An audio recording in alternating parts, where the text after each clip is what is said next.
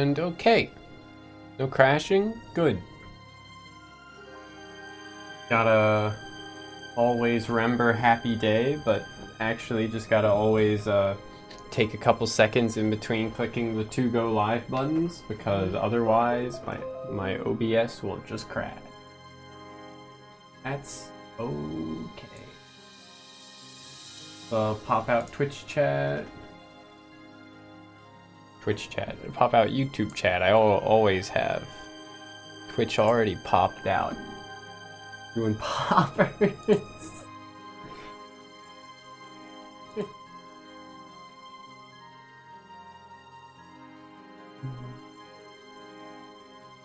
Okay. Gaming. I like start at a convenient time. Yeah, I almost started at exactly 6. And by that I mean I was two minutes off. But that's okay. I wasn't trying to start at a specific time. I keep thinking maybe I should use that like YouTube feature of like, oh, do you want to schedule a stream? And then it'll ping everyone like 30 minutes before I go live. But like, I gotta actually like think about that ahead of time. Usually it's just like, okay, I'm getting out of bed and then I'm setting up stream, which would only take like 5 minutes max, ideally. And then I'm live. Not doing things with 30 minutes of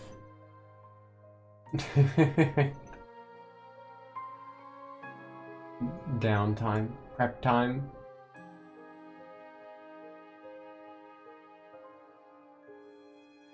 I'm just gonna not even write out a message for today's Discord announcement. I'm just gonna spam the choopy choopy choopy dee dee dee ba dee da doo dee dee doo dee dee dee doo dee dee dee doo. Cheepy chop, cheepy cheepy cat.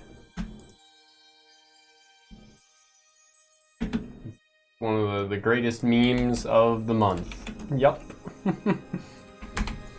No message, just cheepy cheepy cat. With that,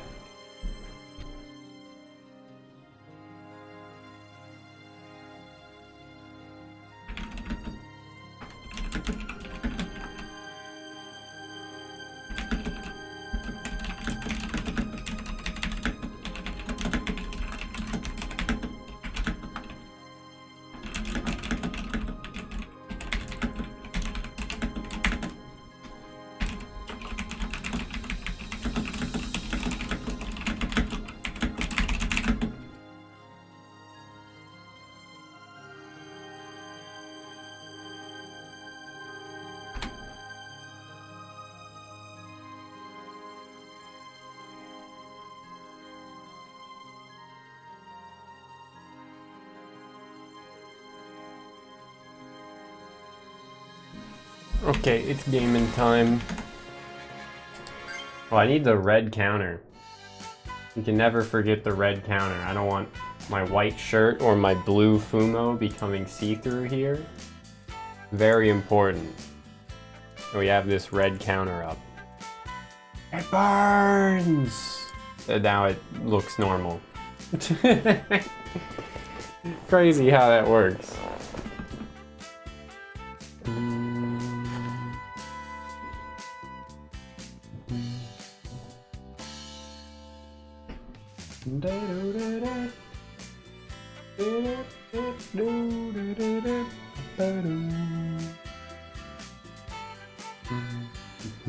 Let me actually check something. If I moved the red over here, does that work better?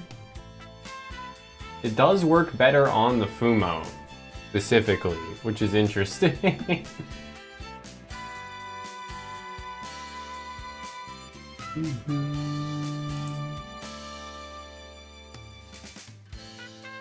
But I don't think that's necessary. I'll stick to what I'm used to.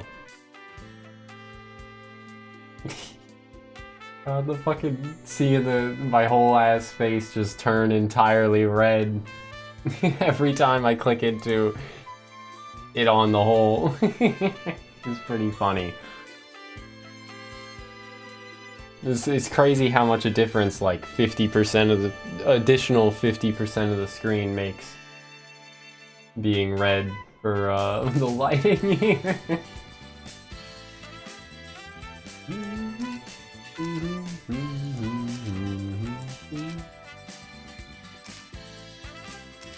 Anyway, we're dungeon crawling, we're gaming. There might be some side quests available. No, okay. We've done everything. So I didn't even do all the side quests in EO3. Interesting. I did most of them.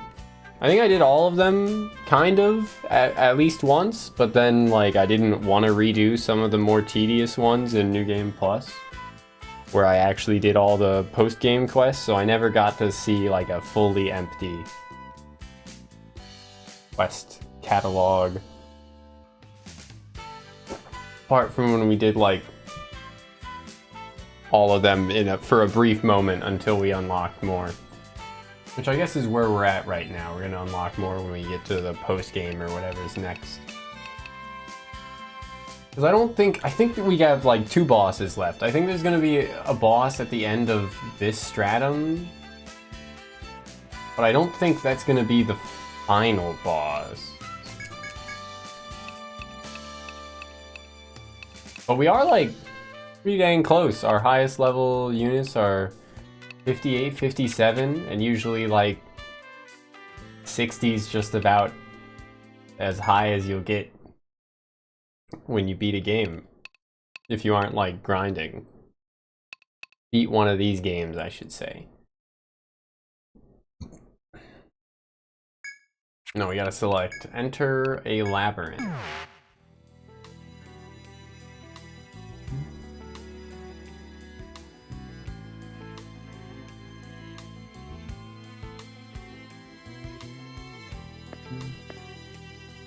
Alright, we had that fucking awful, like, puzzle period. But it did give us a cool burst skill, so hopefully that's worth something.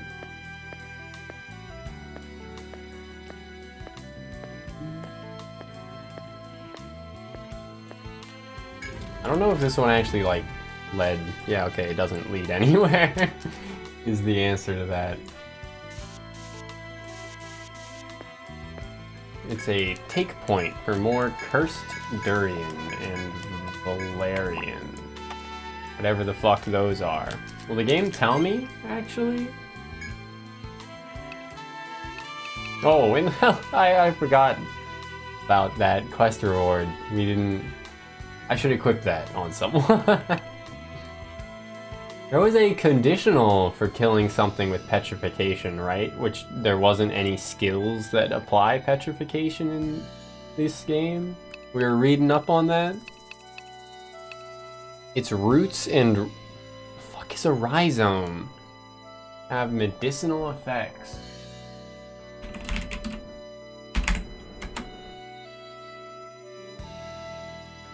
Rhizome? Rhizome. No, I said it right.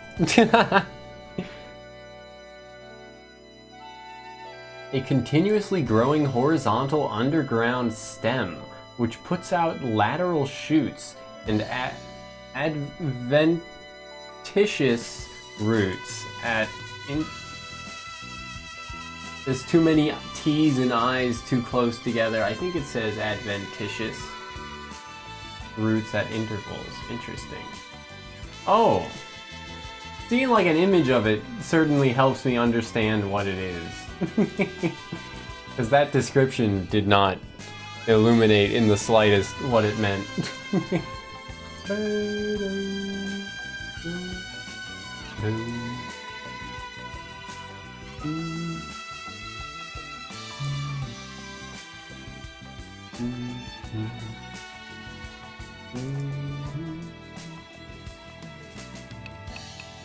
Evil Eye Club. I'm a part of the Evil Eye Club. It's a very,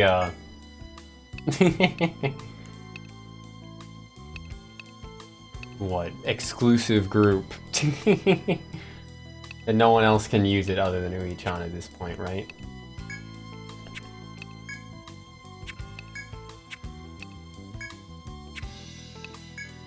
Oh, she can. Oh, because she's subclassed into Medic, of course. But she'd lose out on the... I mean, it's only 29 max HP. Additional damage. But it's more of a speed down. Which might be bad, but might not. It's more damage, but I think we're fine. I'll just store the club. I won't sell it, but we'll store it when we next go back to town. Would probably only sell for like 100 anyway, knowing this game so far.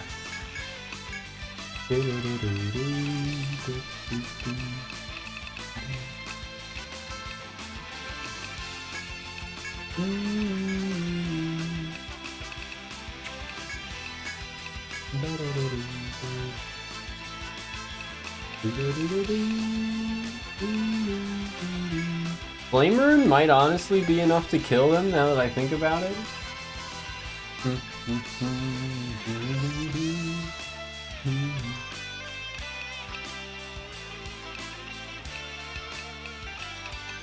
We did get Spread Throw as well, so that's cool. It's not enough to kill them. But auto attacks are. It is very close. I guess that's why we want to up the like universal damage modifiers a bit more. Because there's like zero reason really to spec into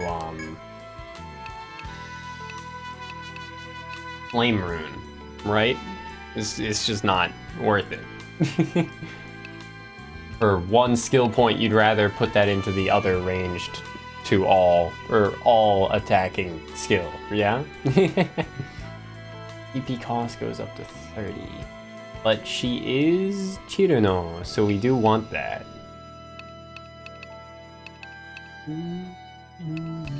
Me, when I spec into ice first and foremost, definitely because of lore reasons, and definitely not because it hits all enemies. Maybe it's equal parts each. But yeah, I should put more points into Runic Flare probably first. Considering like how we were just a smidge off. Or I could go and look for the go and get some head binds on those enemies in the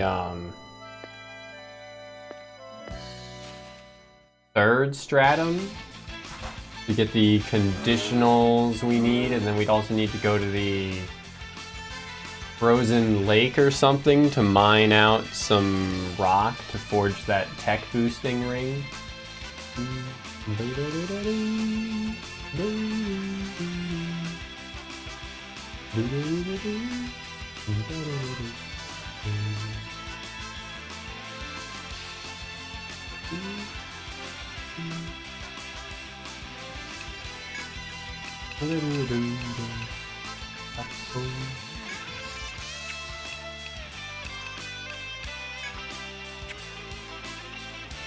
Yeah, I was gonna say, I guess I penetrate there, but I don't think there's actually a reason to.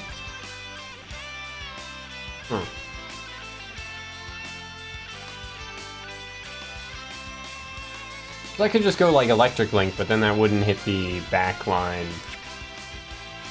dude as well, right? Kinda wish we had just like an AoE attack on Psycha. Even if it was weak, if it just did a little bit of damage to everyone, that'd be cool.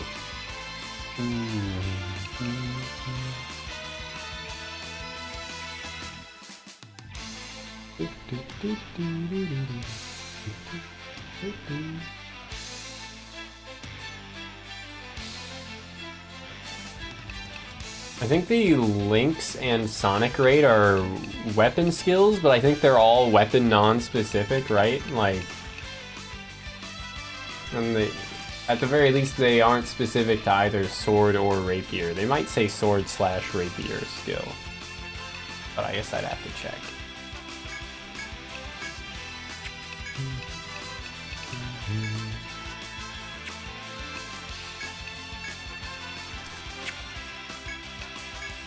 Yeah,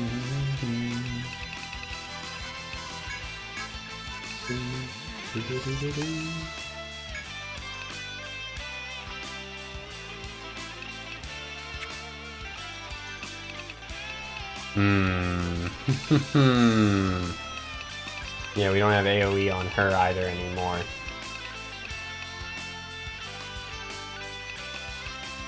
Well, I guess sleep throw the back line so it doesn't explode.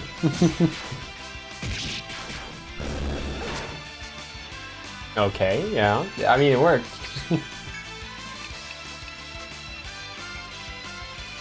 You know, definitely the Arcanist subclass was like a good idea. I should have gone with that like instantly, probably. But I guess I wasn't checking when we had Wufan temporarily. I wasn't checking the full potential of it, seeing the options.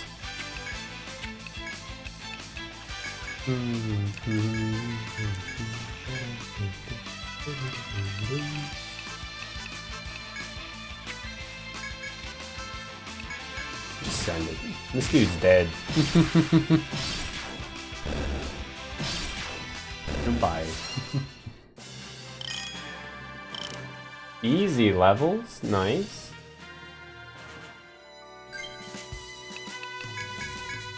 Let's see. Yeah, it does say sword/rapier skill actually, so you can't get away with using them with a different one. It's okay though.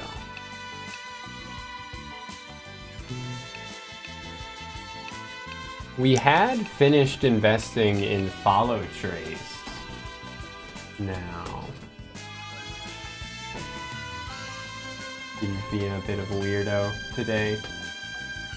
So right now she's just stretching her claws.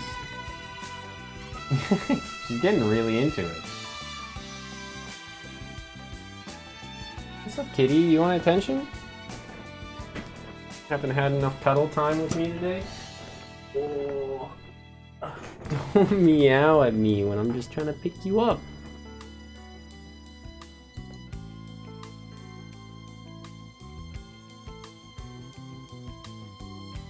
You want me to bring you the pillow, kitty? For you to lie down on? Have a flat surface instead of sliding off my legs repeatedly? The things I do for love.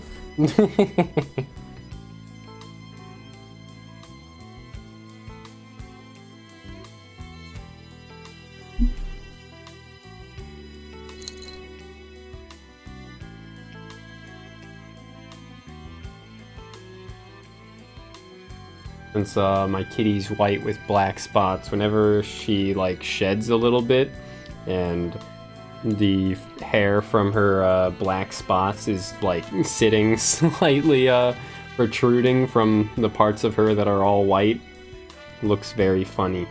I feel compelled to clean her, get that. I don't think she understands why. She just thinks I'm pulling on a part of her. But I'm just getting the already shed fur out and to make her look more presentable.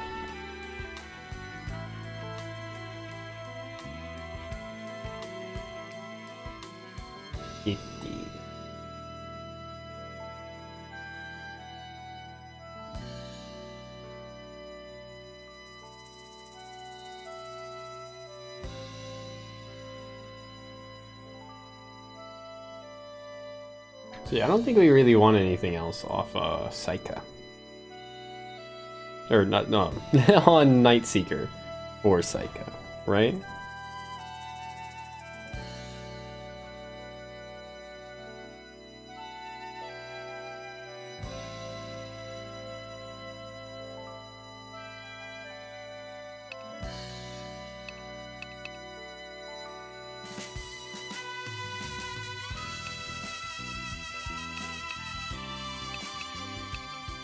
Swift Edge is just like kind of the same, but because it caps at 4, it's worse than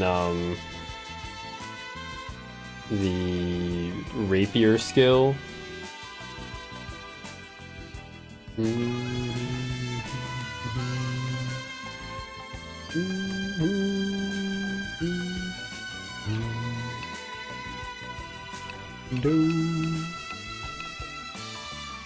We could get Shadow Cloak. That seems like a reasonable enough skill, but we'd probably only get it just to unlock Auto Cloak. But even then, like, that's no longer necessary. Our fucking fortress is online.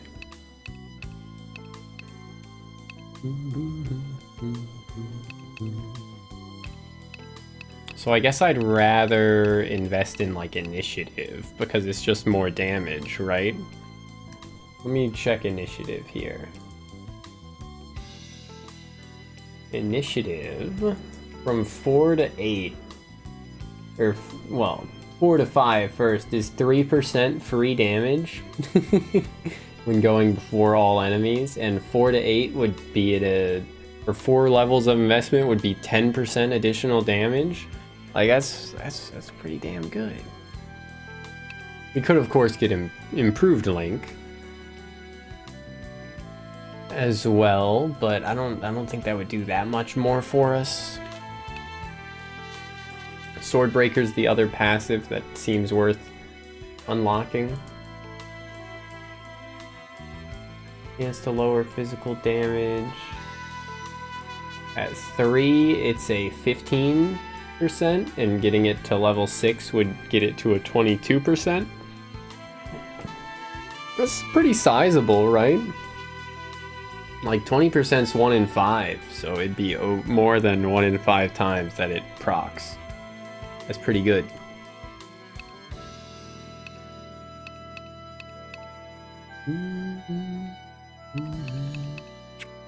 Oh, I'm pressing the wrong button. Going back to non-Nintendo controls in my head briefly.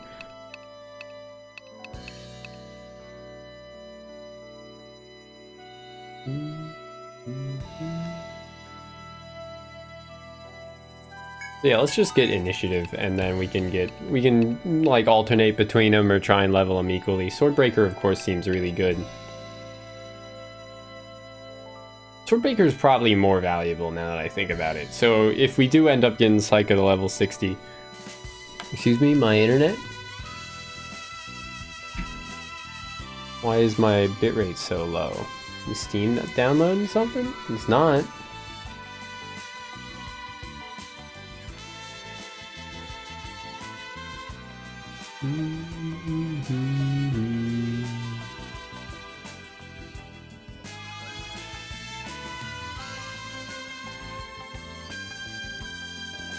Alright, hopefully that fixes it.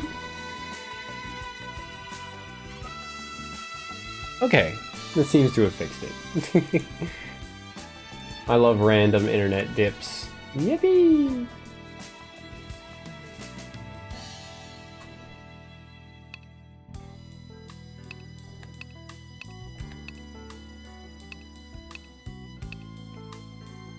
Yeah, right. We found out that Follow Trace was worthless if and Blade Flurry as well kind of was worthless since we don't have any weapon skills now.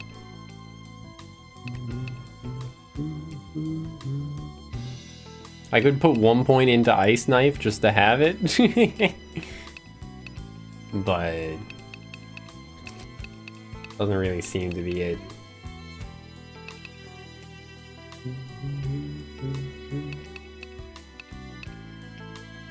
I think I'd rather boost these probably, or maybe boost like Dismiss Heal. Obviously Ailment boost is insane. Releasal spell seems really good.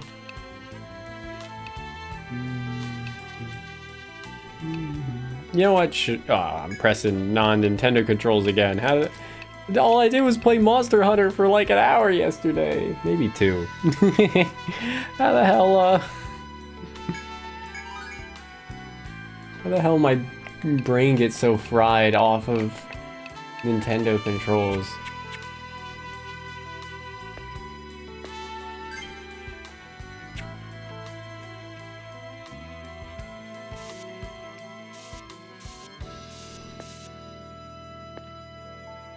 It was a mistake, but it ended up being the correct mapping anyway. Little... Aw, fuck. A little bit of a misdraw. Hey, we're gonna unlock that shortcut here. Oh, in your hurried pursuit of the Imperial Prince in the medium, you hear voices up ahead.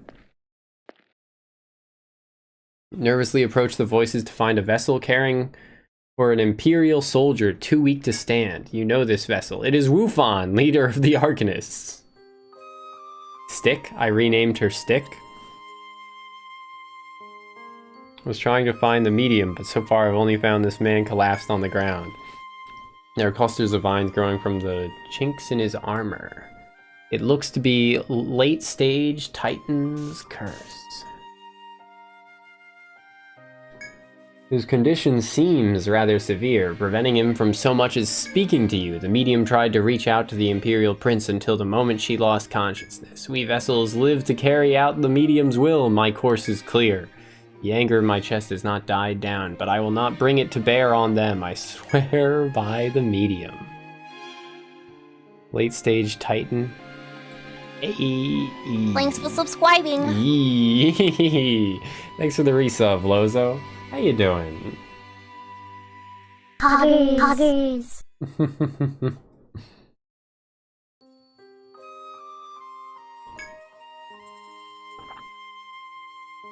How different would these be if I was actually using these characters in my party? Because they've given us a number of events like this, where these story characters just like show up to say shit.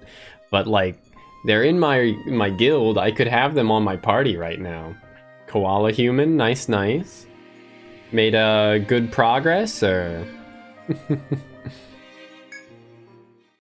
You nod to Wufan and proceed down the corridor.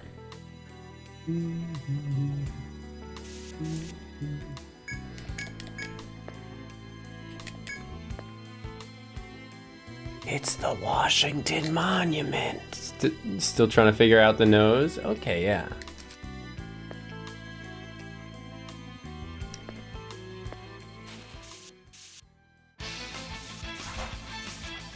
Sleeping lion and hair? Okay, yeah. Yeah, I guess that is a good question. Are you gonna go like the furry approach of giving it like humanoid hair?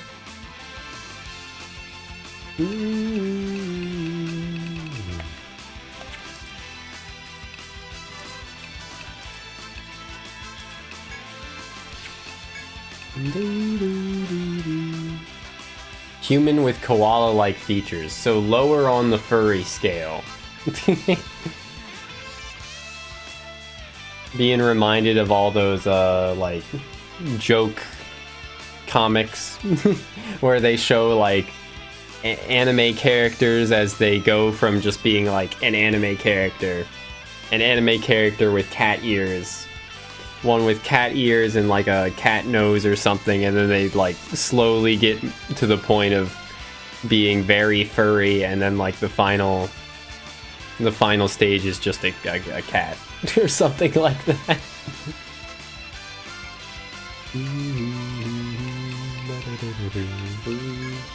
Are you aware of the reputation of koalas, by the way?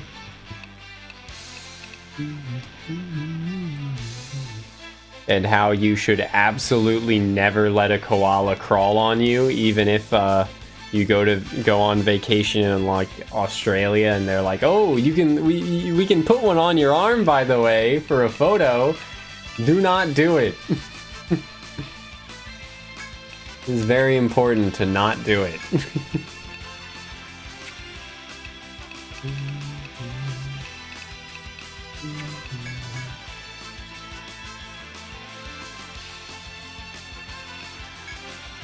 Koalas all have chlamydia, is why it is very important to not do it.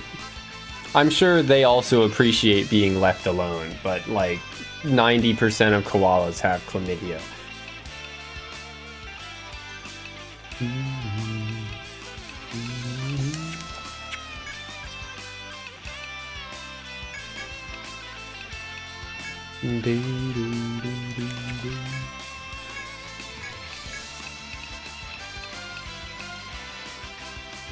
Same as the Grinch? The Grinch has chlamydia?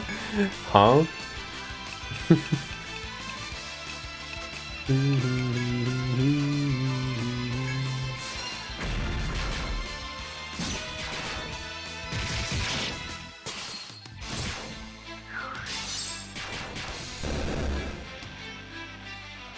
I was hoping Psycho would outspeed with the speed boosting skill, Swift Stab, but he didn't, so shit.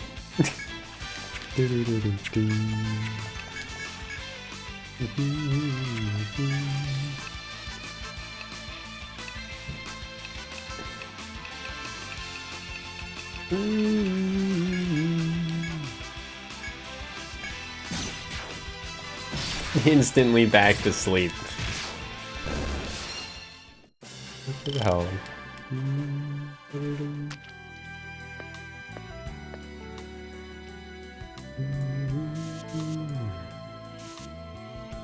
Yoink. Grinch has a cloaca. Huh? Well, you know, I guess, it's not terribly, surprising. The Who, or is it Who's? Are they the fictional, like, people of the Who's down in Whoville that, the Grinch stole Christmas from? I assumed the Grinch was, like, somehow related to them on a biological level of a similar species, or just the same species, but let himself go. They don't exactly look humanoid. They look somewhat humanoid, but not entirely.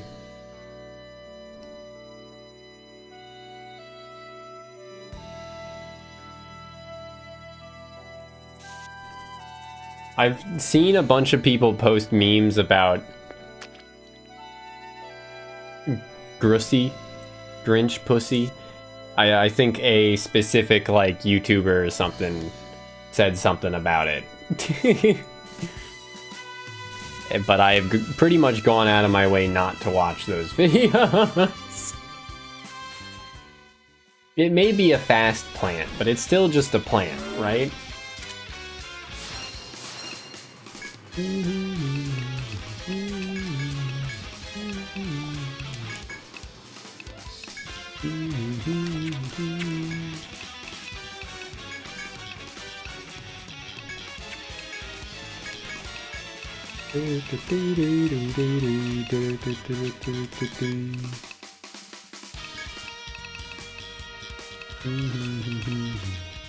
I could obviously try and put it to sleep or, like, poison it, but we should just try and, like, headbind it. Poison dust. Yippee! But now that it's headbound, it can't do that shit again.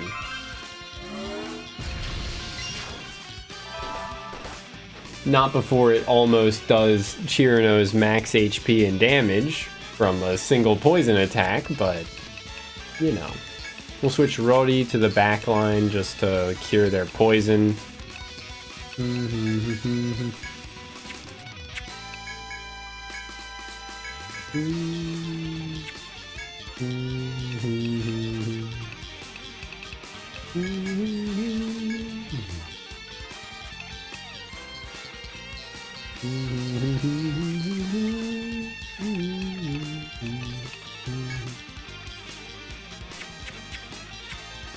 Let's burst Flame Wall as well, just to end this faster.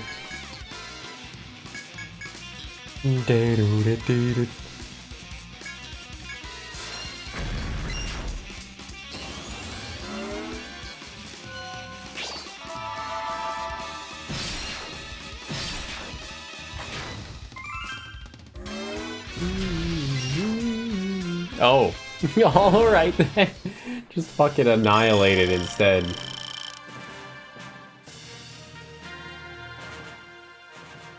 And that is another giant petal we can make good armor out of.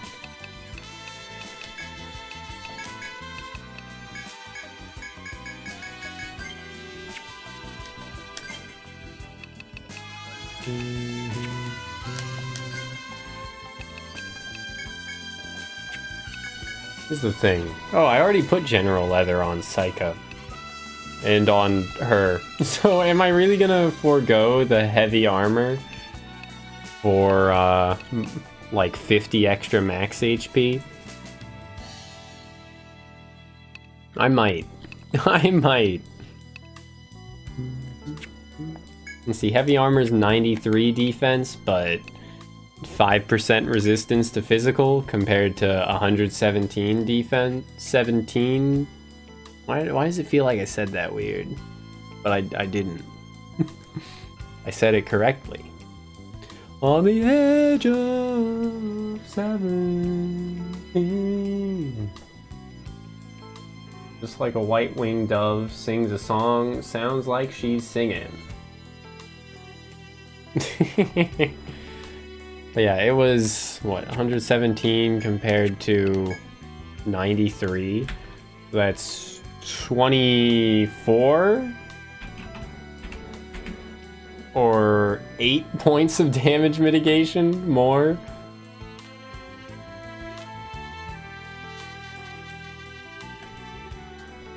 Sealed by a rose? I was quoting Stevie Nicks. I think the song is called Edge of 17. I think.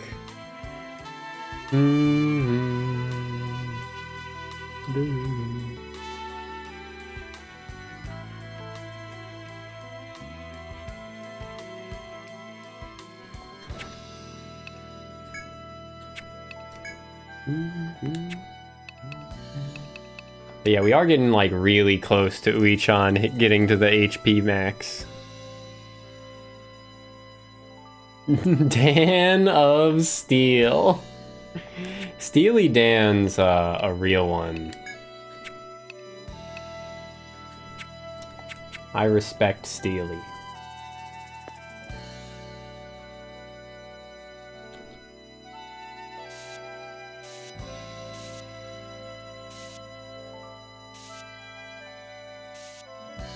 This is quite the area here. Oh, I should like go out of my way to try and get that shortcut on. Oh, what the fuck? What the fuck, dude? They warped me. They got a dang old warp puzzle. Okay. Step 1. Cut a hole in that box. Step 2. Put your junk in that box. So I guess I can't just simply get over there. I gotta warp puzzle my way out.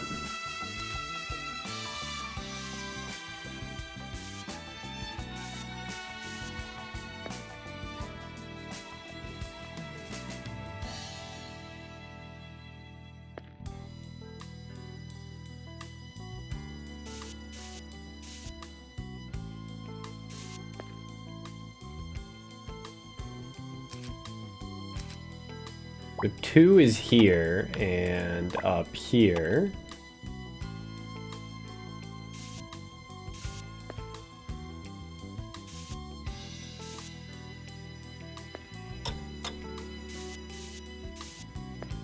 Oh my lord, man. Why they gotta do it to me like this?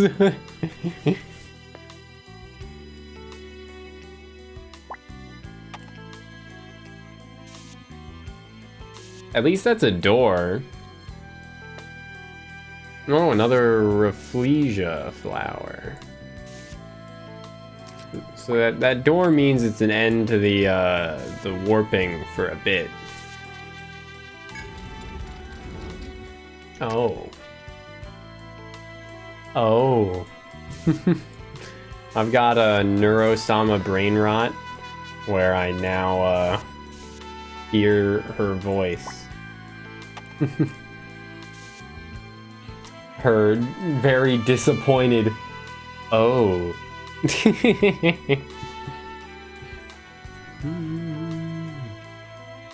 The dance crew. It's dancing time. You can dance. You can not hide. Having the time of your life. So I guess this is just guarded by a Rafflesia, not that that's very menacing.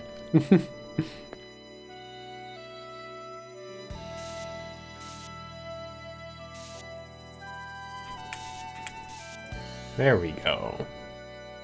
Let's go. That skeleton dance is pretty great. Reminds me of Brian, my skeletal.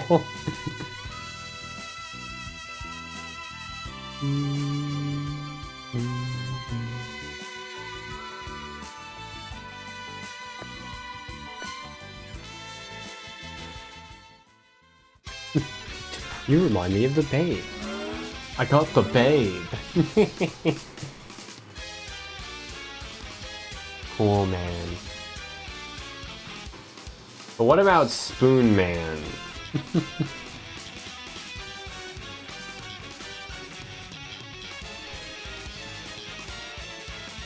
God, dude, coffee and eggnog is such a good combo.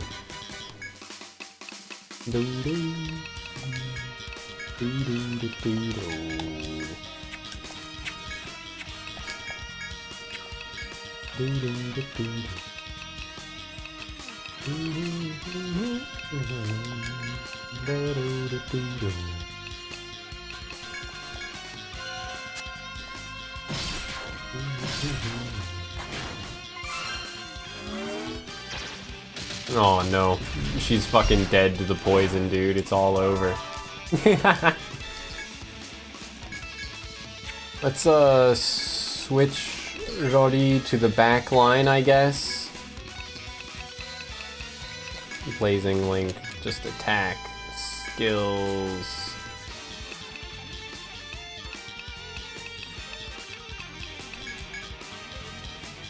And then we'll have her use revive.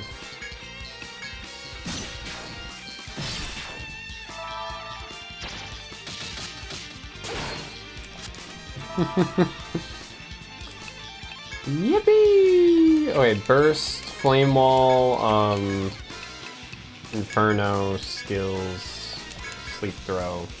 Switch to the front line now. Ah, fuck. I gotta redo a couple or those actions. 3 emotes for global emotes for some reason. Oh.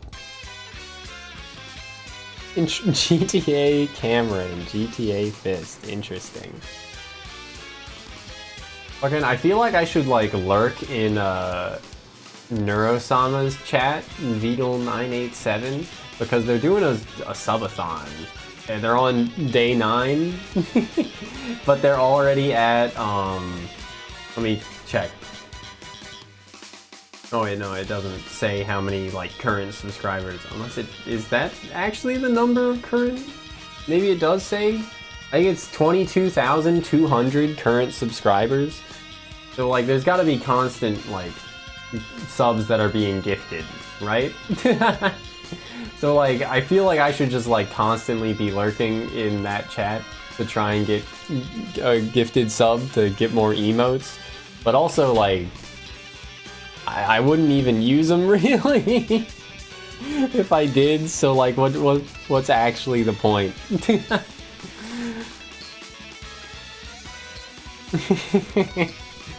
Maybe I'd get to use them like on one occasion. It's not like I'm already in like a Neurosama or the Neurosama Discord, so I can use them in Discord where I actually use emotes regularly.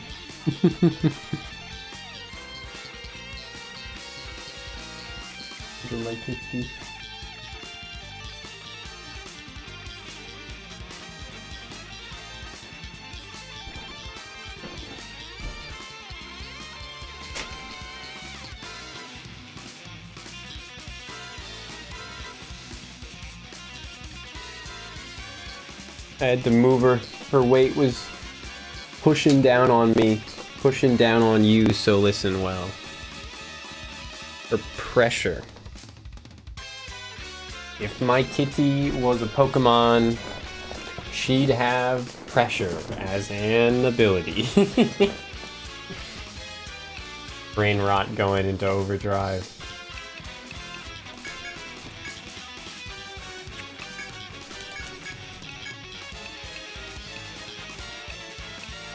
Oh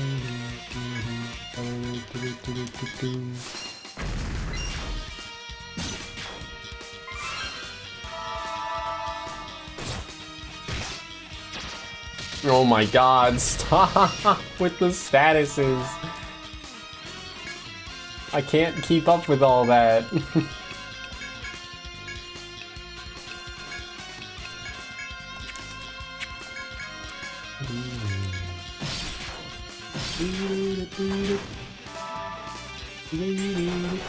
Oh my god. Okay, auto revive procking, thank you.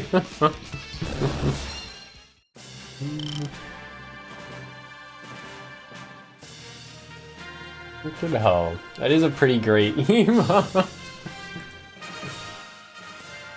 Is that like Johnny Awesome? Is that who Johnny 10 is?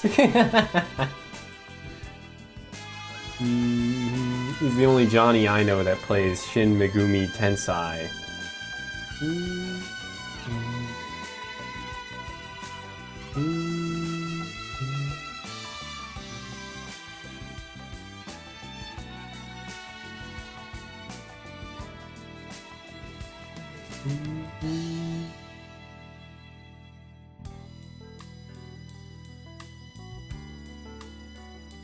Excuse me? Oh. I was very confused for a bit. Johnny Helicopter mostly plays shmups. Okay, okay.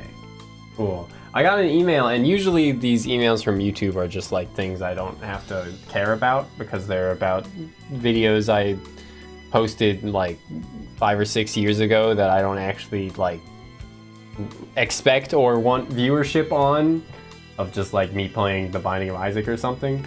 But the report, this one was copyrighted content has been detected in Etrian Odyssey IV number 17. Content used. Dilemma. Nelly. And it was for me pressing the fucking Neko Arc button. This one. For me playing that while taking a break to make some food. Using that as a BRB screen. What the hell? But it doesn't actually mean anything still, because it's just, if since I'm not a monetized creator, all it would do anyway is just redirect the monetization to UMG, the copyright owner of that song. But no, this wasn't on Twitch's end. Twitch just muted. I assume Twitch just would mute that part of the stream instead of like sharing ad revenue or whatever. This was YouTube, since I'm multi-streaming, and then the VODs stay on YouTube forever.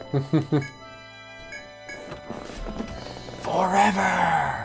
Yo, Cloudy Records? Which one is that? Which one is that? Yeah. I mean, ad revenue is a fucking joke anyway, and Twitch has tried to make it less of a joke, but their methods for making it less of a joke are really obnoxious. I think this might be the cloudy thing we just got. Increases the party's damage as well as their defense for this turn. I mean, that sounds cool, I guess, but I'll stick with what I got.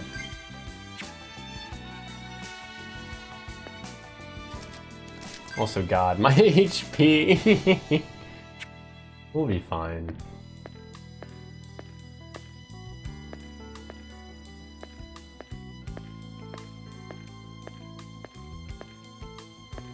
I really don't like Twitch's approach to ads. Like, forced pre-roll ads, unless you run a minimum of 3 minutes of ads per hour.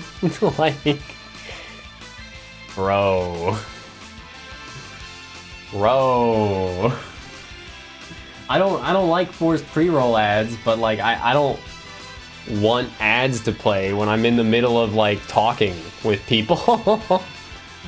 Like, I don't want them to just show up on their own when I'm in the middle of like a conversation and people having to fucking ask me to repeat myself or some shit like that. Like, Christ.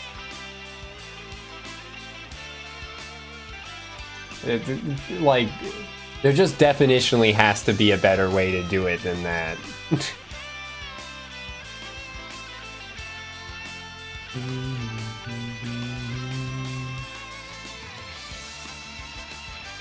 So like I'll just leave pre-roll ads on in that case, but like pre-roll ads are objectively terrible because people don't want to watch, or like for discoverability I should say they're objectively terrible, but like I don't respect Twitch's ad system enough to compromise on that. Like at this point, genuinely at this point, I would rather just like fucking what, go be an unmonetized Twitch streamer.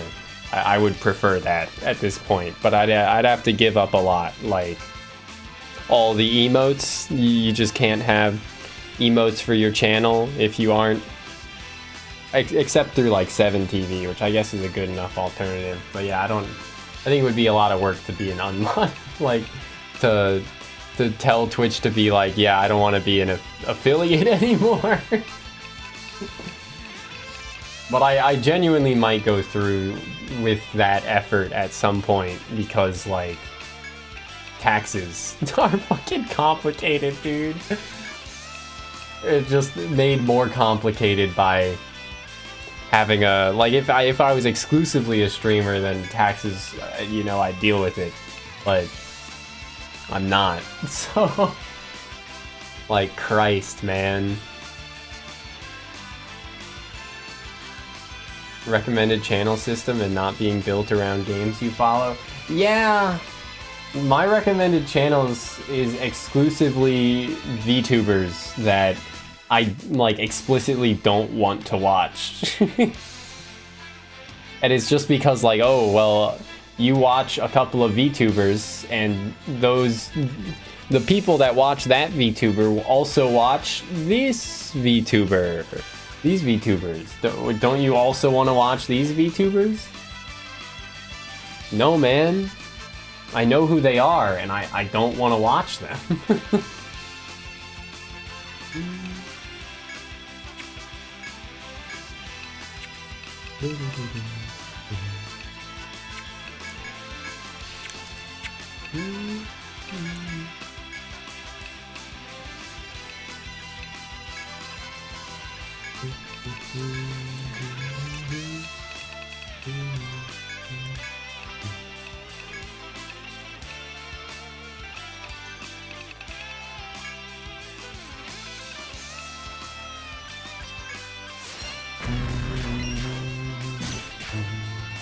Instantly put him back to sleep. Damn, that dude's got a lot of HP.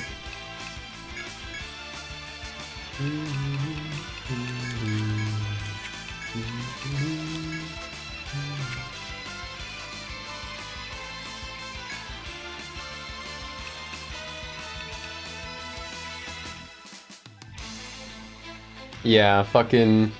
I've never followed a game on Twitch, but... yeah, I mean, I when I, like, actively want to watch a specific thing, or am regularly wanting to watch a specific thing, I pretty much just search, like, Etrian Odyssey on Twitch on the daily and see what's up.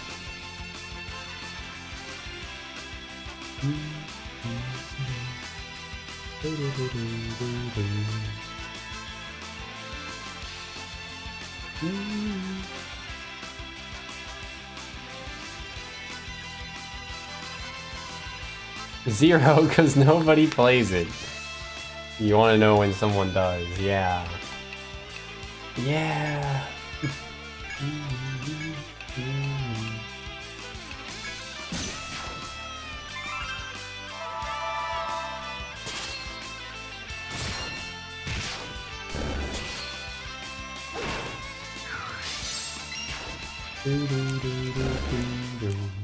We're doing alright. TP wise. HP wise is a bit scary, but it'll be okay.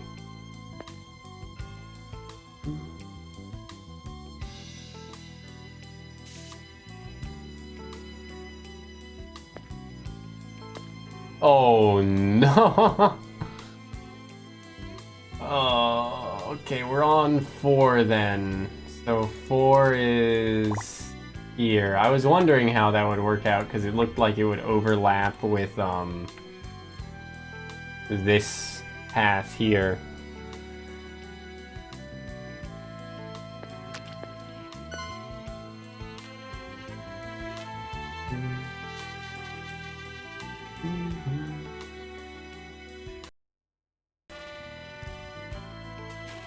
Down to kill more Rafflesia flowers.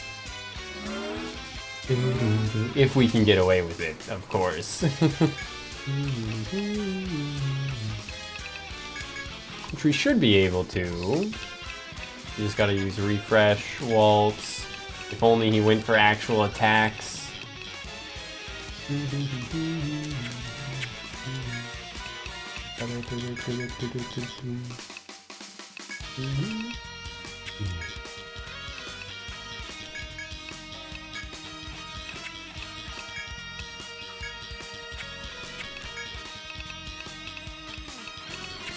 Guess I will go Calm Breath on Anya then, and Hood Circle to try and bind its head so it can't attack. Okay, nice. It did not apply a status on turn 1. You love to see it.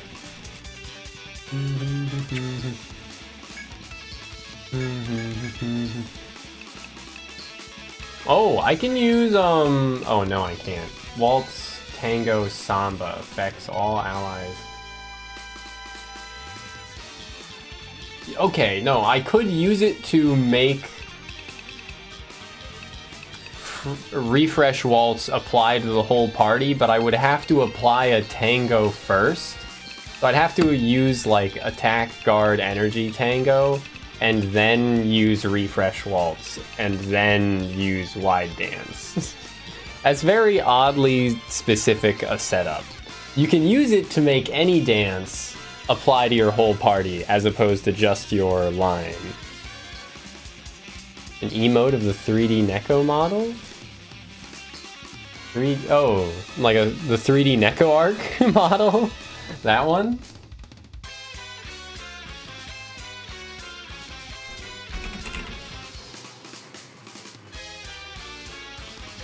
Like this?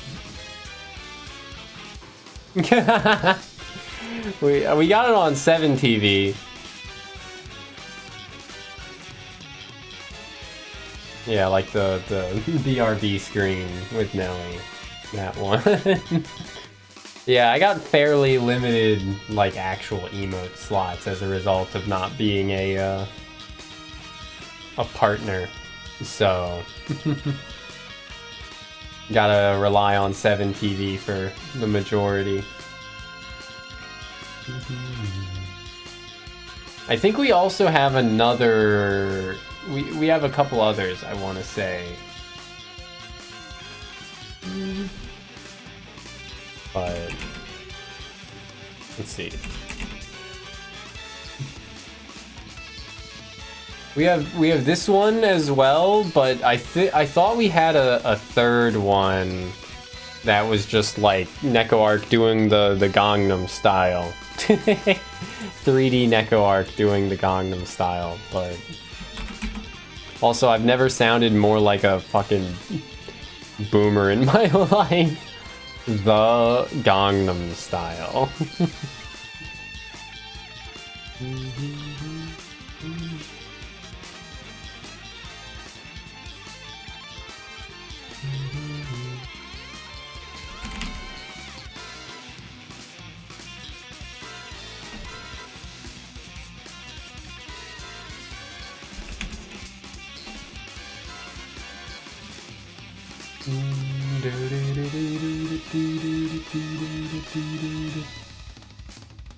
Well,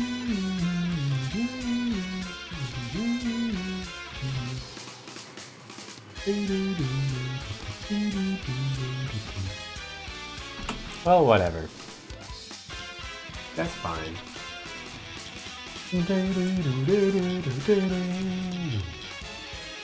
Gong damn.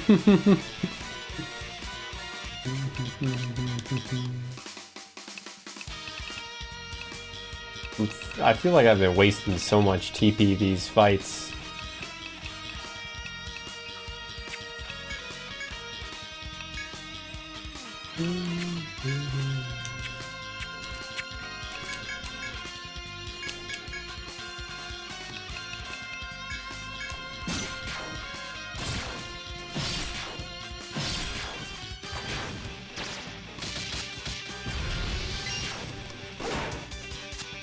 I was told online that Follow Trace dis-synergized with Link's skills, but they don't seem to actually dis-synergize that badly.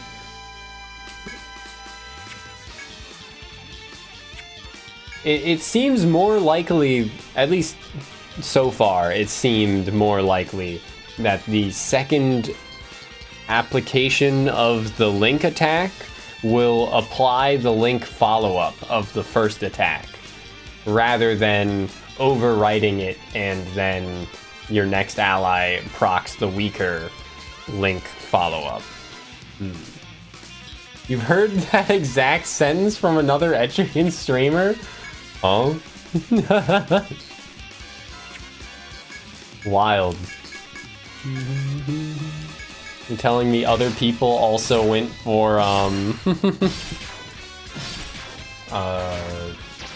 Landsnecht subclassed into, Nightseeker?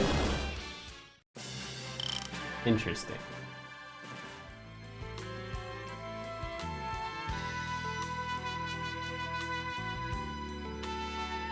That's good to hear, though. I'm glad more people are into Etrian.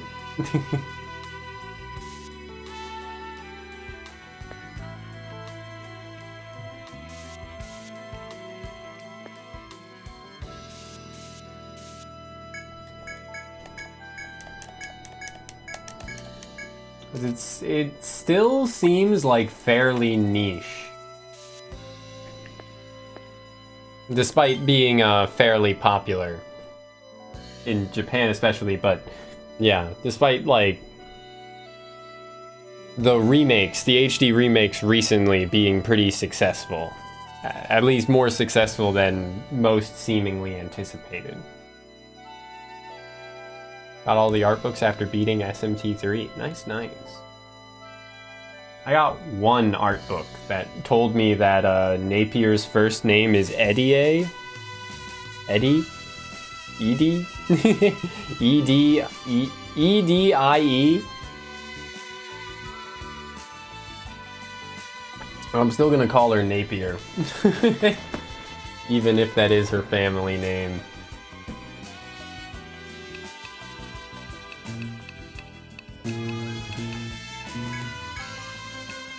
We can't be on a first name basis until after marriage.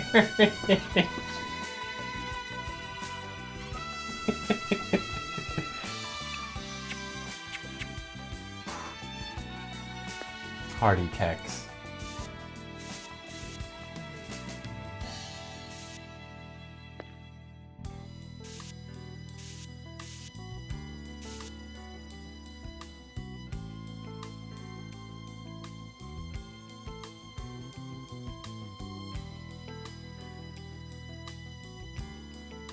The FE of this current gen, or maybe even the Dragon Quest?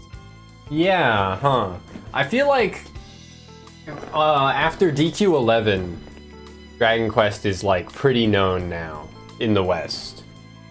It's broken into mainstream popularity now.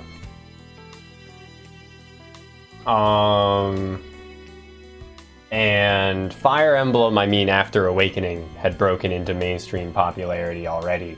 But then Three Houses was even more, like, insanely successful than anyone had expected, which is cool. So hopefully like DQ12 will break more into Western mainstream success, even more than 11 did, a la Three Houses.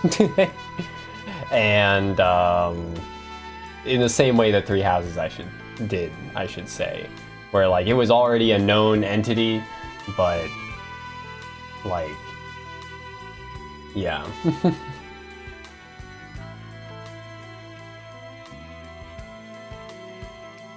And then hopefully as well, Etrian 6, whenever it comes out, or Etrian Next, I believe was the project title that they shared with us. Yeah, I'd say, like, if we're keeping the comparison, like, Persona 4 is to FE Awakening as Persona 5 is to FE Three Houses, like that kind of thing. Like, Persona 4 got it mainstream success, Persona 5 got it, like, to such a insanely broader audience. Like, yeah, I'd agree with that, Lozo. It seems pretty accurate. SMT5 was, like, successful enough, but it seems to be most well known for its character design for the Femi theme, which is pretty wild. It's a good thing. That's a solid marketing tactic. I mean, you could say the same about Soul Hackers. Oh my god, what is this dungeon? Huh? Oh my god. So yeah, this entire line here just connects to down here. Huh. Excuse me while I'll just do it in a more intelligent way. Something to denote to me that they're all... Or I guess I could instead just go like that. That's a smarter way to do it. 4 through 4 here, and then 4 through 4 here.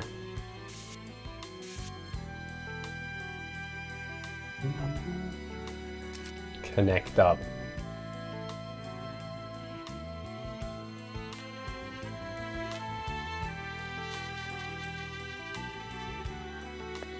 Yeah, SMT3's got cult classic reputation.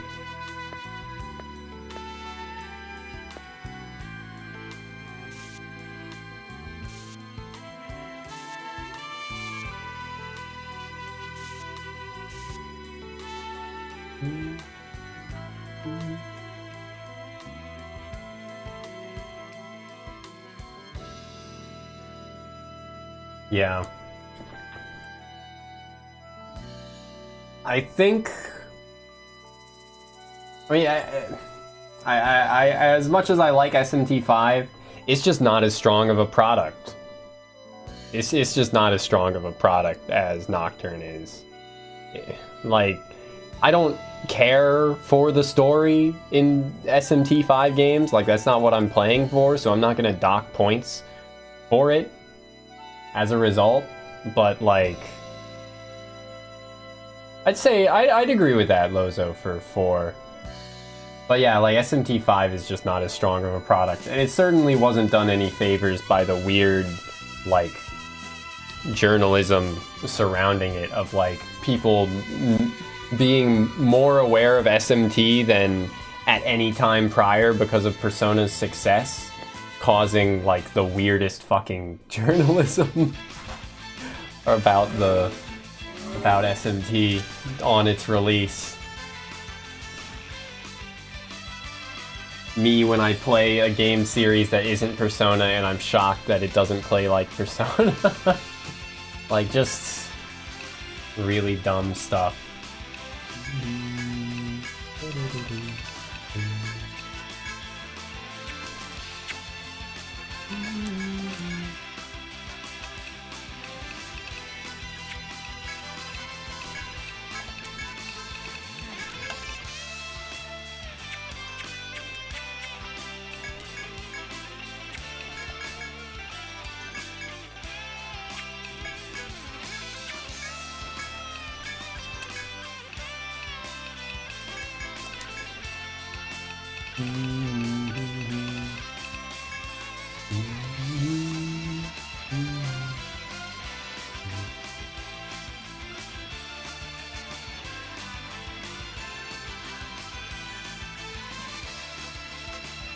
It's not entirely invisible, Lozo. You can look at your icon on the overworld, but yeah, neutral in SMT4 does blow.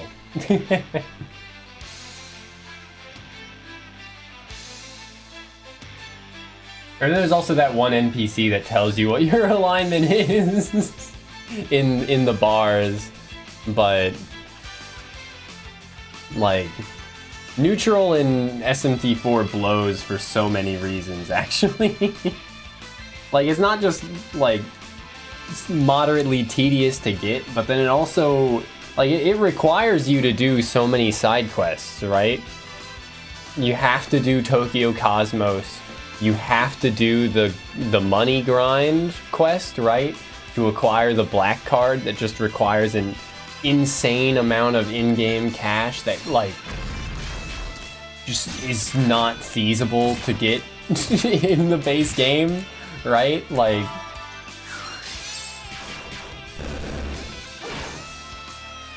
without just hours and hours of grinding, like, it's fucked up.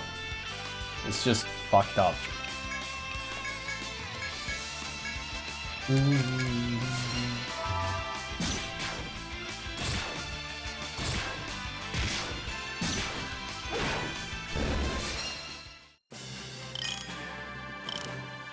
I think from a narrative standpoint, and even from a gameplay standpoint, SMT4 is like one of the high points of the series. Certainly has its shit more together than Nocturne. But yeah, Nocturne's good and all, but it goes far. It goes way too far, so frequently.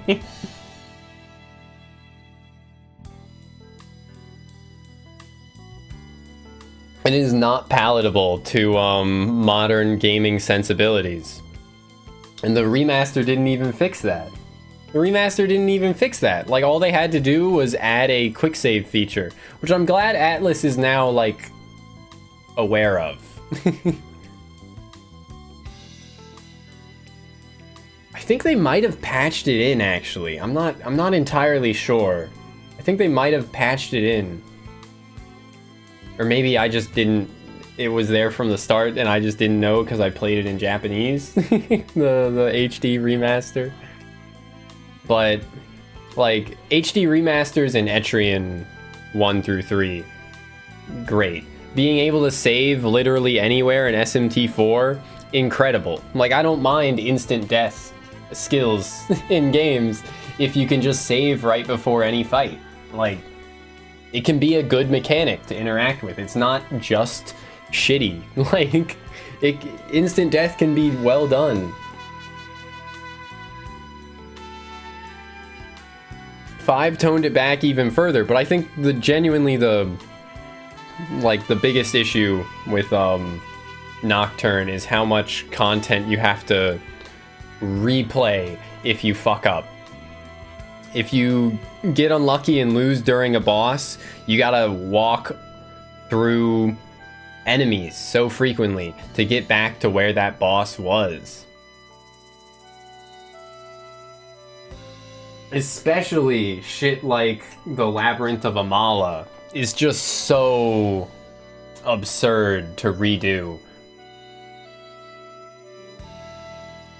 Like, I played through Nocturne the first time with an emulator and made save states constantly.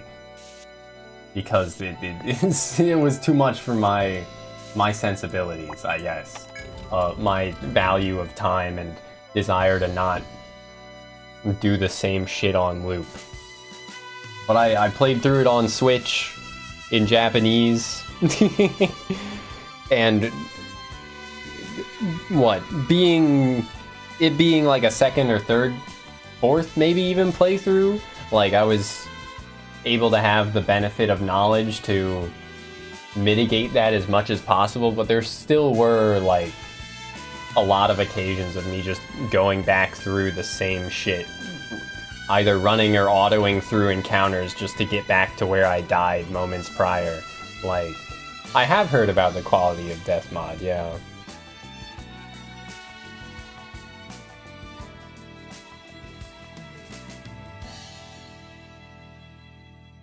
But yeah, I think EO 1 through 3's HD remasters are actually insanely high quality and like honestly everything you could want from an HD or just a modern port of an old game.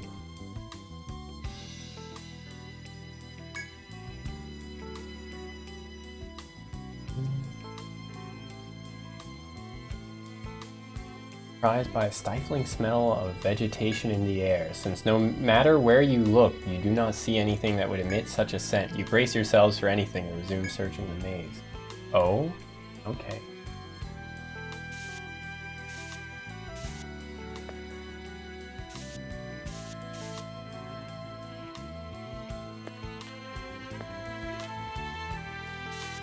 I think this will give me my shortcut. Perfect.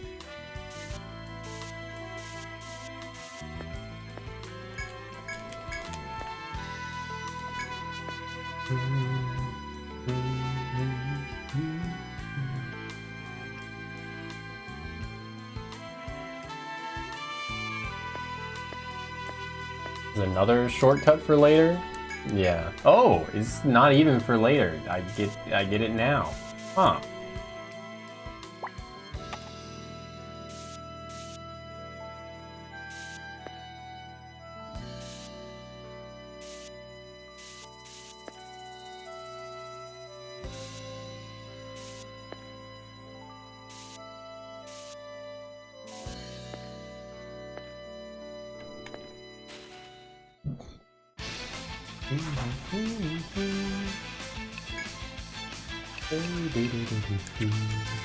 I think we're about at the boss, actually. Like, I think that's that door over here is just gonna lead to the boss. I think we're at the end of the dungeon, so I should probably just forego anything else and go for damage at this point.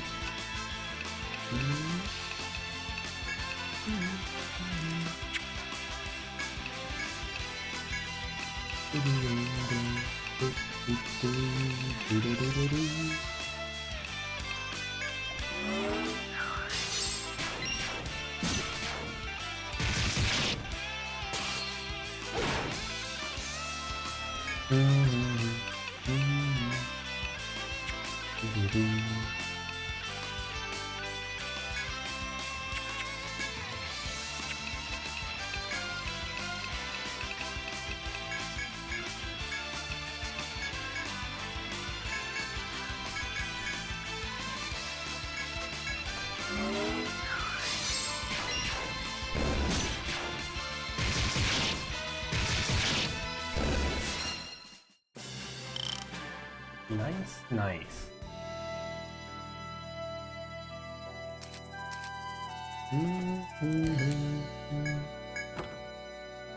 Power glove, yo. You forgot the power glove. What does it do? Just gives charge. Level 1? Okay. I think gloves give like a +1 speed modifier, but I still can't really justify equipping that on anyone.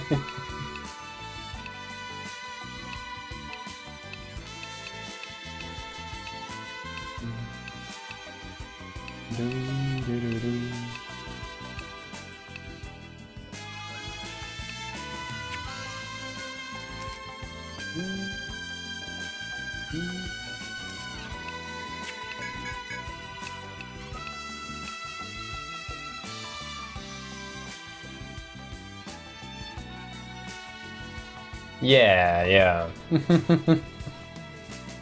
I mean, it's mostly just quality of life stuff, right?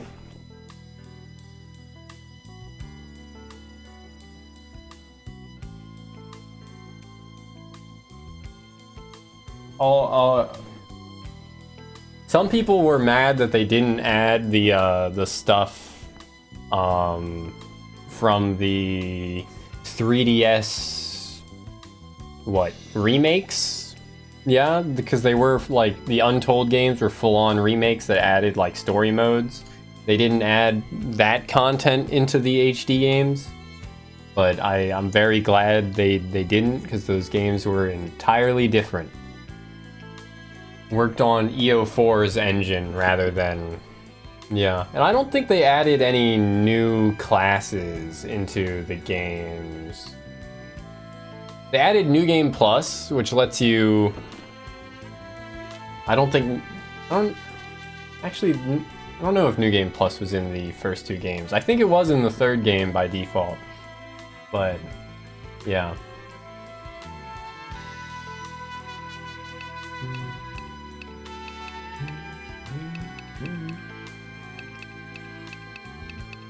Go Runic Flare.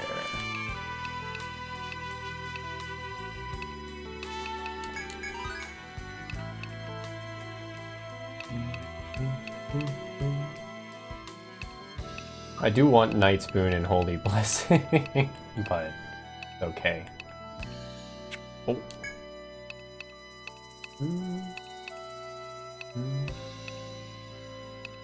Me boof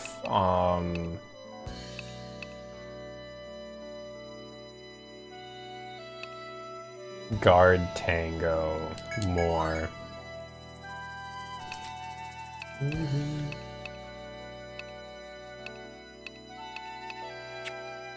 Yeah, I don't know if this is gonna be the final boss or not.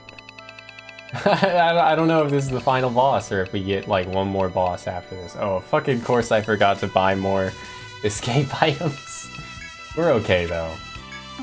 I have my emergency whole stone rather than full escape item.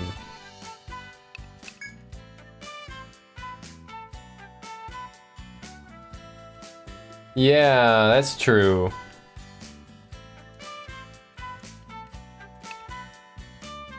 Would be cool to see a PC port of like Strange Journey, but I don't know. It seems like Atlas doesn't really want to have SMT on PC. They seem pretty content like to leave it on Nintendo exclusive. I mean, we got Soul Hackers. And we got Persona on PC, but they definitely like could have released SMT5 on PC.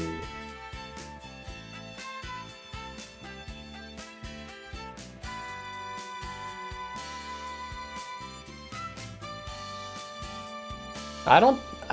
Since, what, they had audio in Strange Journeys 3DS port, I think the audio quality in that would be good enough, right?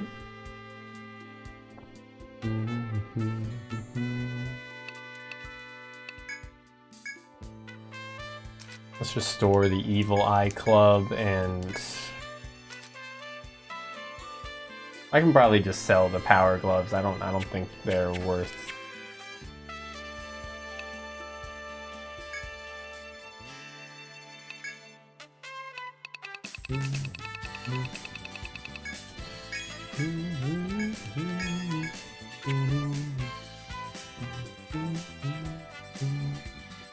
Yeah.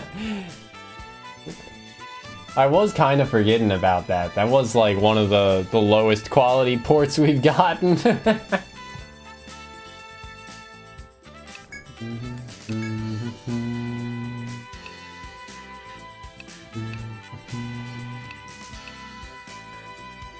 We'd go up to 896 max HP with General Leather on Uichan.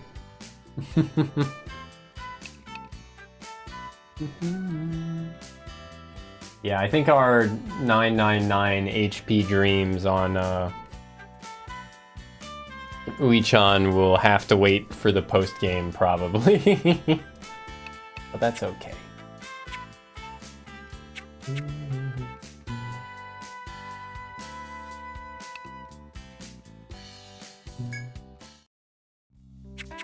Wrong menu. Dude, it's like 2 months until P3 Remake, right? P3 Reload, that's what they called it? Kind of insane. I don't know if I'm ready.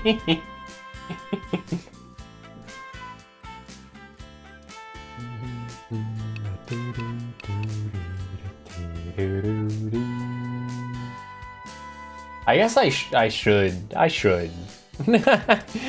keep being like, am I even gonna like play it on release? No, I definitely should. Like, there's no reason not to. Even if I'm like deep in the Etrian mines, like I still want to play more, like if I'm halfway through Nexus or something.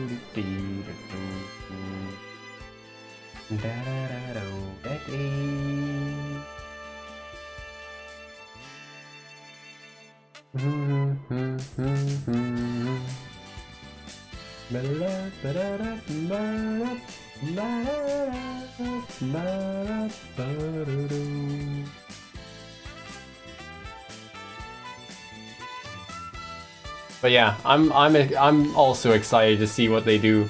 Hopefully they take a lot of like design philosophy choices from 5, because Tartarus was so fucking tedious. Holy shit. Same difficulty or redesigned with new difficulty in mind. That'll be neat as well. Yeah.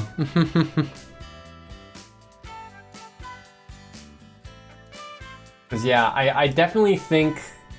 I mean, I feel like if they just have like a P4 golden style, like shuffle time sort of mechanic, they could instantly or infinitely make Tartarus more tolerable. Because in like Fez,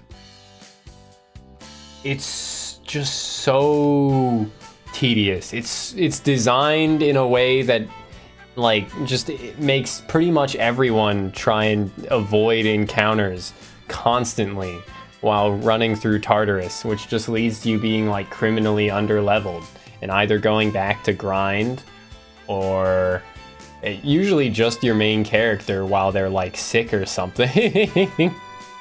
They're tired, but you refuse to leave the dungeon because if you go back to the like hub area of Tartarus, then your party members will fuck off and everyone's tired, but you need to get up to an appropriate level to kill the boss on the next full moon, but you want to maximize your social link time. It's just not, I don't think it's a good design.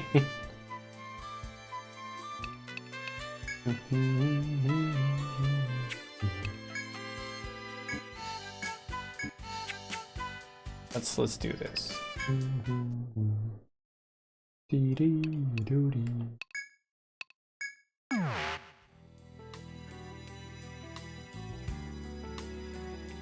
I'm unaware of like almost anything with the games actually. So I know not of the new bar system.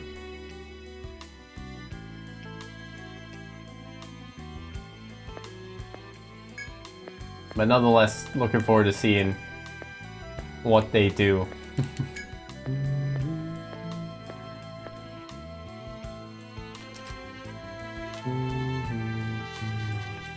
Also, I kind of wonder what's over here now, because I didn't map over here.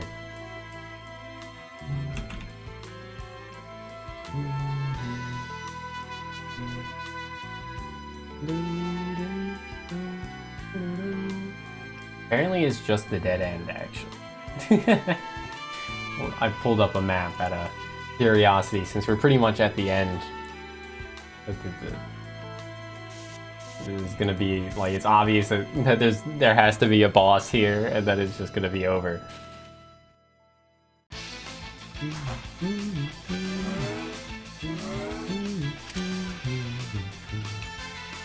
Okay, yeah.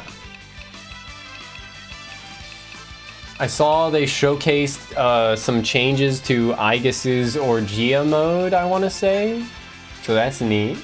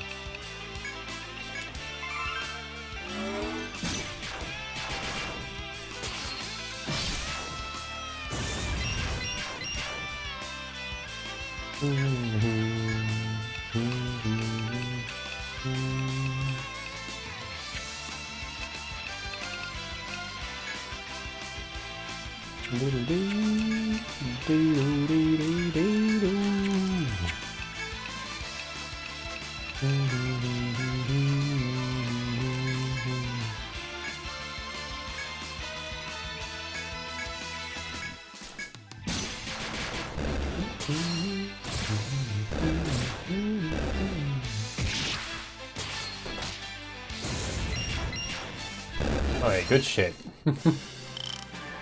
Oh my god, the sheer quantity of drops, man.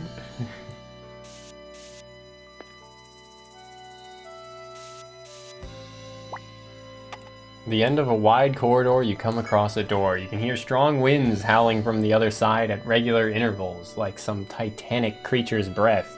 Is this gonna be fucking, Magnus fight from Chrono Trigger? What do they mean? Strong winds howling.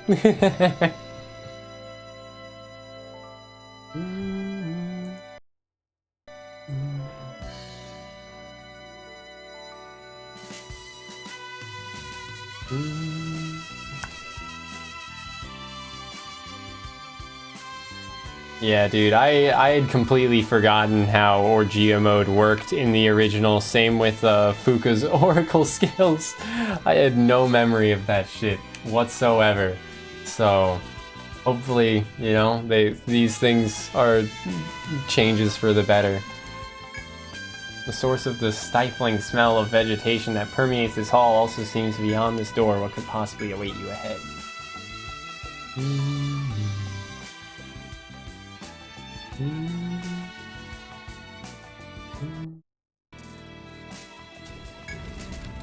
Oh! Jesus Christ! It's just some dude's face! It's a big old wheel! Dude's a fucking wheel! Govlon wheel, Govlon deal.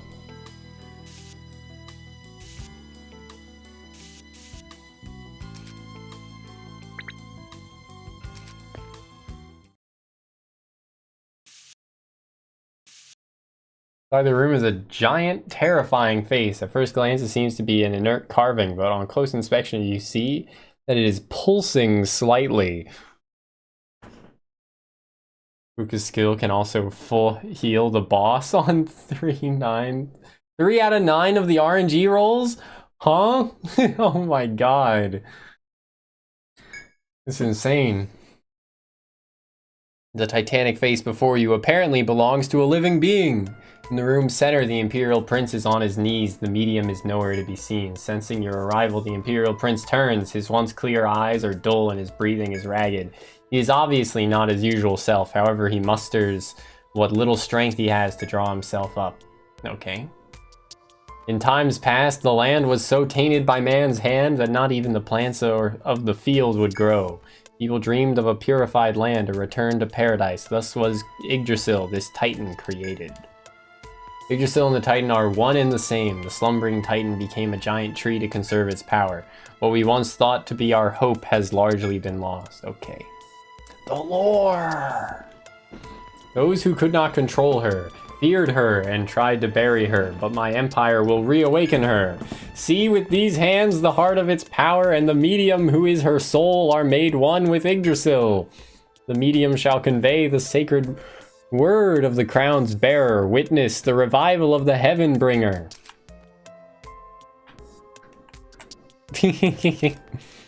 Yeah, his hair is kind of weird. And his clothes are just like armor. He's one of the Imperials. So he's got the same kind of like heavy armor that they all do.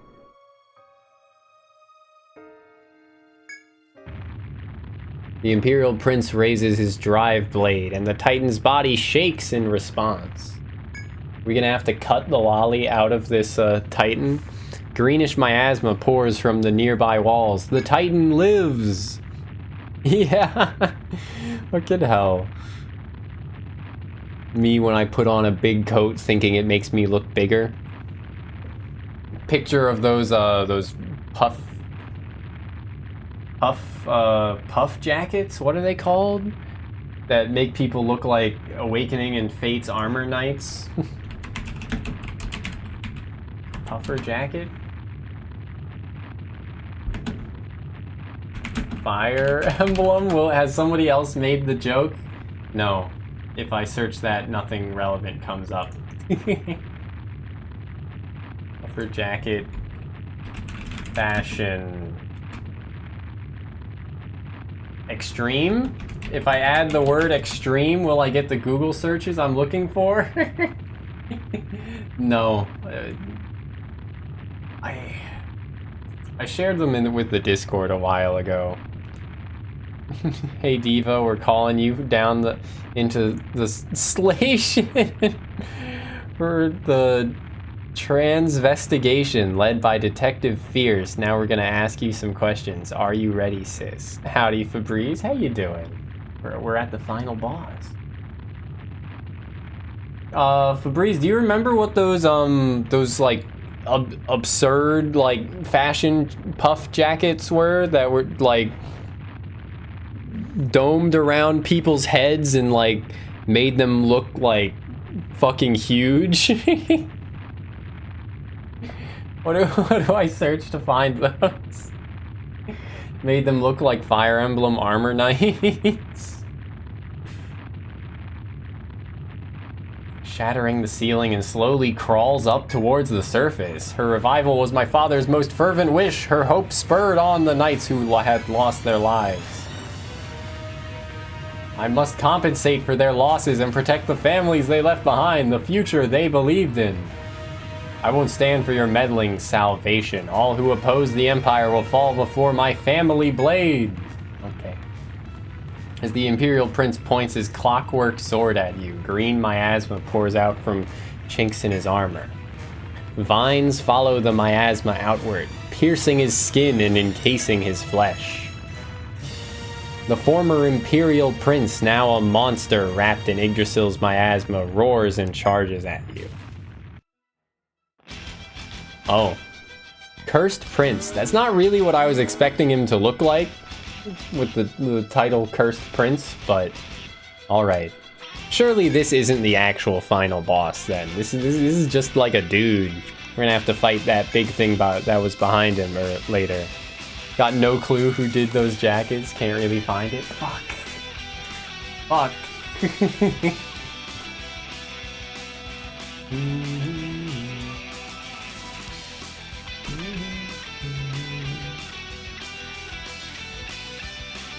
Let me see if I can find it.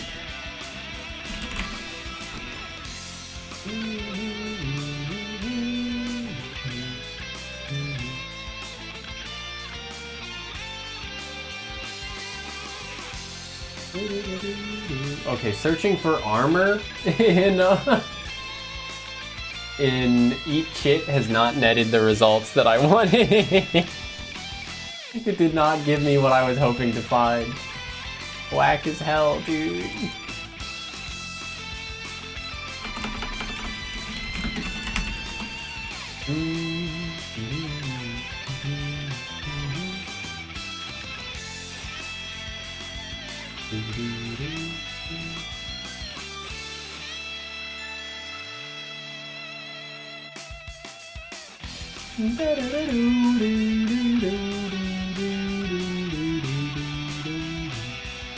Okay, whatever. I give up.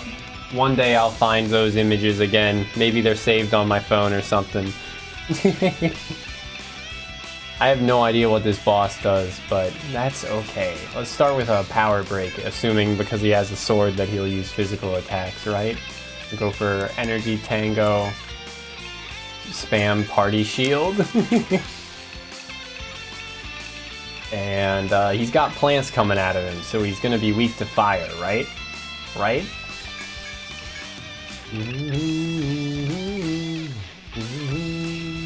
I guess let's go for an arm bind on him.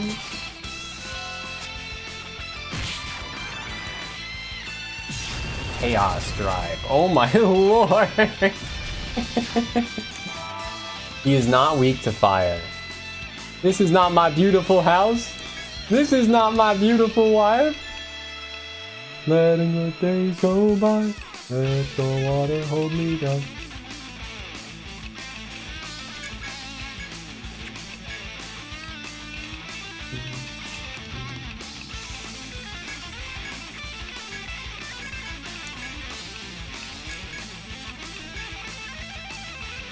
He's probably not weak to any elements then.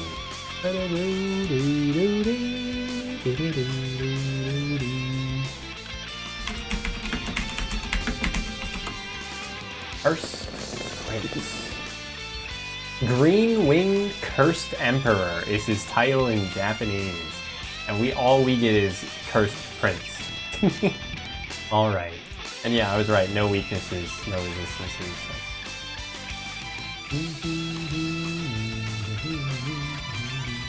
So I guess I just keep spamming Inferno Rune then.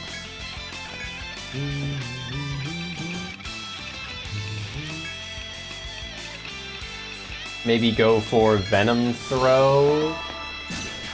Oh yes, it procced. It fucking procced, dude.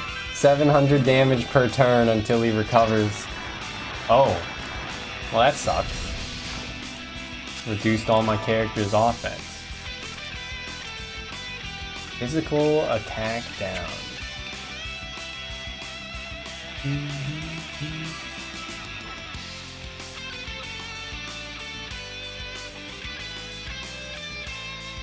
Yeah, I'm sure the wall face thing will be the next fight.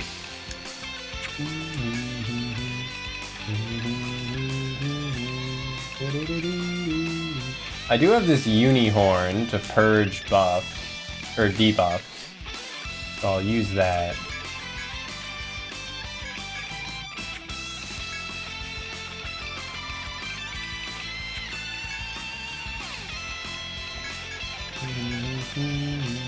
We already got Venom Throw, so he's taking 700 damage, or 700 poison damage per turn.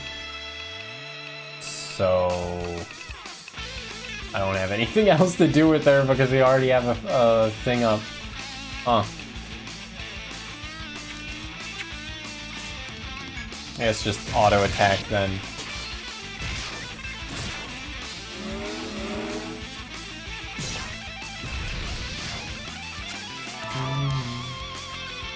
$710 damage.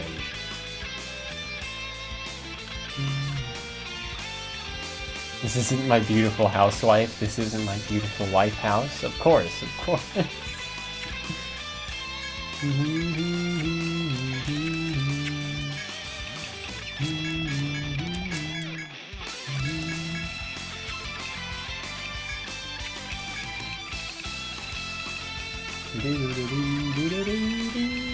I guess we reapply Chain Circle to make it last longer, to have more chances. Oh wait, yeah, you can't reapply it then. Alright then. It just has to wear off.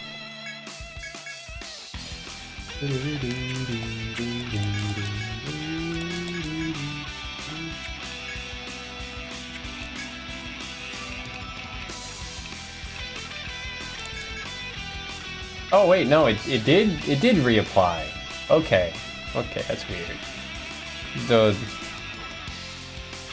Oh my god, my cat's like whining in her sleep.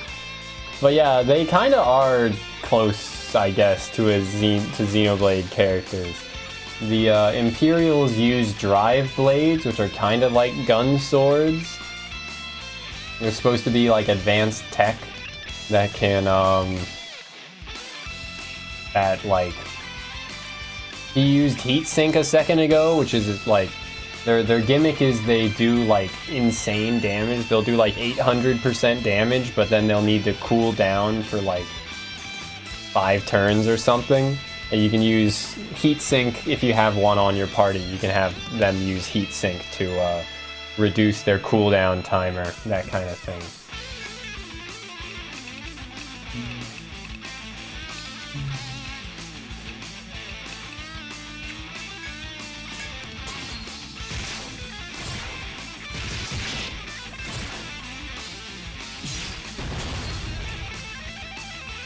Yeah, that was his drive skill that he used on Ui-chan just there, for however much damage.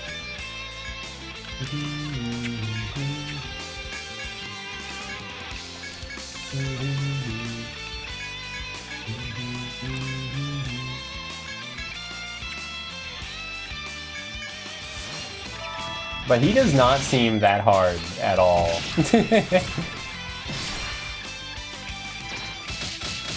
Okay, he sealed everyone's legs, so Rory can't dance. That is actually a problem for her.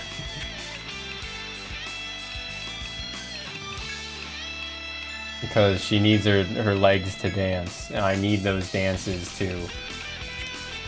Oh, it also applied Armbind to other party members. Interesting.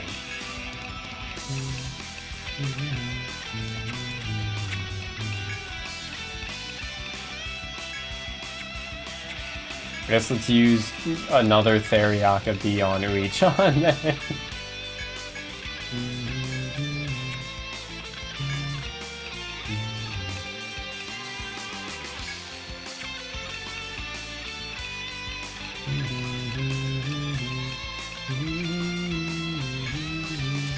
Yeah, fuck it. He used 70 TP to reset his resistances, and then we can try and poison him again. Oh, I used the wrong Theriaka on both of them, so they're still bound. I fucked up. I fucked up! He's almost dead. Fuck, I need to use Theriaka A, but instead I used B on both of them. Why have I done this?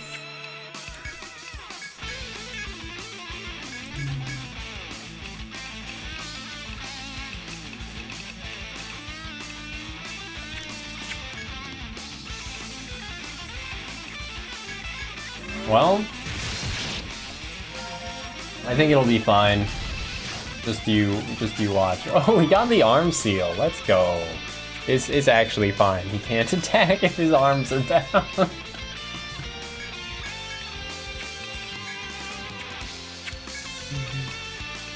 Let's use Freedom Waltz to unbind our party.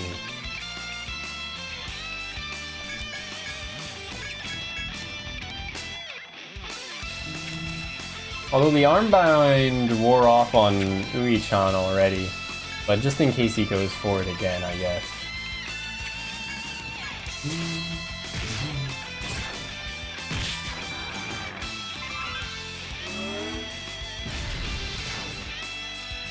Fucking nerd. Nerd's just gonna die, dude.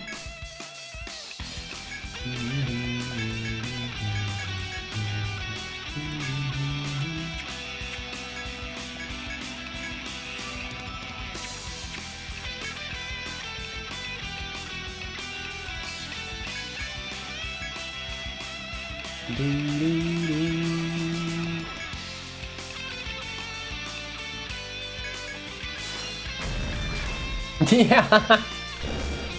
Okay, goodbye. It wasn't even good XP. What the hell, man?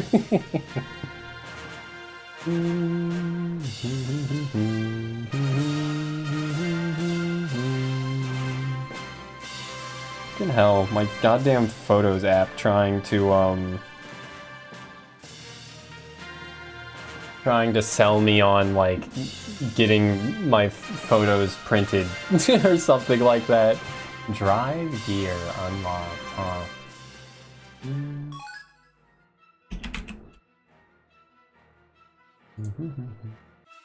Why is the music so dramatic? Still, I guess because we still have to deal with the big face that was behind him.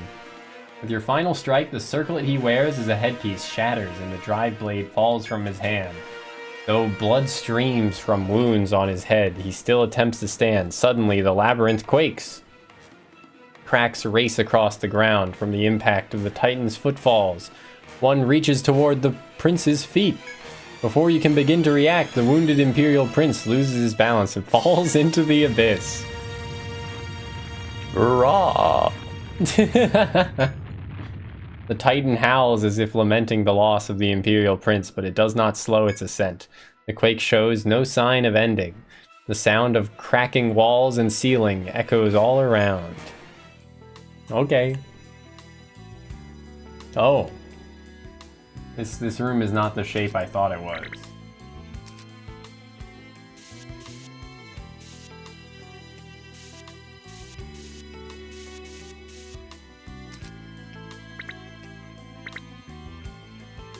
Doesn't really matter, but no, nothing to do there. Chippy chippy, choopy choppa da dee da ba ba dee da. How you doing, Alex? Haha, I forgot to buy more escape items again. As soon as you step back into the open air of the cloudy stronghold, a blood-curdling roar shakes the skies. Oh, I don't want to be here though. Look at his fucking hands. I need to heal. Oh my god. Released from its bonds, the Titan shows its godlike yet dreadful form to the world. It is not difficult to imagine a city the size of Tharsis being crushed beneath its heel as it passes. You stare at the Titan with abject despair when suddenly a small flicker of light silently appears.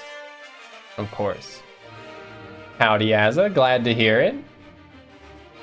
Just drippy nose. Hopefully you keep up your recovery steadily until you get or until New Year's and you're feeling better for the eve. It is the firefly-like light that guided you to the medium from time to time. The light slowly drifts north before disappearing, pointing you toward the Titan. Okay. Yeah, we're gonna have to cut the lolly out of him. But I am leaving. Oh my god, dude. Hello. Goodbye. Look at my fucking HP. Oh, my HP is actually fine. Look at my TP. I need to heal. Clean the house for you. Nice, nice. Pow. Put him to work.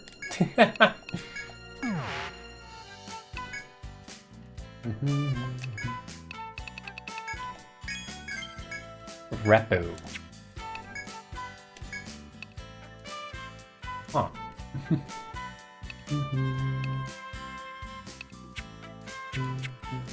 Oh, I gotta remember to actually buy more escape items. We binged through 14 episodes of Jujutsu Kaisen Season 2. Nice, nice. The animation is so ass. Oh no. Was the first season not Mappa?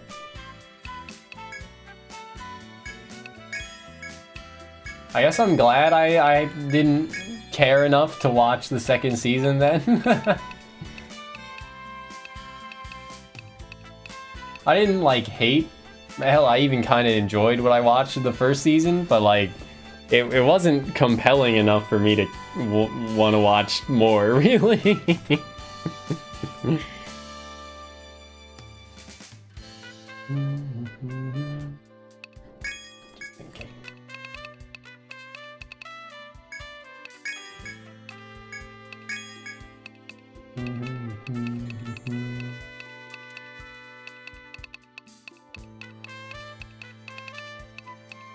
It's just the same story I've seen before.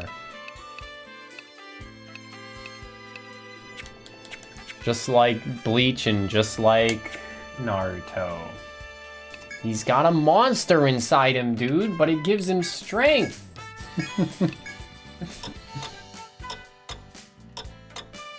More of their certified Mappa CGI for the second season. Okay, yeah.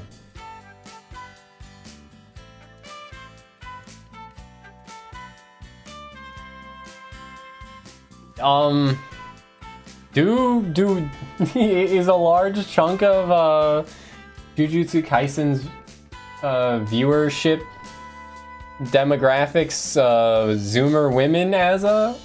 I was not under this impression. I don't think. Like, look at hell. Who are the worst fans? I mean, I guess there are B shonen in it, so that would kind of make sense.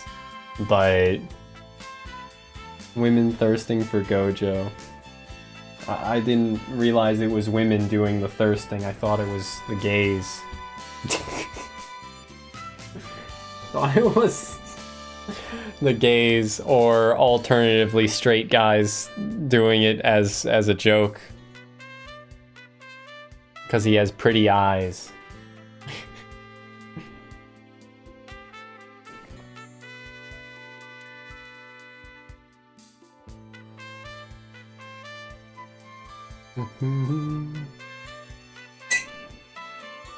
I don't know who the fuck those are. Look at how.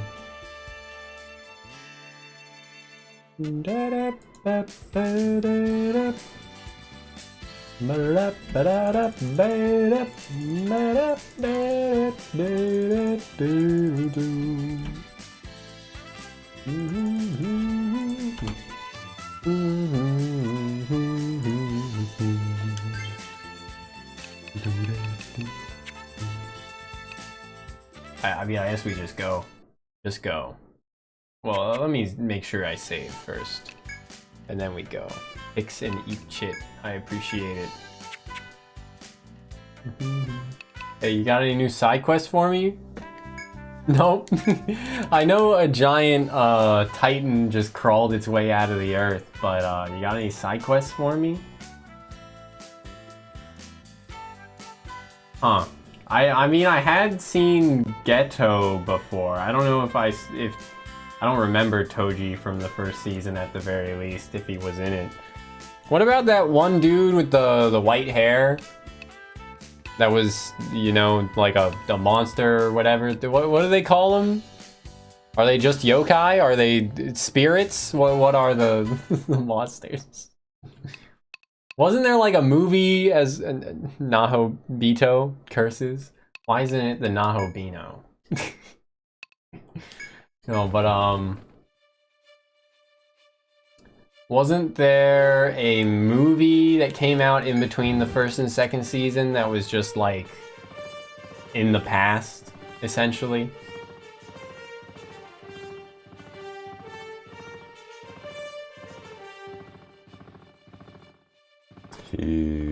Well, yeah, here goes nothing, right?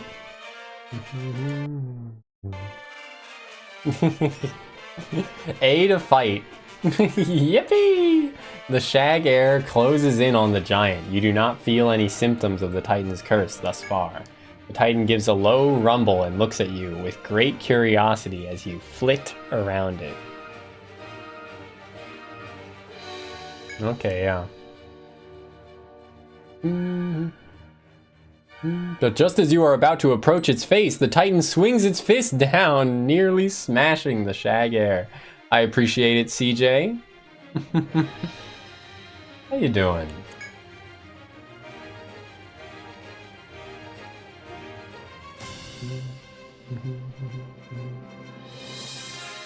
That's good to hear. I mean, I heard like Ina talk about how good the movie was, and I don't even know if she watched the like original, if she watched the first season prior to watching the movie. So I mean, that's like fairly high praise, right? Challenge the Titan? I don't really have much of a choice, right? It's final boss time, I assume. You stand before the Heavenbringer. Finally, airship combat, what I've been waiting for the whole game. No, I guess we kind of have done that already when fighting overworld FOEs.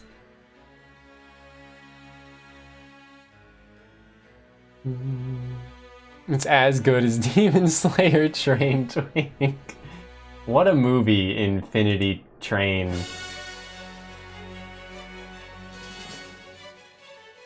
I appreciate it nonetheless, though, CJ. Hopefully work goes quickly, I guess. It's got multiple hitboxes. Oh no. Oh no. Can I arm bind its arms? And I guess the arms are the front line, so... Interesting. Let's go Energy Tango. Spam Party Shield. The staples. It's time to spam Blizzard Rune. You're cooked, bozo.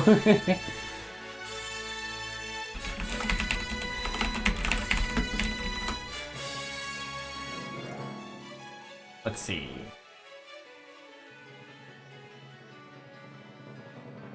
Oh.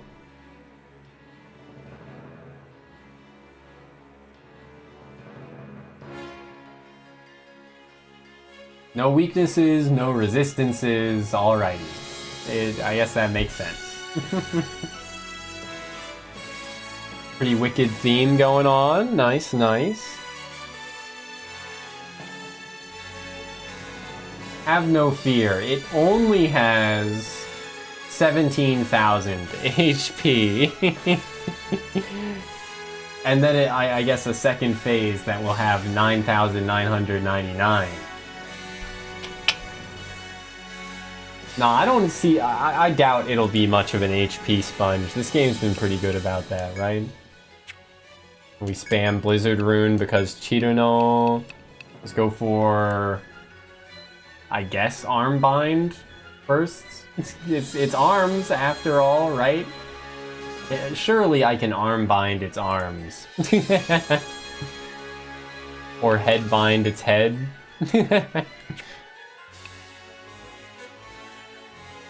Yeah, Boiling Lizard, even at half power, was fucking miserable. If I had gotten Chiruno to level 40 to learn the AoE ice attack, it probably would have been easy though, but... Let's go... Chain Circle. Try to arm bind its two arms. See if that happens. Because it sounds funny. We did arm bind one of its arms. Tempting Death. Huh? Excuse me? What did that do? Raises the likelihood of one party member being targeted for 4 turns. Oh, okay, that doesn't actually matter because we absorb the whole party's damage every... Nice.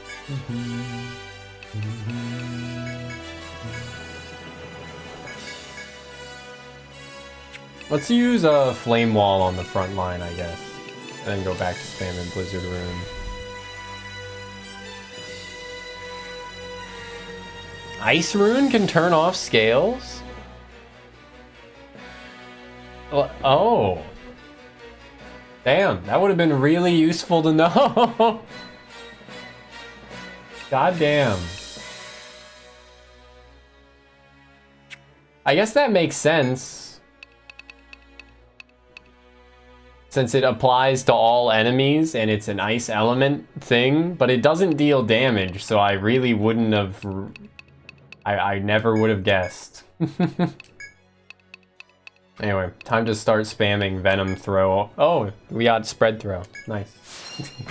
I'll spam it on the back line in the end. okay, we poisoned one of the hands. Not exactly what I wanted, but the Ruinous Thunder. Oh my lord, it fucking almost killed her, dude. I don't have the resources to heal her, really. Roddy's pretty fast. Let's just have Roddy go for a medic of 4.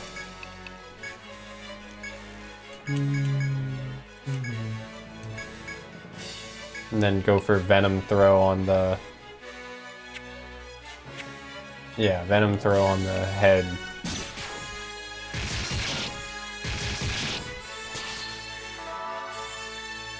Cutting Leaves.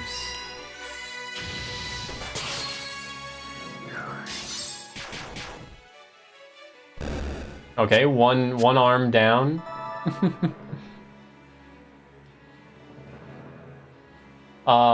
Uichan has like 800 some odd, like 850 I want to say max HP to breathe.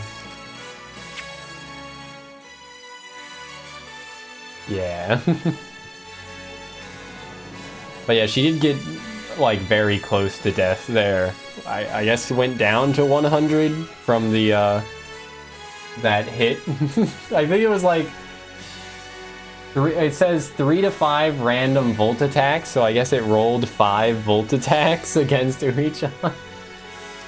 Kind of wish I could take a break from spamming the full party protection skill to increase her elemental defense, but might not be safe.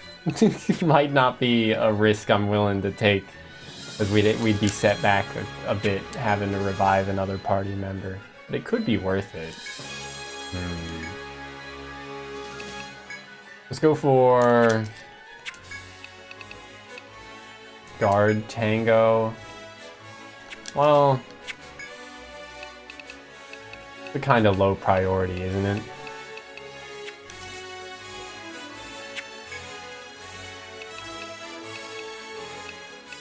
Let's go for Regen Waltz. That's a better idea. I think I will go for Rampart to boost their elemental defense. And since the arms are almost dead, though I assume it'll resummon the arms, regenerate the arms or something at some point, I'll not reapply the arm bind circle.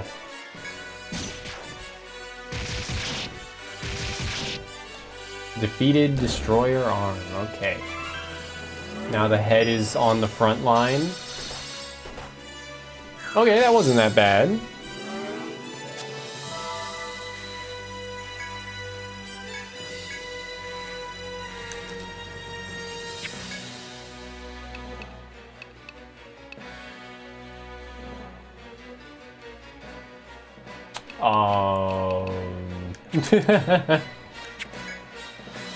I guess we go for a healing step, yeah. Goon evening, Krogaro, how you doing?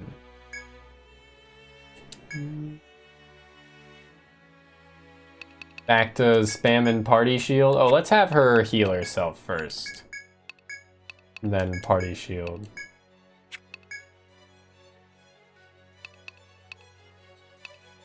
Which kind of means that if we do that, though, Roddy's heal is kind of unnecessary. It's only there for Chirano. But I don't know what I'd rather do with Roddy, I guess.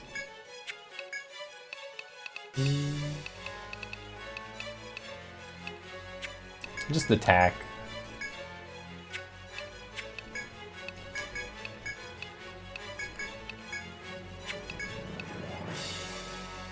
We can switch to spamming Inferno Rune because it hits harder.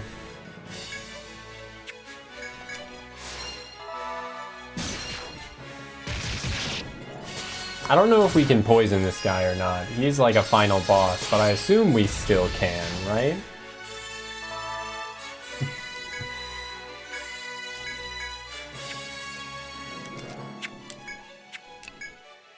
I'll reapply my buffs a bit early. for safety's sake.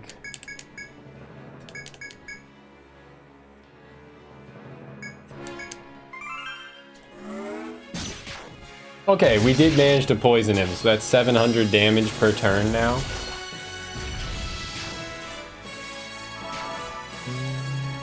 Good shit.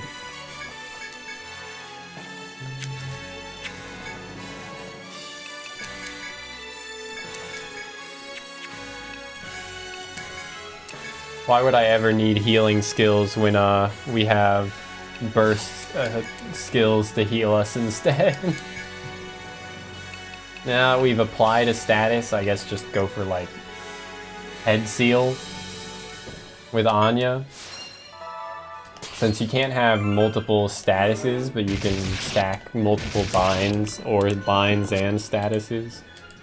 Okay, it did resummon the arms. That's okay.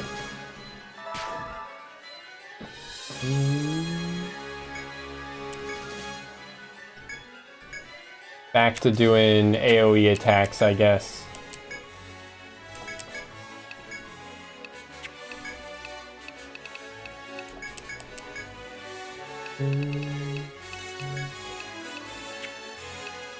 The poison did wear off on him already. Okay, let's go for spread throw on Anya then to try and apply an AoE poison.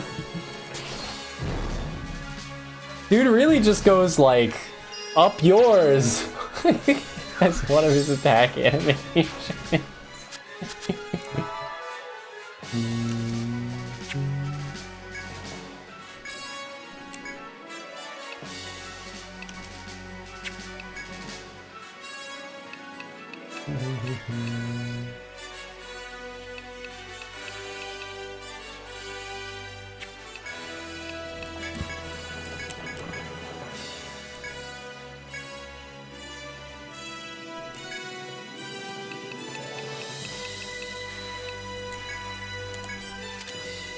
Excuse me?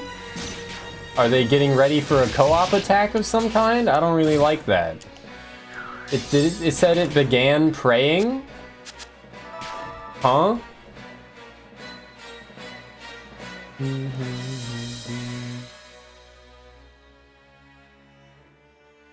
Huh.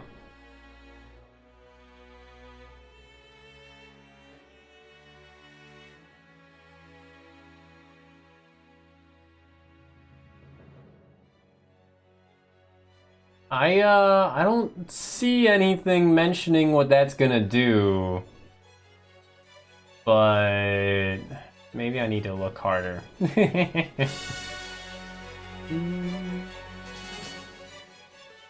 It's okay, I guess. We'll just try and kill it before it can do anything.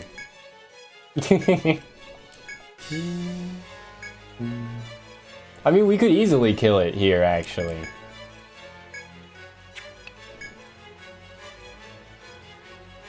You won't be able to unsee it.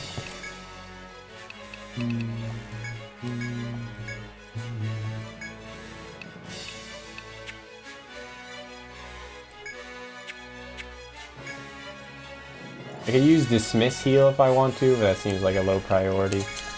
Let's just try and poison the other arm. I do not like this, like, co-op attack animation. Cat! You little menace, how many times do I have to push you away from attacking shit on my desk? Oh my god, he fucking annihilated Ui-chan. I don't like you fucking pawing shit off my desk, you little menace.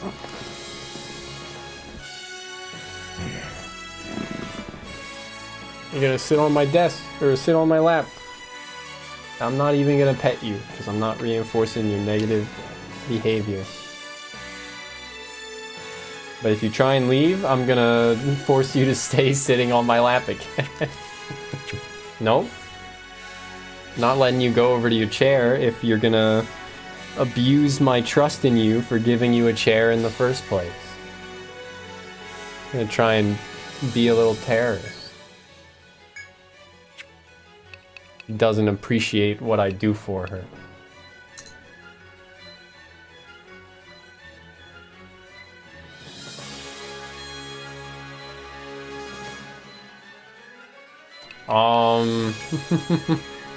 Saika's almost out of TP, but that's okay. We got a lot of TP recovery items. Let's go for Revive on Uichan. We did get Headbind on him, so he's practically useless, and we can get something else. We can get we can try for the Armbind circle, I guess. Or we could just kill his arm. That works too, I guess. Vanish Breath. That just purges buffs, which only one of our party members had buffs in the first place, so.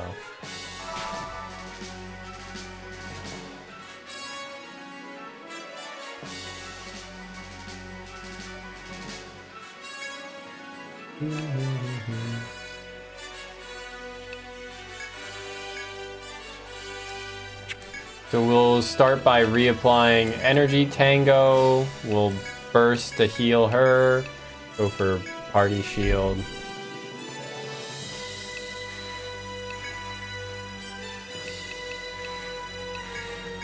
Okay, kitty. Just I let you leave. I let you hop back up on your chair. I will pet you for now. But if you fuck with shit on my desk, like try and paw my my pens or my other stuff off, I'm gonna remove you from your chair and kick you out. She needs to learn that her actions have consequences. It's been like a week now that she's consistently fucked with shit on my desk every time she sits on her chair. Little menace. Let a kitty live.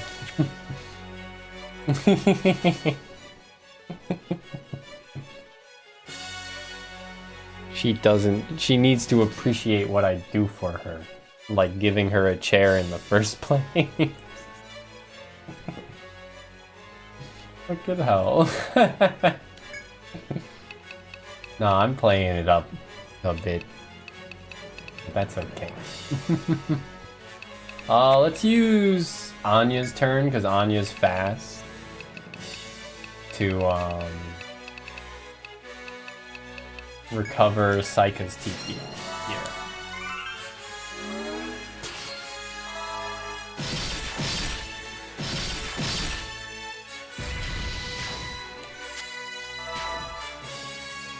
Nice shmamage. He's no longer poisoned, but that's okay. We'll go for Regen Waltz before an attack boost this time. Go for Calm Breath to heal. Party Shield.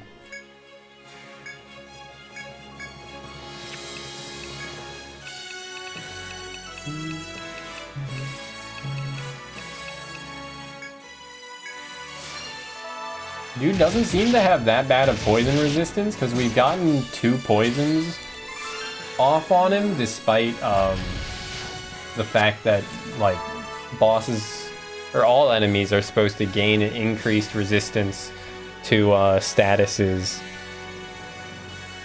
Oh, my kitty is so cute. Sleeping so peacefully.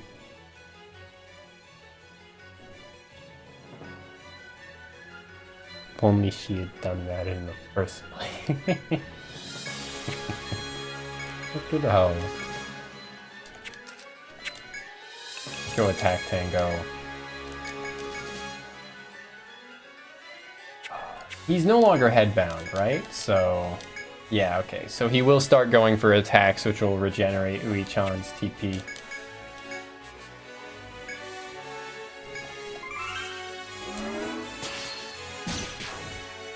I wonder if we'll be able to get a third Affliction of Poison, though.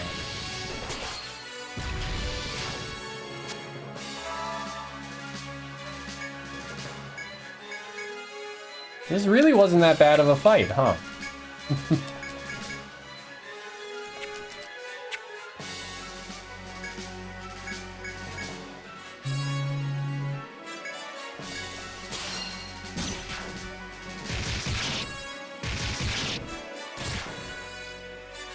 Okay, the arms have regenerated. It's alright. I kind of feel like maybe we should focus him down now. He's so low on HP.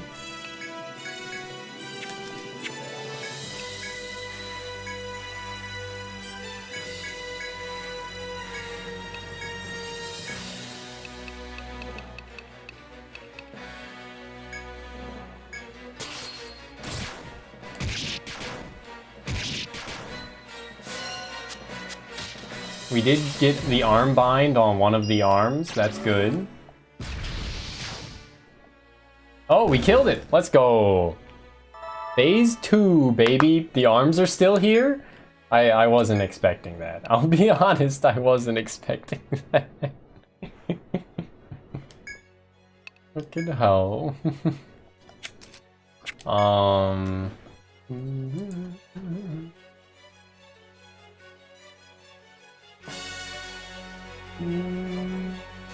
Oh, that's the lolly inside. What the hell? That's the lolly inside.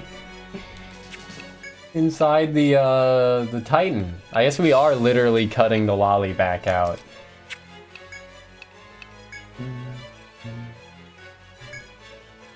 I guess I'll just go line shield because I don't have the TP to go for the full thing here.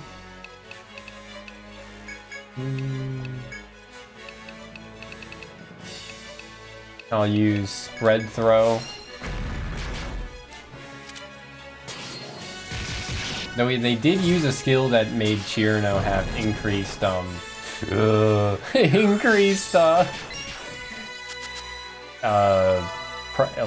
aggro, tempting death, but it's okay. Ui-chan now has the TP to go for.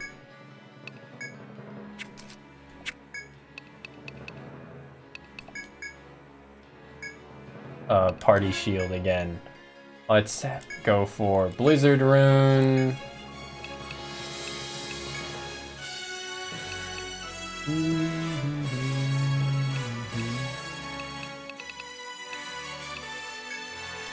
Go for Venom Throw.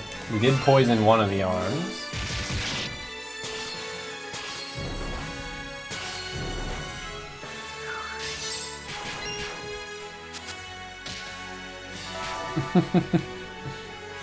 Ui-chan's once again a little too low on TP here to do what I need to be done.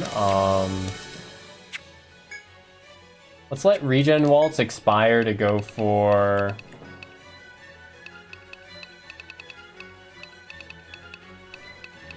I guess, Amrita 3. Skills will go Line Shield on the back line. Skills...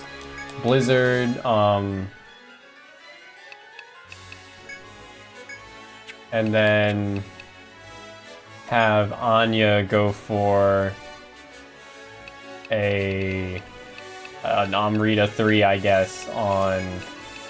It feels like such overkill. I'd rather have that Amrita 3 on Chirino, for instance. Let's go Burst, Flame Wall, the old over-under. Amrita 3 there.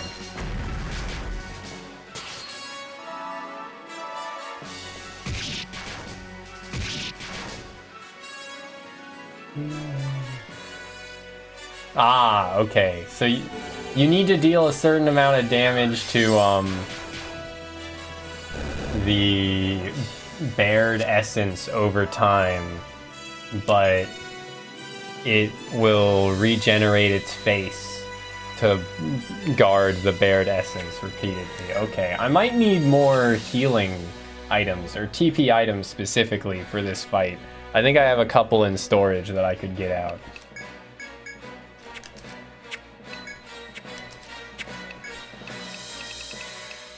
Let's reapply Attack Tango. Just go for Line Shield on the back line. Inferno Rune, skills, yeah, Venom Throw.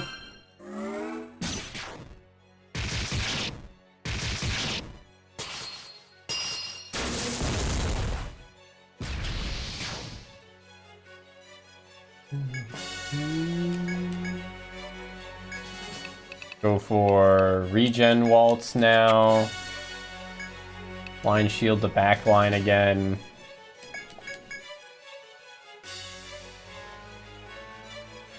I should stop going for venom throw, I think. Just go for like sleep throw.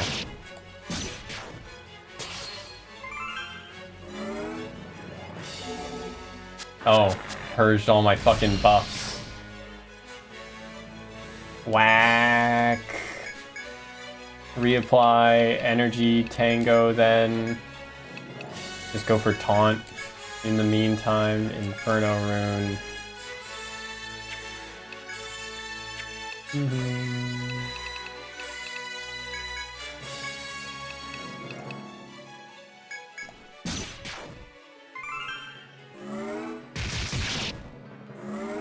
At least Roddy has really good really good TP still, and we haven't used any TP recovery items on her. So that's like the most important thing, especially since she's applying buffs and giving revives out.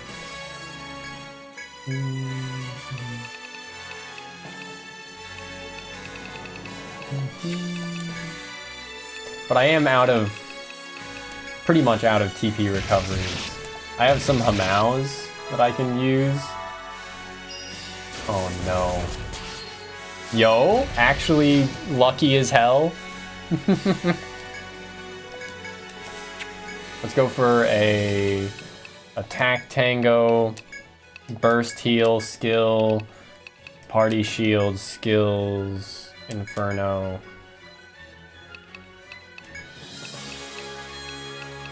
I don't need any of those yet, just auto attack, I guess. This feels like a waste of, yeah, that was a waste of the party shield that we used on Uichan's turn, because no attacks are being used this turn. So I should use a Hamao on Uichan, then.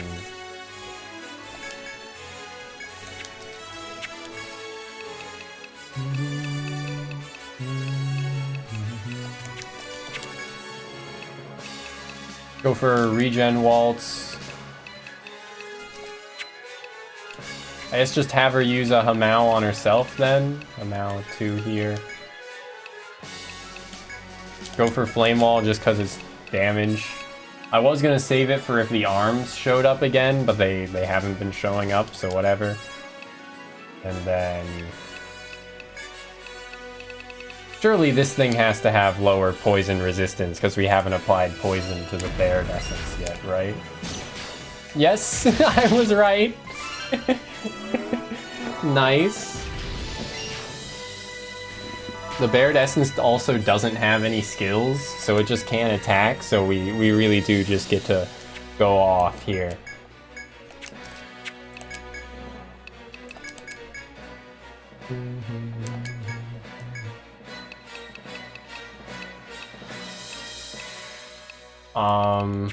Yeah, I guess just an auto attack with Anya.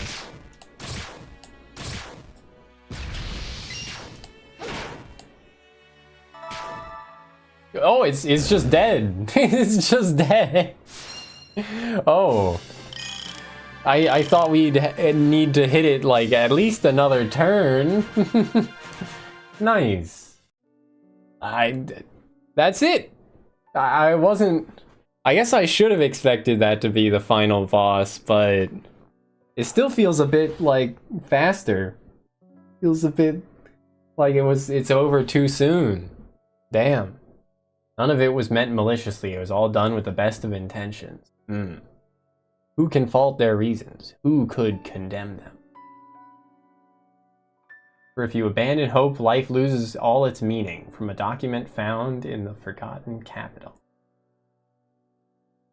Okay.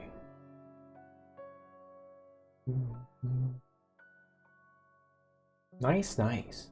Its core broken, the giant falls. A writhing mass of vines grows outward, extending itself towards you. Looks like hands, all right. Vines twine themselves in the shape of an arm, and in its arms, in its palms, the medium lies curled up. And the lolly stretches. She rises to her feet and waves to you with relief. And with that, the tree creature returned my lolly to me. Thank you, I knew you would come to save me. Pog. You embrace her to celebrate her return, but the moment does not last. She looks at you firmly. Please, she says, there is some place you must take me. Okay. I think the next game is the first add voice acting outside of the Untold games which had it, right? Look, Margarita, this city's biggest draw used to be its view of Yggdrasil, but see how it's changed. I like that his dog is named. New explorers still come through the city gates. I look forward to meeting these enterprising youths. Margarita's a fine name, but it's more so just that they gave his dog a name specifically and that he talks to it. More so than its name in particular being, yeah. Welcome to Tharsis. Haven't seen you around. I don't think you guys are you guys explorers too? A lovely square, don't you think travelers pass through it carrying their dreams in their hearts? Nice. Let me start calculating how long we spent on this game for the base game. Tharsis is filled with many races and ancient knowledge, and this place is its heart. I hope you like it here. What, is Tharsis the whole, like, kingdom now? That's good to hear, though, CJ, that 5 does get voicing. Ah, so you heard the rumors of the Gunma Guild and came here. Haha, you're far from the only ones. Almost felt like burning. Kill the illness by sweating it out. 10 out of 10. Works every time. Welcome to the #1 shop for explorers. We got Bushi katanas. We got drive blades, we got it all. Have you never seen a vessel or sentinel before? Our city is unique in that it is home to many races. Thick people and furries alike. Yep, here's one of them. I was just telling a new Imperial how Gunma defeated the boiling lizard. Would you like to listen in? Dude, I haven't been to a sauna in so long. We go to a public pool just to like swim a couple laps and then use the sauna. You seem to be explorers. If you want to see the medium, use a geomagnetic pole or a skyship. I suppose I could guide you.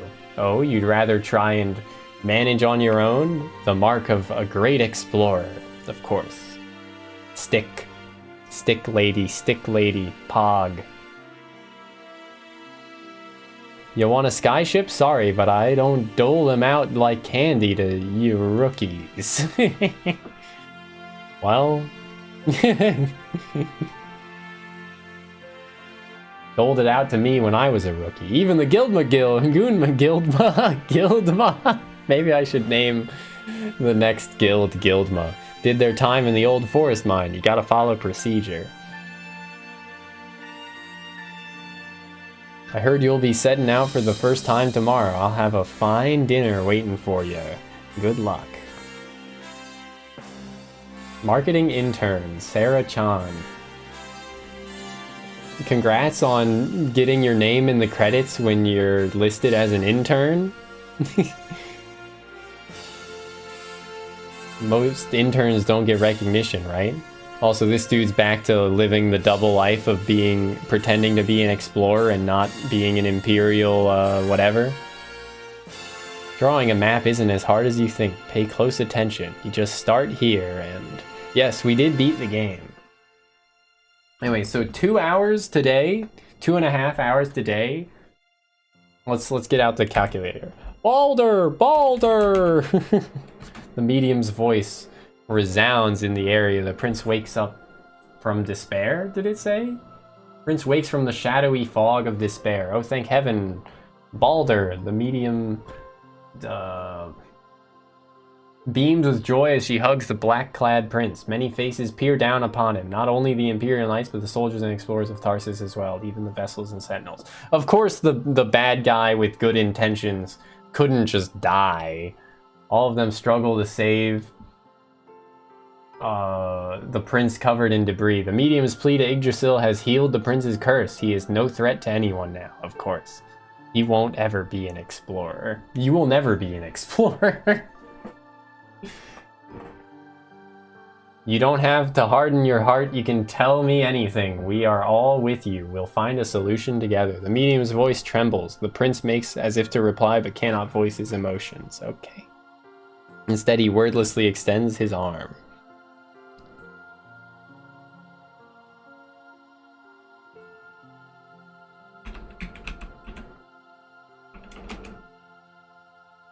The girl looks at him tearfully, seeing his tranquil smile. You feel renewed, hope for tomorrow. I like put the intonation weirdly on that because it was supposed to be renewed hope for tomorrow, but I like said it as if there was a comma. Thank you for playing. Yippee! Fucking hell. Are explorers glorified hobos? They are like living out of hotels essentially, or the inn. Save your clear game? Yeah, of course. But yeah, we'll probably do post-game. At least right now I feel inclined to try post-game. I don't know if I'll persist if it gets particularly obnoxious. But, well, we'll try.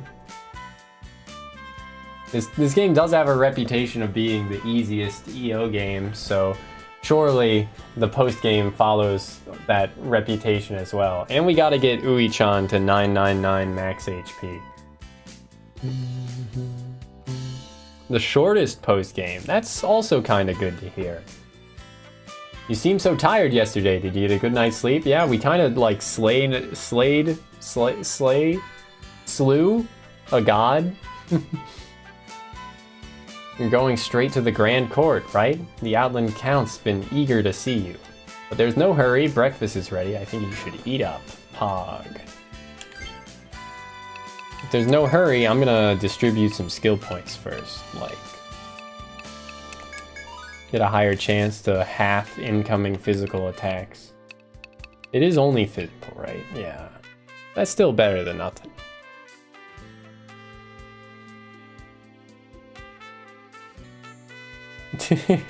Fucking hell.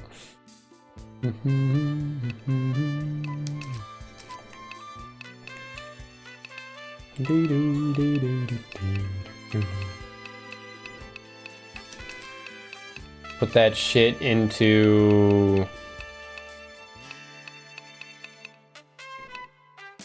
chain circle, because armbind is pretty useful, right? Or maybe TP return, it would actually be pretty good to have, even if we... It's specifically because we sometimes spend so much of our TP on releasal spell. Without that, I would never run out of TP on my my Night Seeker.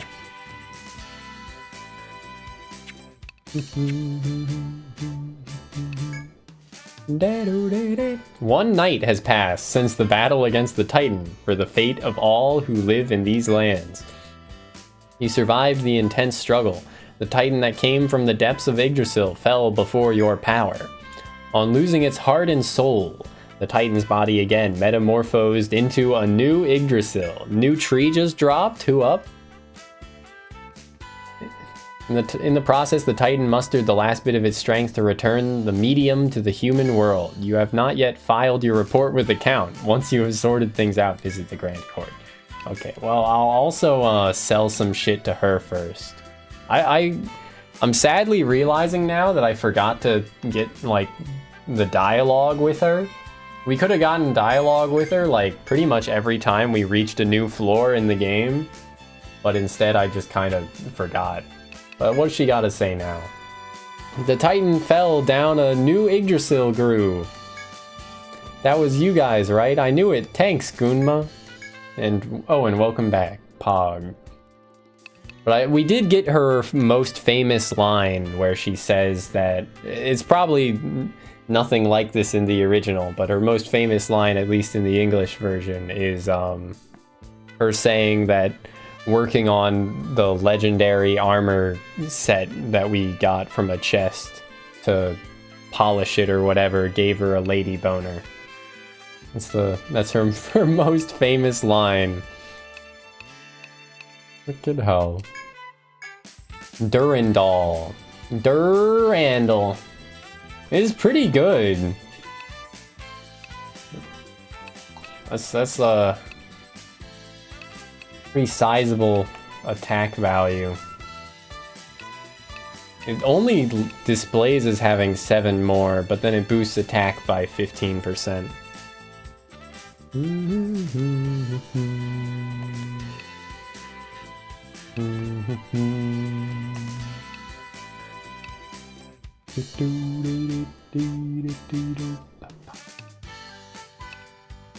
Yeah, I guess I'll equip Durandal as her primary weapon.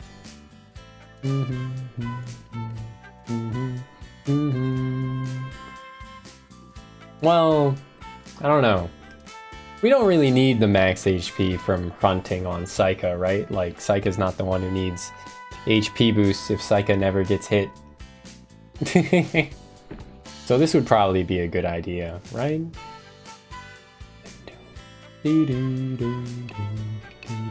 We can always just move it to someone else after. It's fucking expensive though.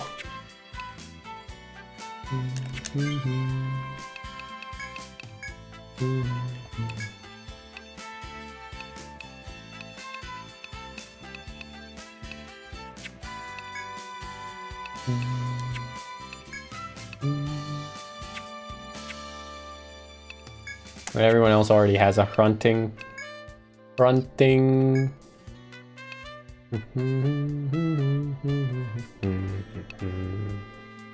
Yeah, I'll equip it on her. What did we need for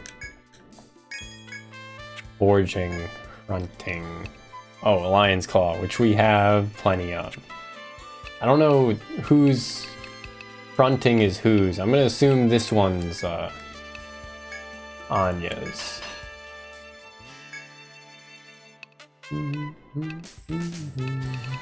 then this one would be Jody's strength, tech, fit, agility.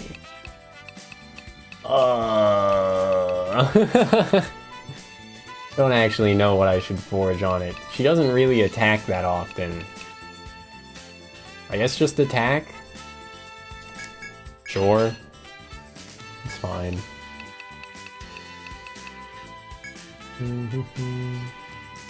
It'll take 2 Nephrite per forge of the Eliminator. So we can only, yeah, that's fine.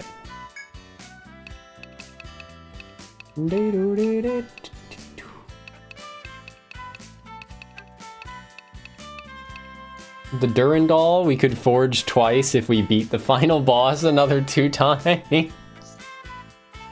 Yippee! Probably not worth it at all, right? I guess let's do what they actually told us to do earlier now and talk to the Count. Well done on making it back to Tharsis alive. I placed tremendous expectations on you and gave you rather a weighty duty. You could just like say a rather weighty duty and it would sound just infinitely better. But you applied yourself to the task and carried it out splendidly with nary a complaint. Have you a report? Yes. Thank you for reminding me to make the report. This will give us more XP as well, right?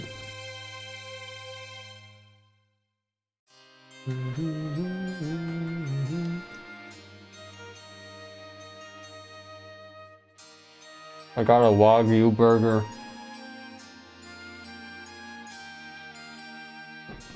I love burgers.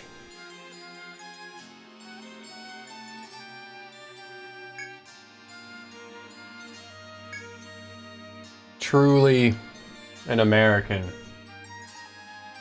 Well, I was gonna calculate how many hours we spent on the base game here, but then I got distracted by reading the epilogue. Okay, so it was 2.5 today.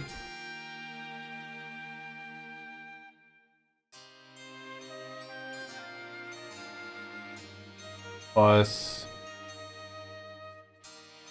4.75 plus 5 plus 4.5. I'm adding up all the stream VOD totals, hour counts, to get our total hour count here. Since 3DS emulators don't keep track of that, I don't think. Plus 3.4 plus 6.5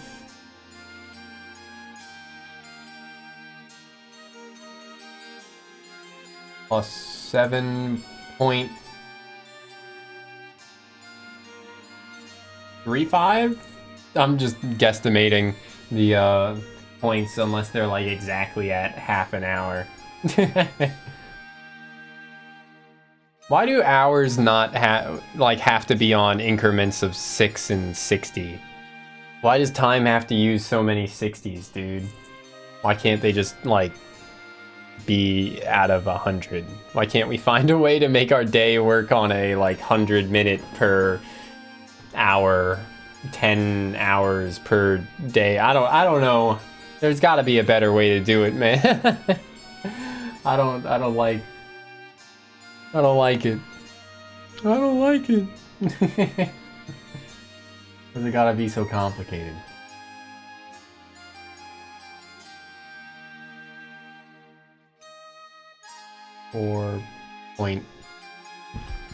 .6 plus 7 plus 6.25 plus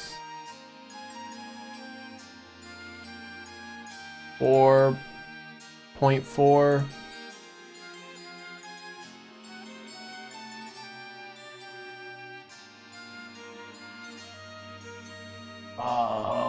plus 4.5.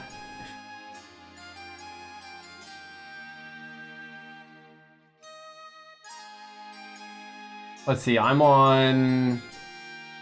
We only have 6 more numbers for me to add here. Plus 3 plus 6.5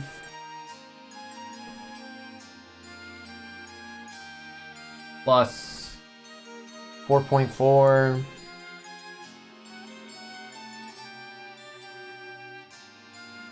plus 3.75.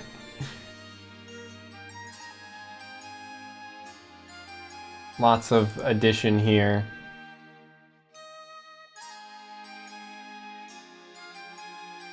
People a couple thousand years ago thought counting to 60 was cool. Yippee!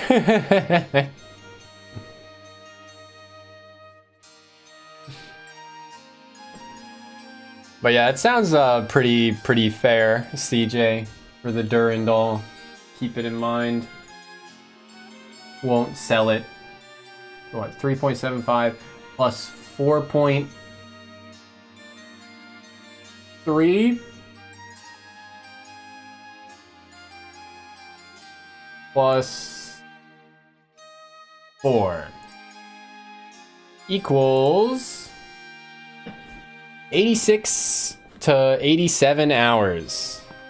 So it is roughly where we're at. Like somewhere between 85 and 87, I think, would be a good...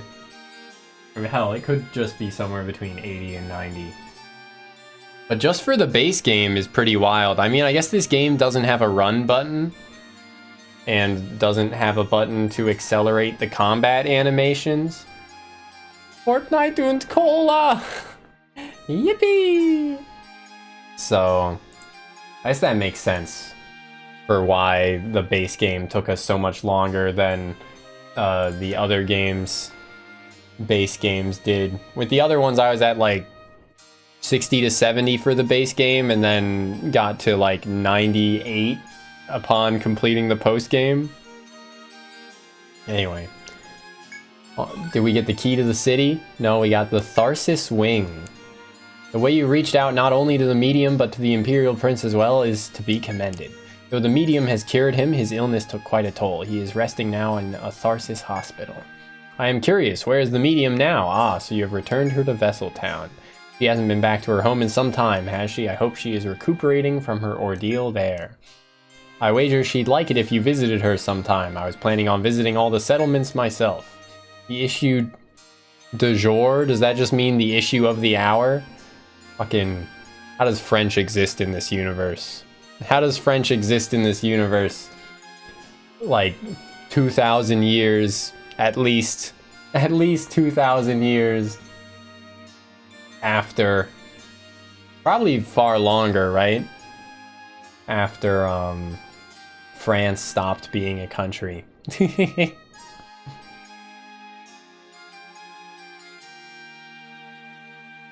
The Empire, the vessels, and the Sentinels can coexist going forward. I have reached out to the Empire to relocate the scattered Imperial citizens to Tharsis. What say you? Will you continue leading us your strength, or lending us your strength to bring our peoples together? Yeah, sure.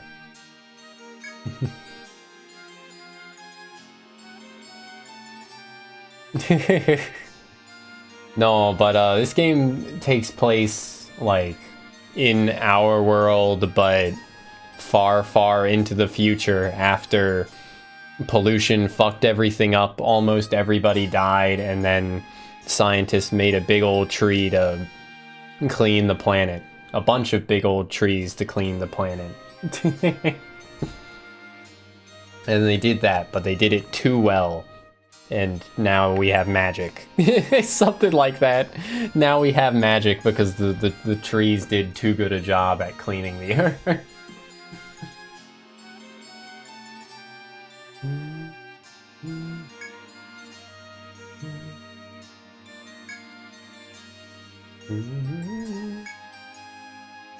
Have you heard of the Golden Deer Keep in the northwest of the Cloudy Stronghold? There is a door there that we couldn't open, but then a surrendering Imperial officer turned out to have the key. Supposedly the labyrinth contained some check on Yggdrasil's power. The details are unknown.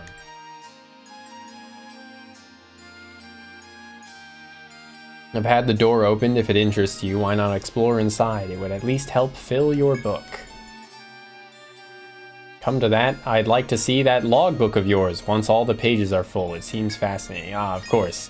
He'll give us a reward if we get every item and see every enemy in the entire game. Yippee! And 50k yen. Or was that 500k yen? A lot of money, nonetheless. No, it was 50, not 500. Whack.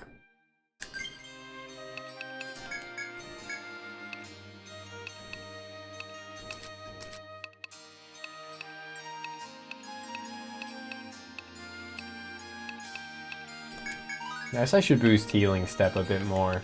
Since it's already at, like, it's at a set price now. It won't get more expensive for at least a bit, so we can make it more potent until it reaches the next threshold that it'll become more expensive and then stop, maybe. Kidono, let's level Runic Flare, sure. Get some more passive shmamage up.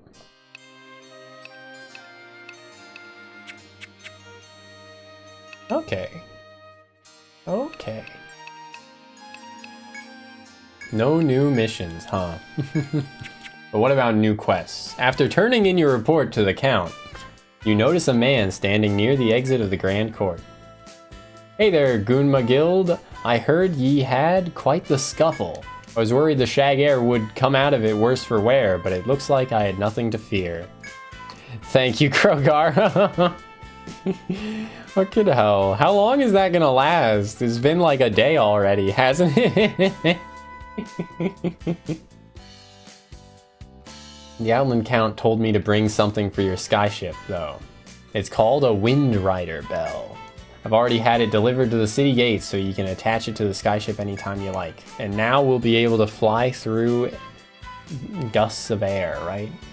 Fly against the current of the wind. This might be the last favor I get to do for you. Oh, well. Somewhat dejected, okay. He's done all the ship making he can.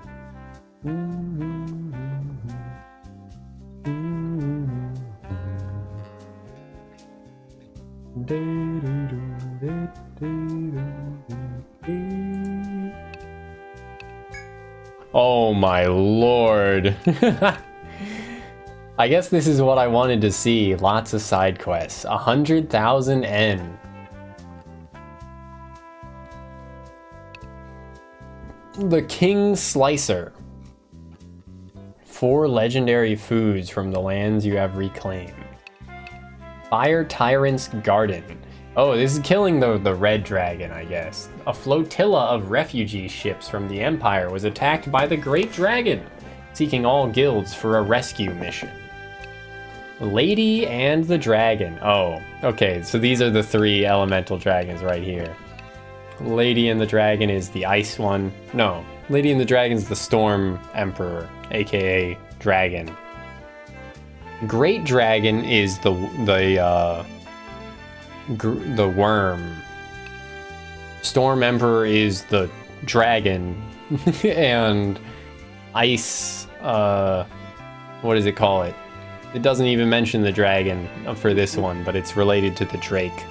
The ice drake. Probably. Following the pattern, it has to be, right?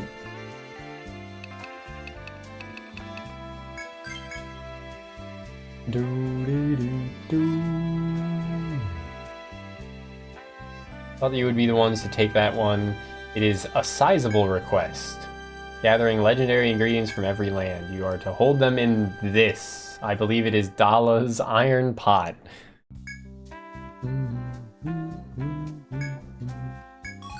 Mysterious pot. When I obtain mysterious pot, I pog. Time for harvesting indeed.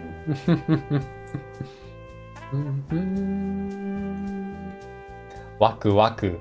Doki doki.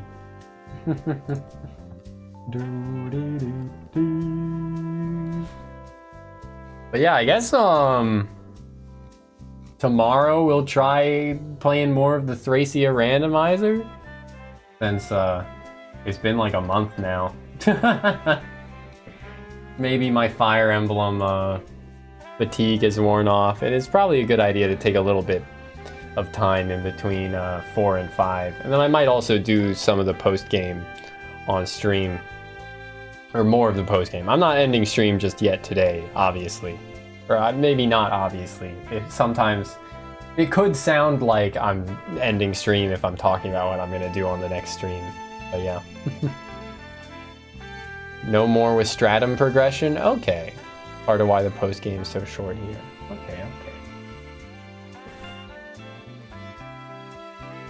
I think there weren't any stratum progression post-game quests in 3 either.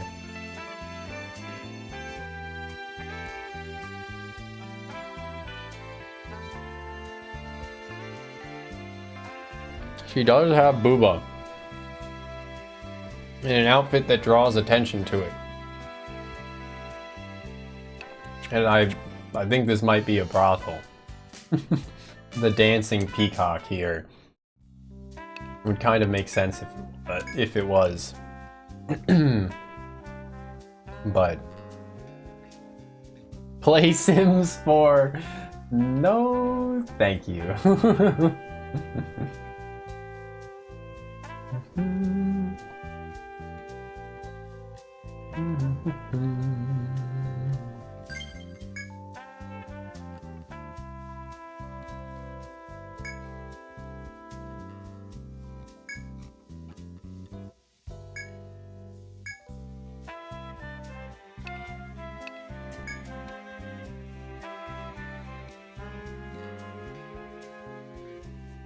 Yeah.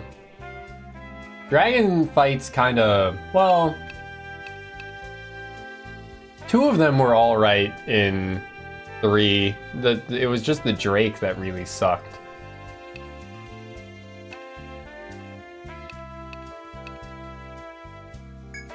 The worm was like pretty doable. It wasn't too bad. The dragon also was pretty doable. I think one of them I had to like bring a bunch of like debuff purges into the fight, like debuff purging items, because I didn't have that naturally. But god, the Drake was just awful in EO3. Just miserable.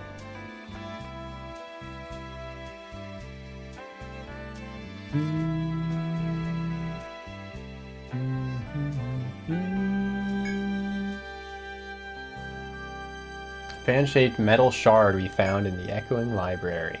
I really didn't mind the Drake in the first game, and I think I fought it in the second game, but I didn't like do that in a fair way. I don't think I did anything in a fair way in EO2's post game.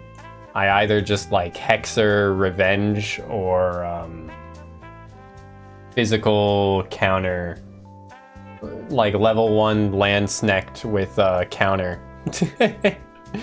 Or what, level 4 or 5 is the lowest level you can be to get counter or something like that, and then it just takes more than the more than the boss has in damage in HP. More than the boss has in HP and damage, and then you rig it to counter it.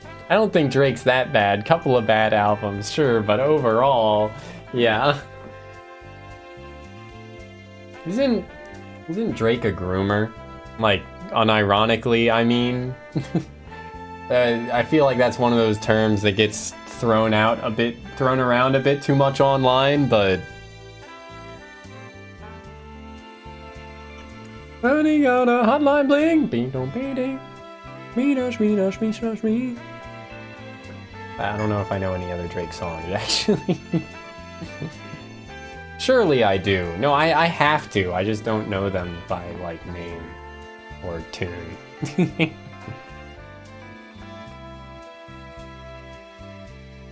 EO2 just like, it just sucks.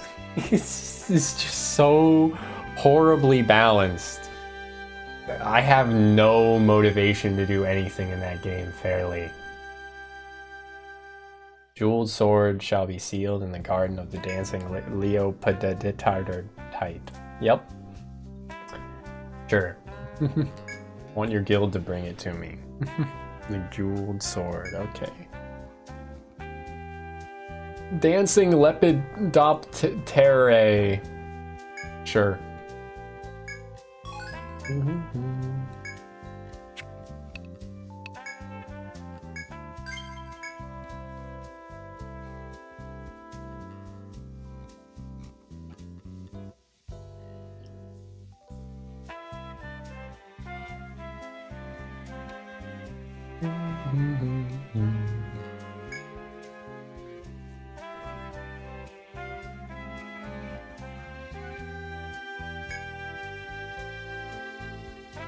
Great dragon. Alrighty. Kill it. Okay, very simple quest introduction there.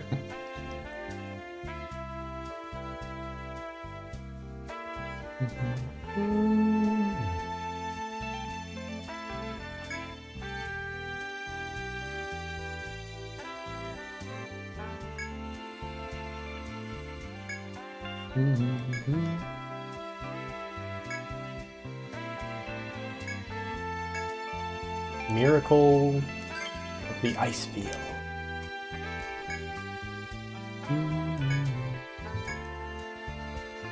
Blizzard King drops them rarely, so you'll need to travel to the Sacred Mountains to find it.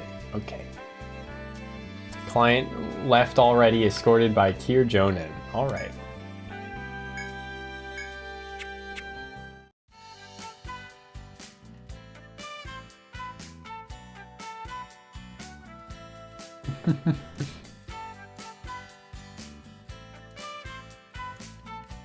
Peaches, peaches, peaches, peaches, peaches.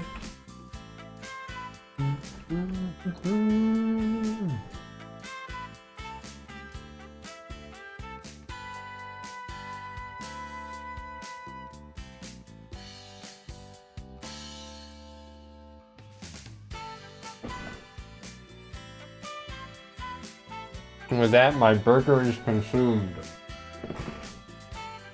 I still feel hungry.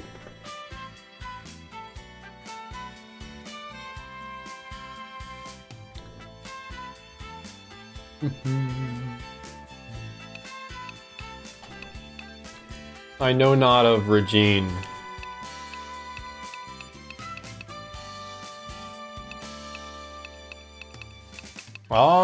Right. Let's, just like go and, oh. I was gonna say go and talk to the medium. Go and talk to the lolly again. Well, he told us to do that, and that's unrelated to side quest, so we can just do that first, see what she has to say. Oh, Gunma, it appears to be Wigloff, the dancer. I've been waiting for you guys. Hey, is it true that you took the request to find Regine? Yes. I was dangerous over there because of the Storm Emperor, and you took it anyway? Why? The woman seems befuddled. If you go out there, you're taking a big risk. Don't say I didn't warn you. Okay. Boards her own skyship and flies off. Thanks, lady.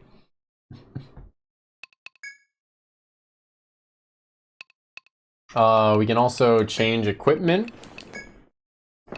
I guess we have to choose between ignoring tornadoes and ignoring currents. I guess I'll choose ignore currents first. Oh no, we don't have to choose between them. Perfect. You may not like it, but this is what peak performance looks like.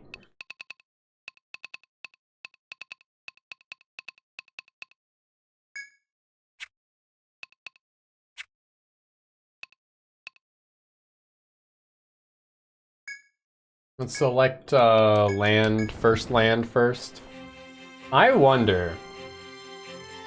I mean, I think it has something to do with Kirjonen, the other like NPC explorer that you meet while flying around, being related to the Ice Dragon quest. So they wanted her to be related to the Thunder Dragon quest, but I don't know.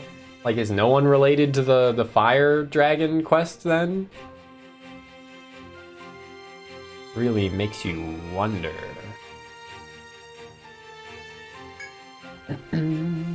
You, the rescue team from Tharsis, sorry about the short notice. We need you to go to a few points and drop off emergency supplies. Great Dragon is still wandering around, so be very careful. I wasn't gonna do this quest right now, though. Oh, and then it just instantly shows up.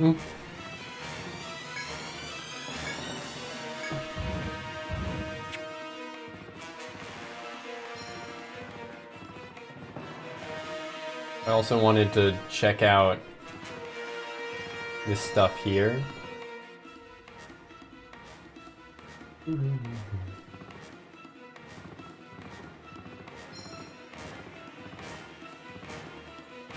Ah! Oh, I didn't move that way! You gasp as you realize that you have carelessly entered the dragon's range of attack. Okay, so it's not just gonna like start the fight. We have to do various criteria to... Oh my lord. Fucking massacre.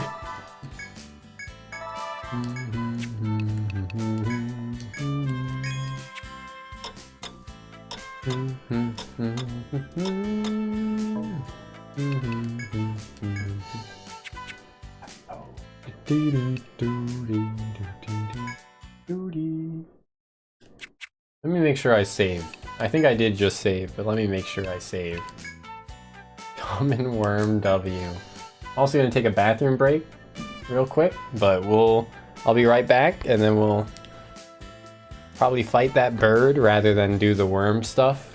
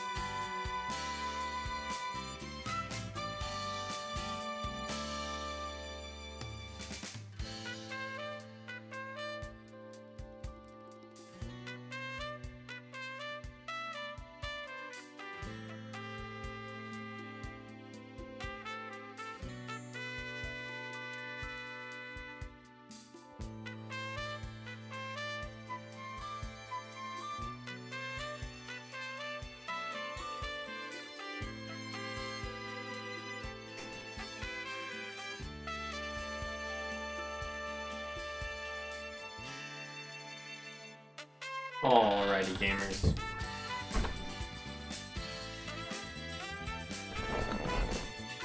Whoa, whoa, whoa, whoa, whoa, whoa, whoa, whoa, whoa, whoa.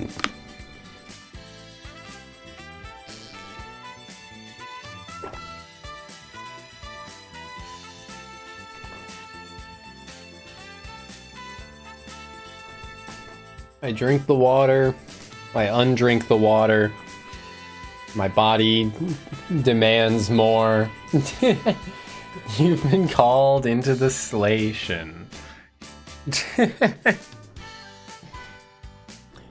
Fucking hell.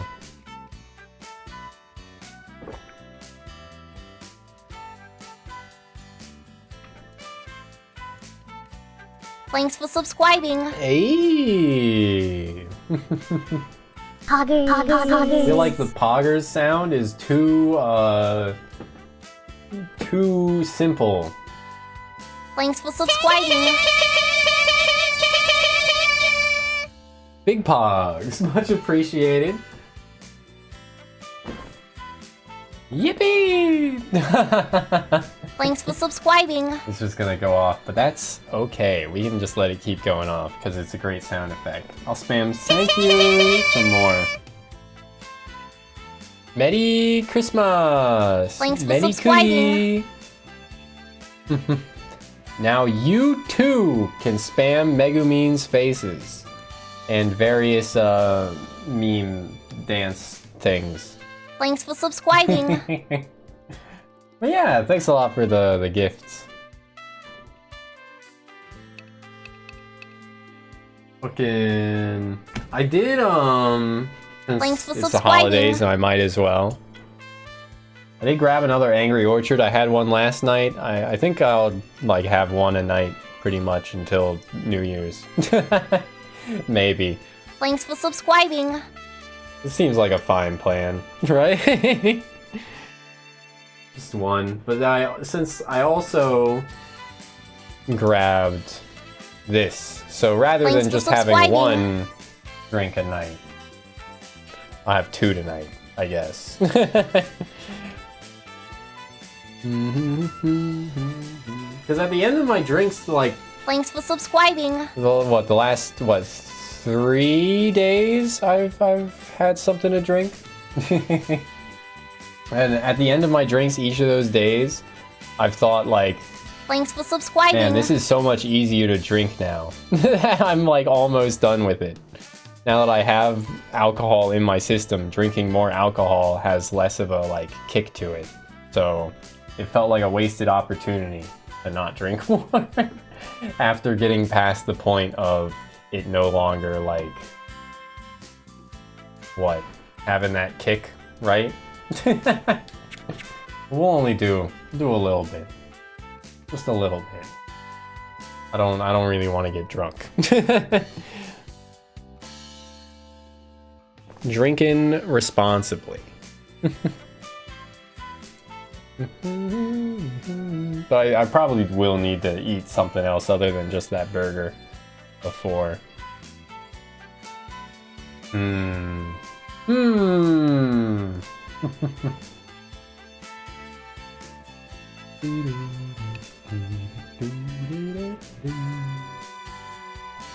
Let's... They drive. Yes. Look at hell. Yeah, my family doesn't have any history of alcoholism, so I'm not worried about it.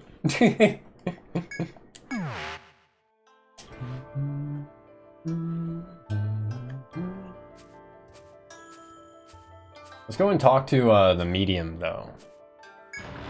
Feels bad.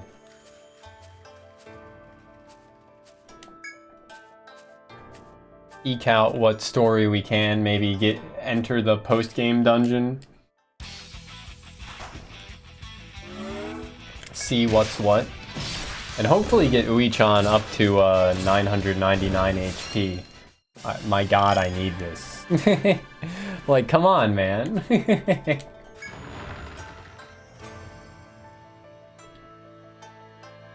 You arrive at the vessel town and see a lone woman. You cannot see the harm in asking the woman about the metal shard. Oh, this isn't what I wanted to come here for, but whatever. Oh, the Gunma Guild is good to see you again. How can I help you today? As you show her the metal shard and ask if she knows anything about it, she stares at it and finally speaks. I do remember something about this. Please wait here.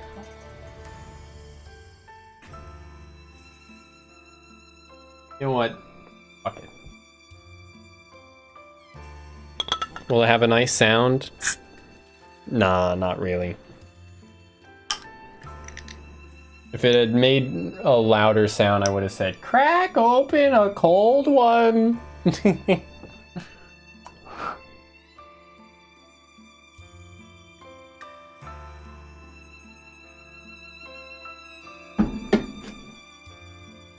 Best Stratum 6 in the series? Yo! Looking forward to it. Boomer noises. The metal shard is shaped like the one you already have. You put the shards together and to form a perfect fit. Wow! We found it deep in the labyrinth recently, but could not discern its use, so we left it as is. Looks like if you add another similar shard, it would make a perfect disc. With that, the vessel gasps as if suddenly remembering something. This may be the key to open the door in the moth labyrinth. The moth's garden. There's a door in there? Huh? As you may know, there's a tightly sealed door in that labyrinth. I didn't know. With a very similar shit. Oh, I think I do remember that now, actually.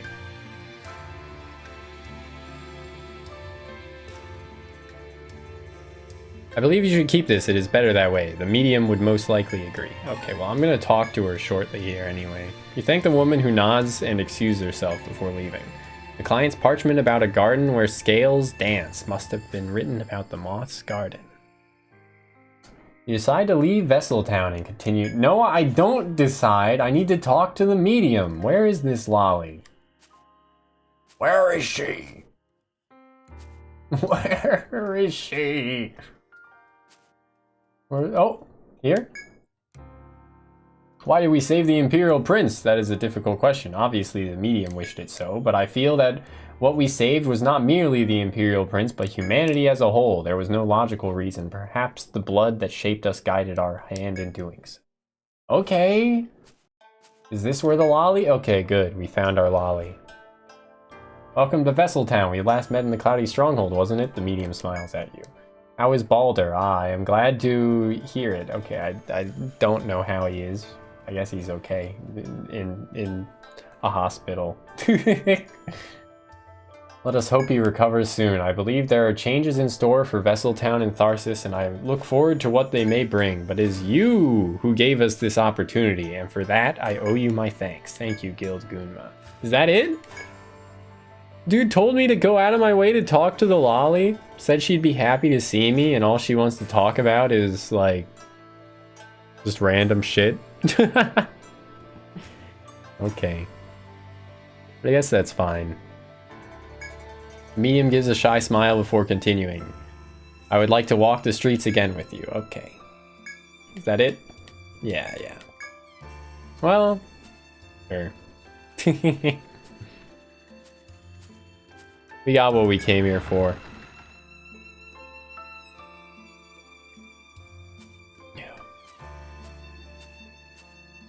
That's a flag for later. Okay. Glad to hear it then.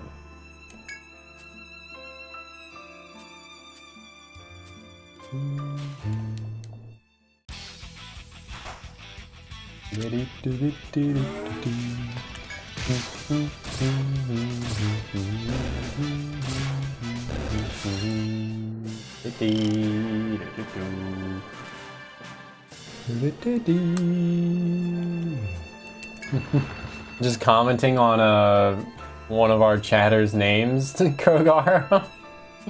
It's been that for a long time.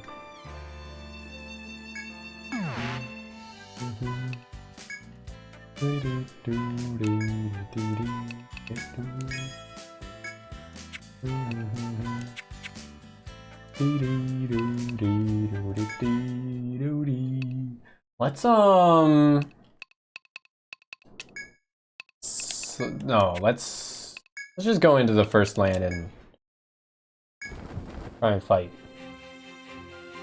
Fight! Oh my god, shit-eating fucking dragon. Maybe I should either complete this quest or just, like, ignore it.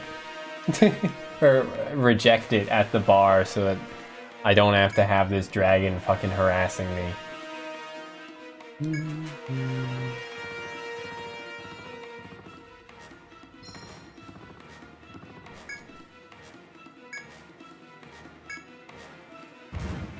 Oh no! No, no, no, no, no, no, no!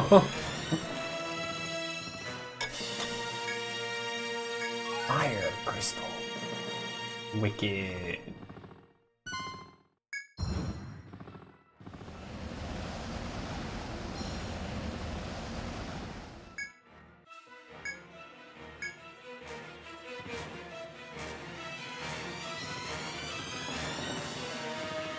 God, this fucking bird is getting in my way.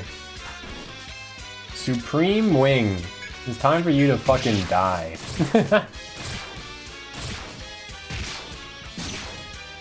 You'll get utterly humiliated by auto attacks. Stupid fucking bird.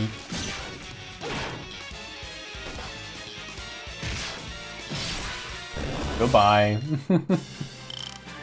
Thinks he can fucking sneak up on me. Oh, it's here. Okay, and I gotta fight this shit-eating fucking kangaroo too, I guess.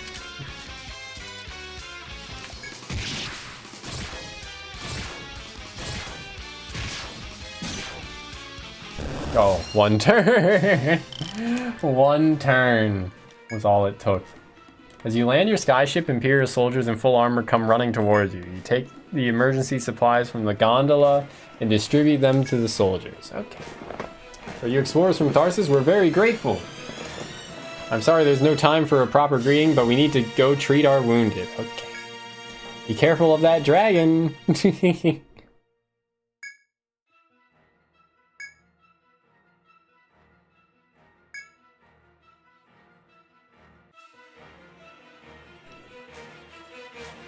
She explores my Tharsis.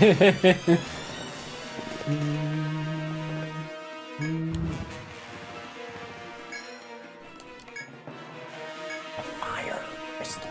Oh no. Just in case. See, I knew it would go that way.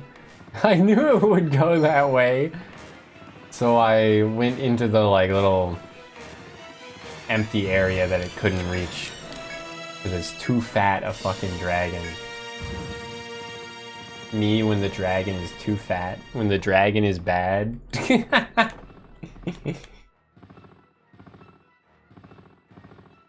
Oh my god, I gotta go up here. I do? Is it? Yeah, it is past this, huh?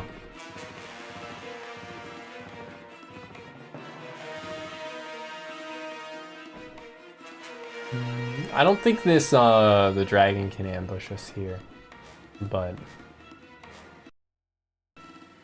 yeah, we'll try and fight this bird. Full 3D lands with multiple heights, yeah. What was this bird's name? Sky Emperor? A post-game only FOE, but it says we can handle it. Doesn't have a red aura. Probably weak to pierce because it's a fucking bird.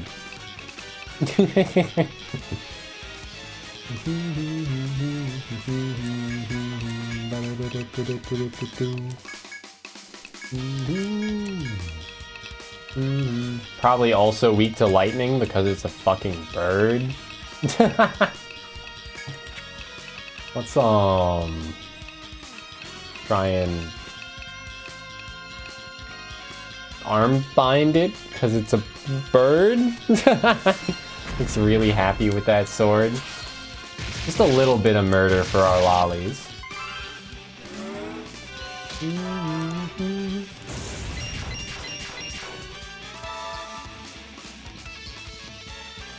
Yeah. EO 1 and 2, but mostly EO 1's troubadour, pink-haired troubadour portrait had pretty, like, dead-looking eyes.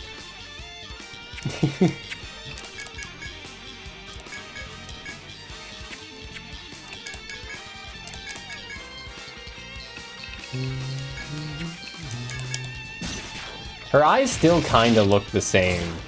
Kind of. But it's less extreme. I'll show off what I mean. Like, you see how they're like majority like darker color?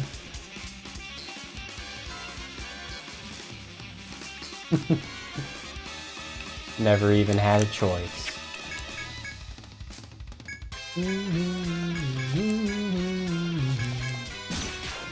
We did poison it? Okay, it's actually just gonna die this turn, I think.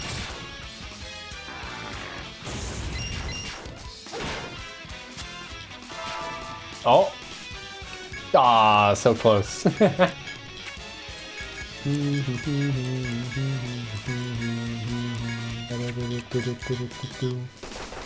Excuse me?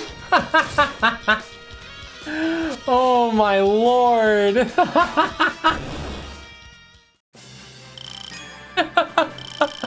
When it used an instant death skill and killed all but one of my party members. That's one way for Anya to catch up to the other party members after having her level reduced by respecking. Oh my god.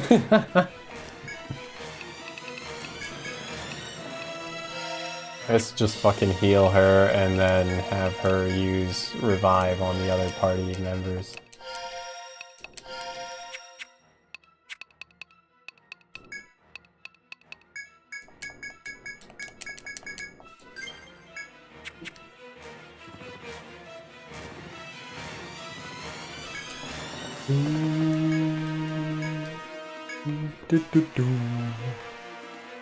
The ones who ruined our plan to restore ourselves. It's because of you that His Imperial Highness is... Okay, the man's hand slowly moves to the sword slung at his waist. Talk him down, take forceful actions. Let things play out. Let's just talk him down. The Imperial soldier begins to draw his sword, but his comrade standing nearby places a hand on his shoulder.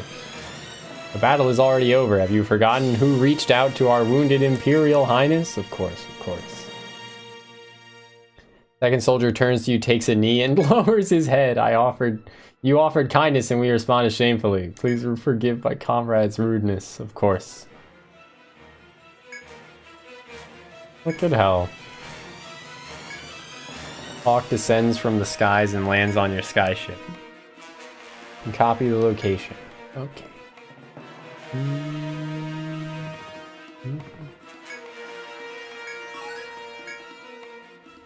A golden egg. This must be one of the legendary ingredients the client requested. Place it in the... yeah, sure. The indescribable happens. The ingredient disappears as if the pot sucked it in. There should be one legendary ingredient per land. You have 3 ingredients left to gather. Okay. Y'all see a flag on this map here? Oh, I see it now. Sounds like it was describable. Yeah, I think you're right. I think it was very describable. Oh, I think this would just take me to the second area, like a secret area within the second area. So I should I'll make mental note of that.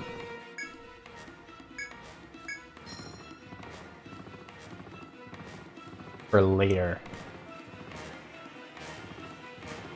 Also, what the fuck is up with this? Is this just an area for, like, rare food to spawn, pretty much? Oh, whole area of trees and shit.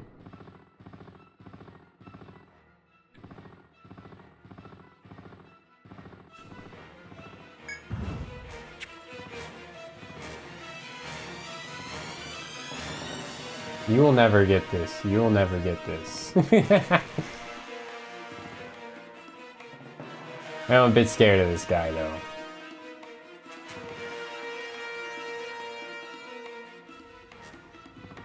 Okay.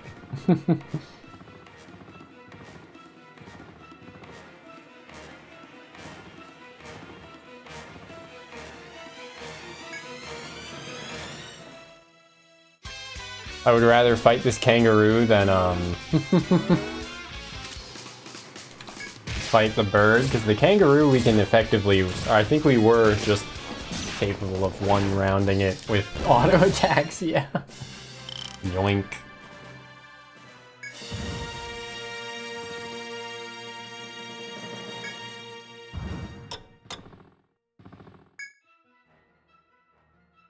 So you land your skyship. Imperial soldiers in full armor come running towards you. You take the emergency supplies from the gondola and distribute them. Okay. My daughter is badly injured and I don't know if I could have taken care of her by myself. You've saved my daughter's life.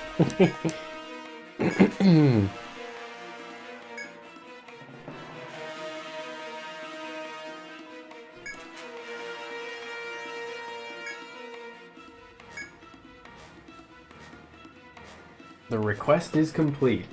But this hasn't resulted in me...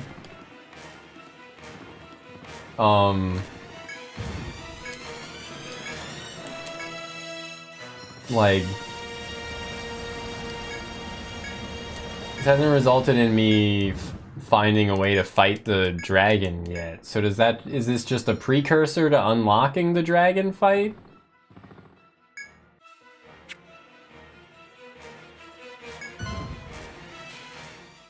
Oh no. Speaking of dragon.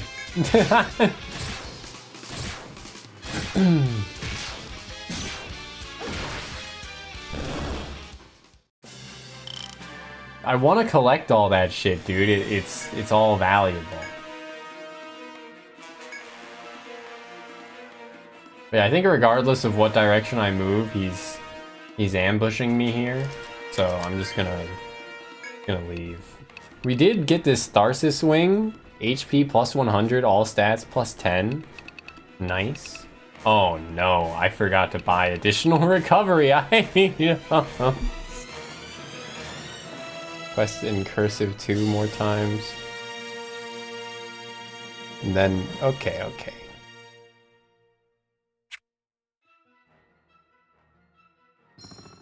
Oh! Pog! He's gonna ambush me though. Fucking hell, dude. I thought I was ruined.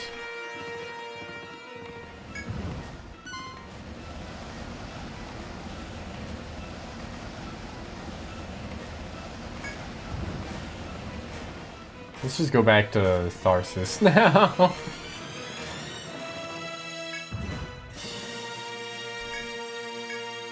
You will never get this. You will never get this. 6,400 some odd and... was it? Ascalon was unlocked by that Emperor Feather. Yo.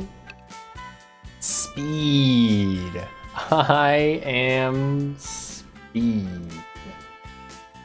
151. And we can forge 2 attack onto it if we want. The last S-Stock. Fucking hell. Oh, the last S-Stock's better than the Ascalon. I mean, speed as a, like, forge is really cool, because it's just straight speed as opposed to agility. Like, it's more speed than a agility boost would give, but last S-Stock's probably just better.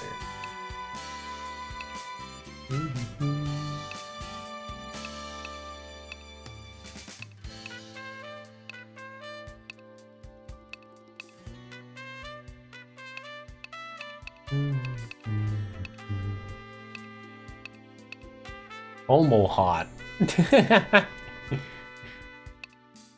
Salad bowl. I love the salad bowl. Look at how. Oh,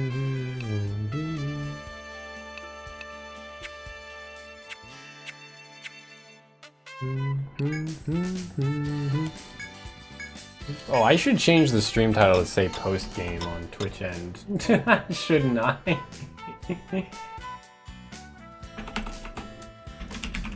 Post game Lolly Fortress is online. Yippee!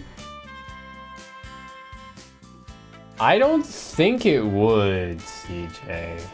I think it's just like...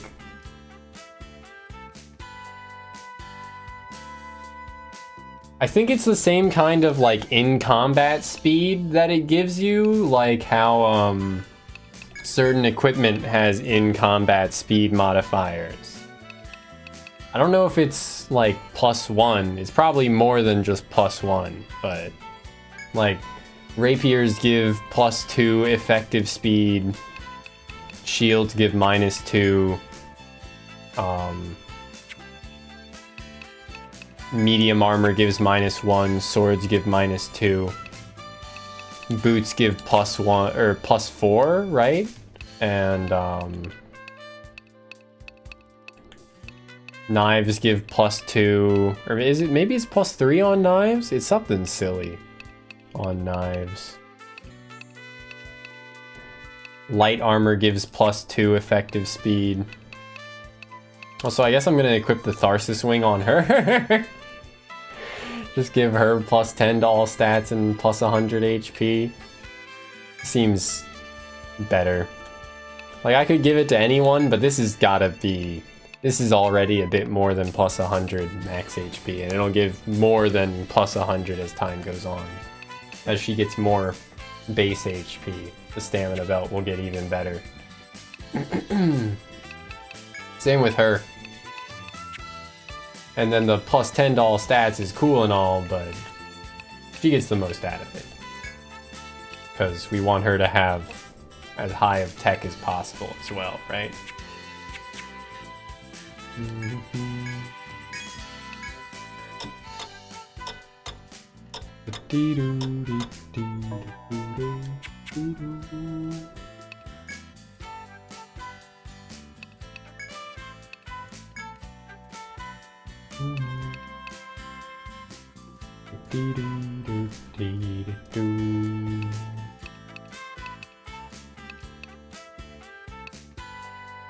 Fuss Kampf. Oh?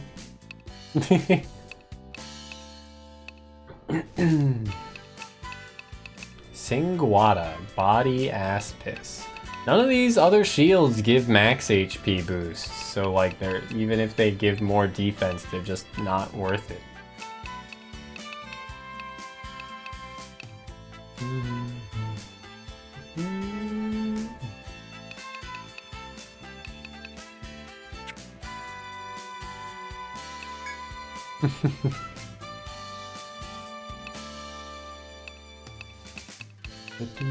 I do kind of miss that you can't forge speed onto weapons specifically. Because I think you could in EO3, I want to say. And that was nice. But in this, you can only forge agility, which is just slightly worse. Probably more than slightly worse, but still something. What was I thinking about? I guess we want to just turn in that quest and then keep exploring.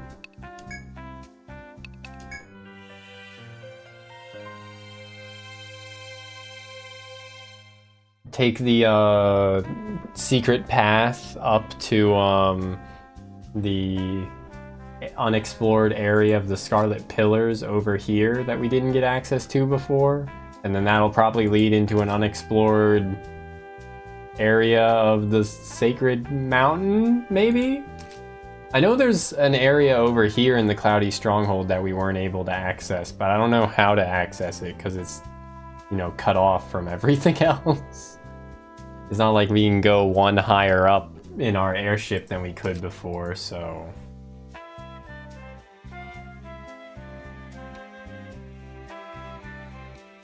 There's still terrain we can't fly over.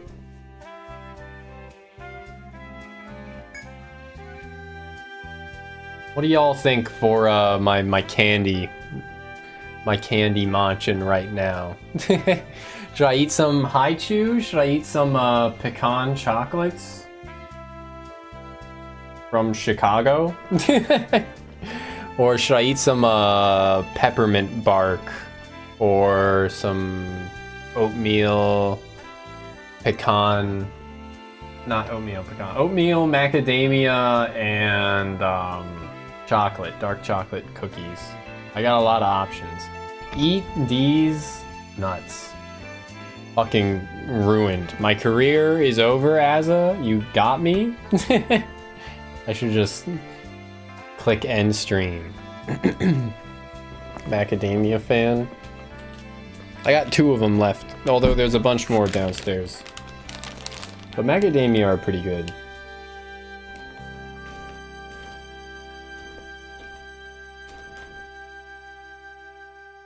The Great Christmas sweet feasting.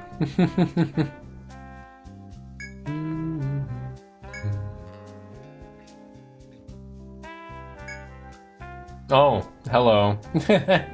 I only awoke a few days ago. I cannot say I am fully recovered, but my mind is clear. The day I wield the drive blade again is not far off, of course. Fucking Prince of... the Daedric Prince of douchebaggery.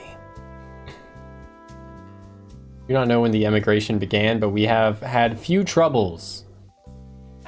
I am grateful to all of Tharsis.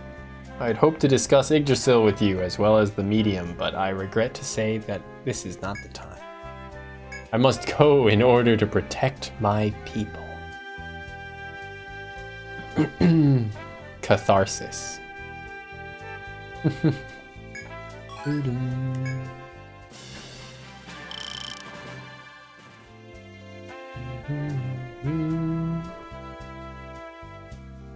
There is a follow-up quest to that. Oh, bring down the fire. The great dragon must be defeated. I think I'll accept that later. Protect my pee-pole. That's what I call my penis. This is my kingdom come. This is my kingdom come. Okay, yoink. Dude, my fucking eye itches so much. Soon? I figured I'd want to be at the initial level cap before fighting it.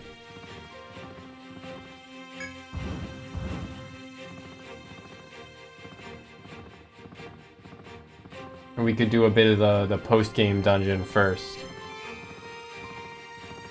And it'll raise the level cap, probably, right? Oh, why does my eye fucking itch so much?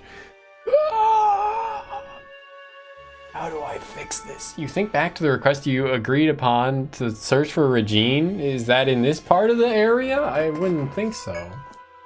Seems unfortunately likely that she was attacked by the dragon as she picked peaches in the Scarlet Pillars. The best starting point in your search for her may be someplace where peaches can be found. Okay, well, I'm not trying to search for her right now. Black diamond, huh? This must be one of the legendary ingredients. Okay, sure.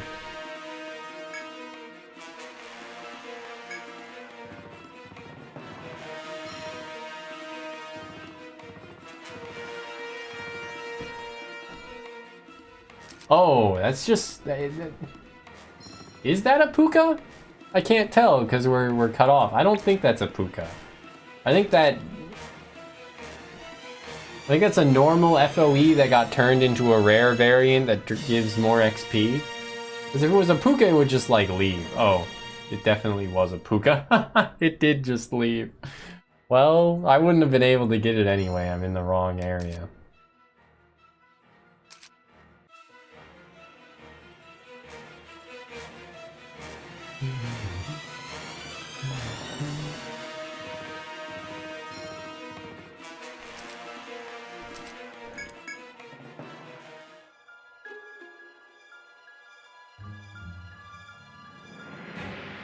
Good to know, CJ, but also like it drops rare sellables, right? So I guess it's a risk reward. I assume they're refightable, right? So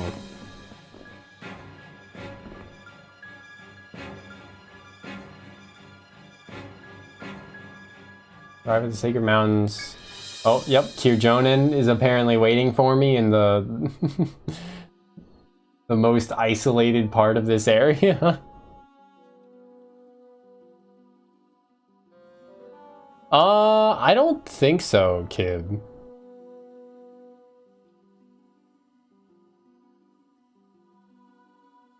I think everything is farmable.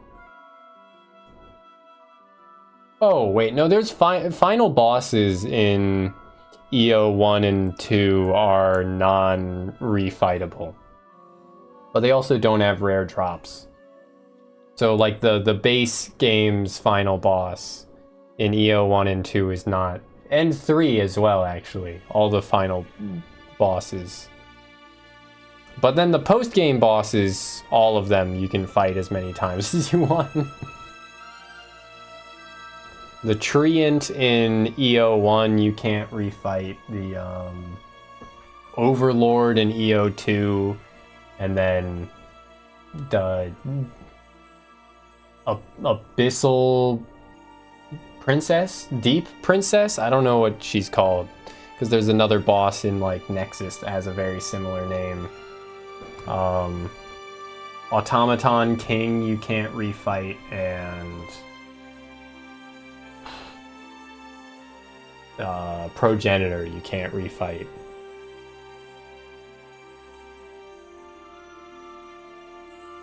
But you can refight the final boss in this one, I think it said.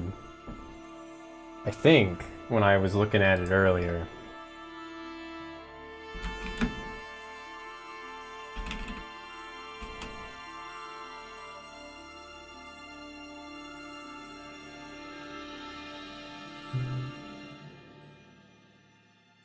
But yeah, the final bosses in the previous games just were guaranteed to drop everything they could so that you didn't miss out on anything.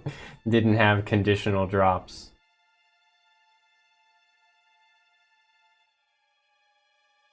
Let's see.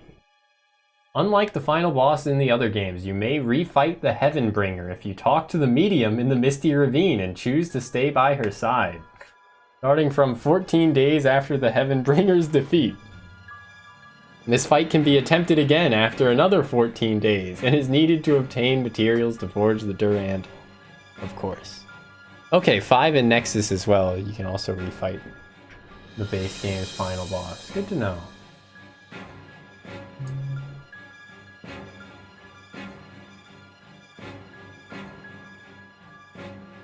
Yeah, I don't think EO2...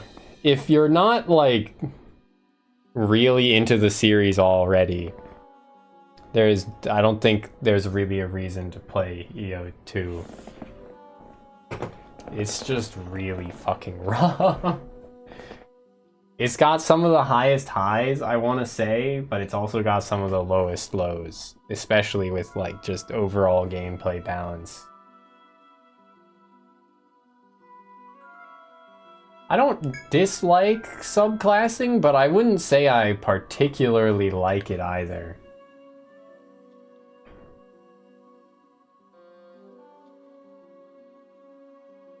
EO2 is EO1 if they made every class, like, slightly worse, for the most part.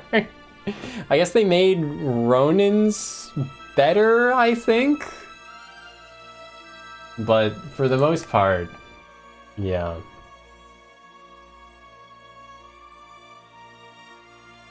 And then, like, every class has EO2's balance of, like, skills start expensive and then get even more expensive, just giving you the most fucked TP economy.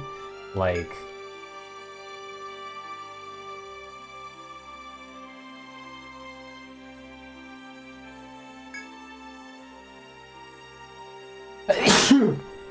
God, I hate sneezing. But yeah, like in EO1, you can rush down skills that are good and get them to level 10 like straight away, and it won't be too bad. In EO2, you can be at the end game and still not want a skill to go past like rank 7 out of 10 because it would just be inhibitively expensive to upgrade it more. Yeah, I think that's where I'm at as well, CJ. I think there are like high points in its gameplay for sure, but like the majority of gameplay for me just came down to desperately trying to get my Hexer to outspeed enemies the entirety of the base game. And then as soon as my Hexer could outspeed enemies despite having like a 0.1 times agility modifier from the weapon type. Fuck. So like the only weapons that a Hexer can use give a 0.1 times agility modifier. So Hexer's just doomed to be slow, but if you can get them to outspeed the majority of enemies, you can just have the Hexer put every enemy to sleep so that you don't have to deal with crowd control at all.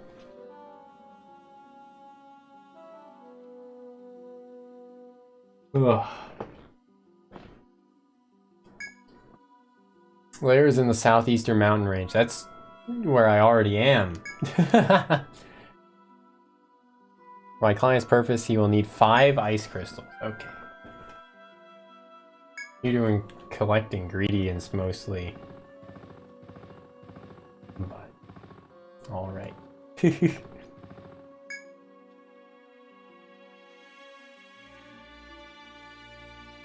Shangri-La Frontier. The bird person one. I have been watching more. Keeping up with the bird person anime. There was that random side character that was like a animal collector or something, right?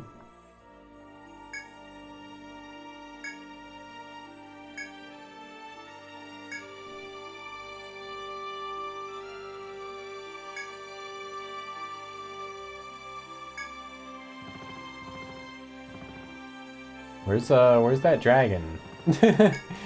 I'm supposed to collect dragon scales, but it's not spawned yet. Or Drake, there we go.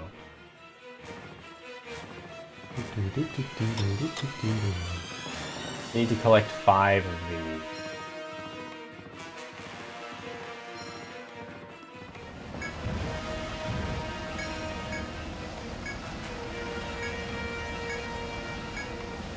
Oh my god, please.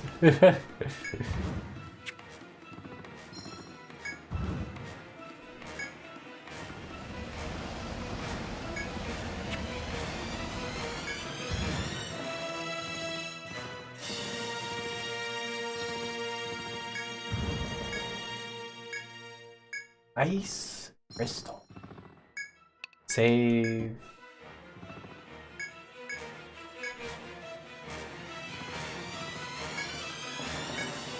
Are you planning on getting caught back up with it at some point, Kib? It's gonna go for 24 episodes.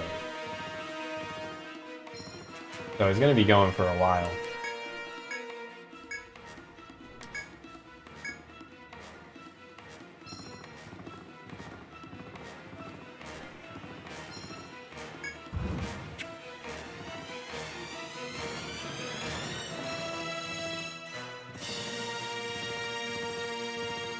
Mostly moved on. That's alright.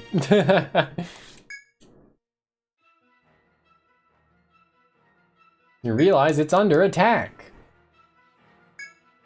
He left to set more chemical traps to drive out the dragon, but he has yet to return. Okay.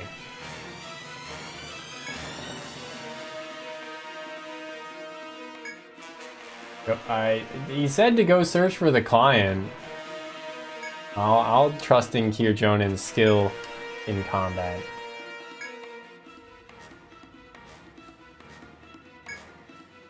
What the hell?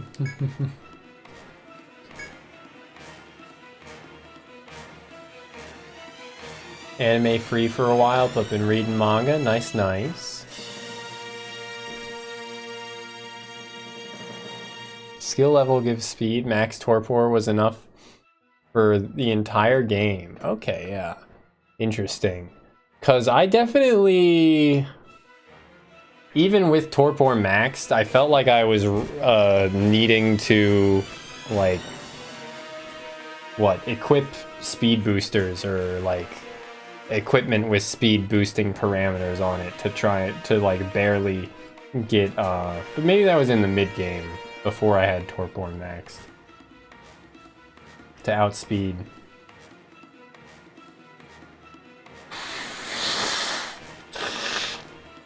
Ah, dude, my fucking schnoz.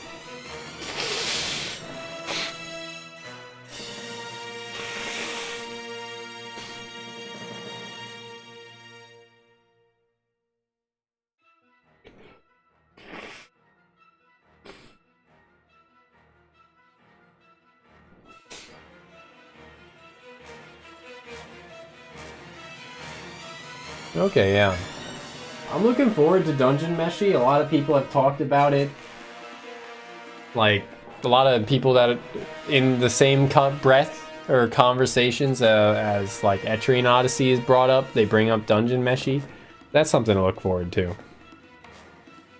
And Free Ren's fine. It's just like, it's staying pretty consistently enjoyable. But like, if how do I?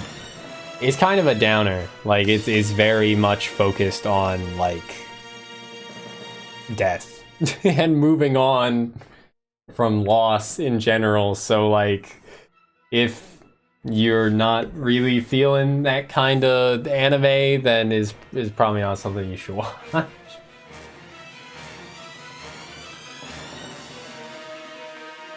Double Fate Bead on, okay. I think boots give agility modifiers, or speed modifiers, CJ. And I had some boots that also modified agility via like as a secondary effect on to help with that. I think what? I think Fate Beads are just like accessories, right? Accessories are like neutral for speed modifiers in pretty much everything, I'm pretty sure.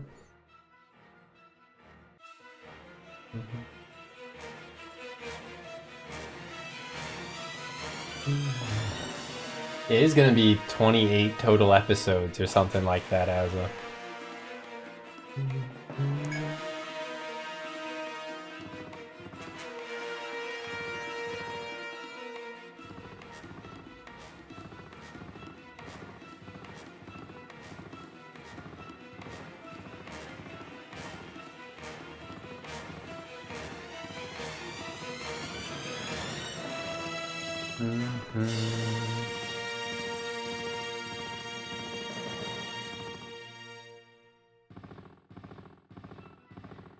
Oh my god, this fucking bastard snuck up on me!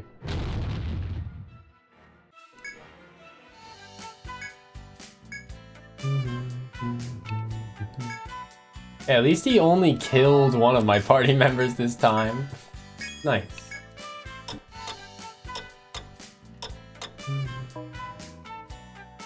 Shonen schlock.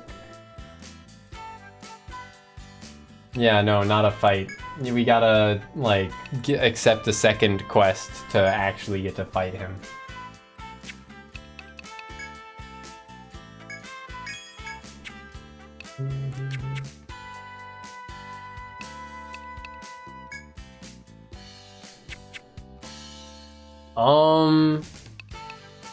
I think I definitely wouldn't call it like at any point shonen schlock, but I think the only reason Free Ren is so successful in the Western sphere is because of it having fights. Like, and also it releasing like 4 episodes at once when it started airing.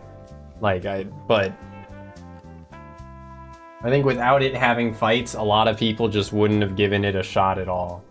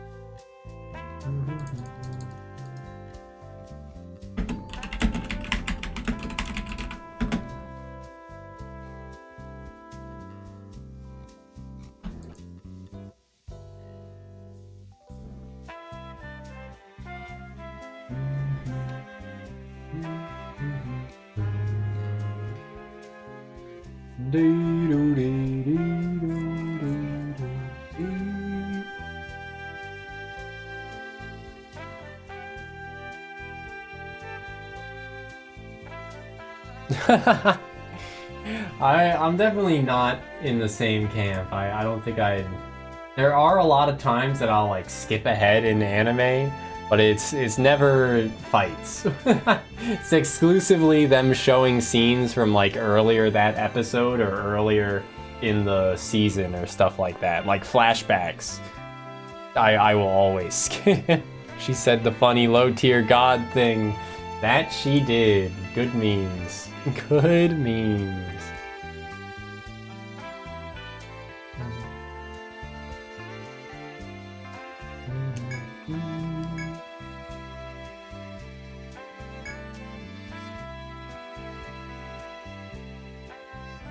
For reasons known only to him, Kirjonen took a sample of that medicine as his reward. Is he... Yeah, are we gonna have to save Kirjonen from dragon slaying? Or from his attempted dragon slaying?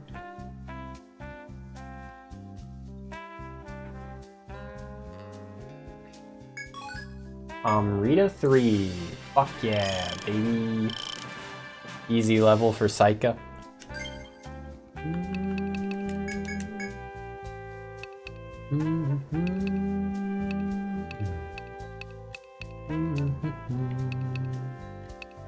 I guess I'll get Swordbreaker to max.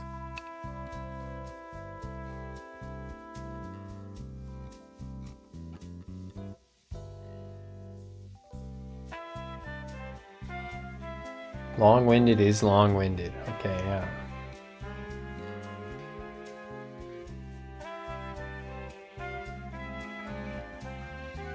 Yeah, I mean, a lot of like manga especially are just kind of designed to go on as long as possible, right? They just like want to see how long they can get away with keeping it going. So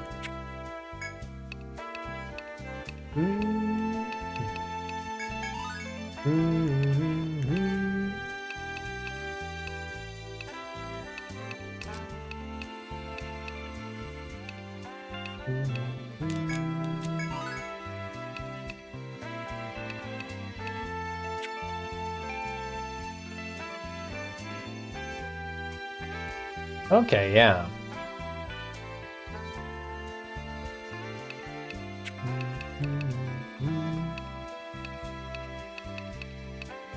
So clearly what you're saying, Kib, is season 2 will have 24 episodes, and then they'll immediately announce a season 3 afterwards, and it'll just keep going. No, but I like when arcs like naturally lead into each other. Battle the Blizzard King.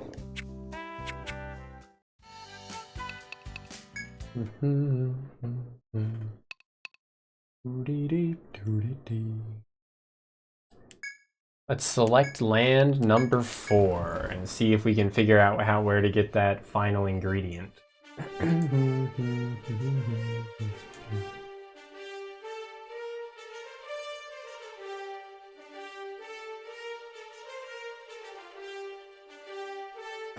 Bummed out about Helk from the anime only? Dude, Helk was such ass. Like, the anime, I should say. Consistently from the halfway point. Maybe even a little bit prior. Just so many goddamn fucking episodes of, like, Helk doesn't even show up the entire fucking episode. Like, Jesus fucking Christ, dude. Just so much fucking stalling. Dear Lord.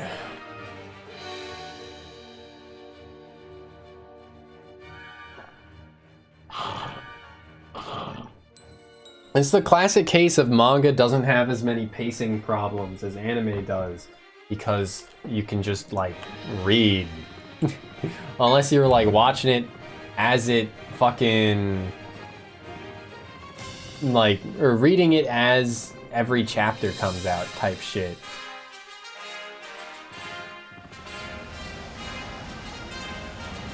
Then there's no pacing issues. to have for manga.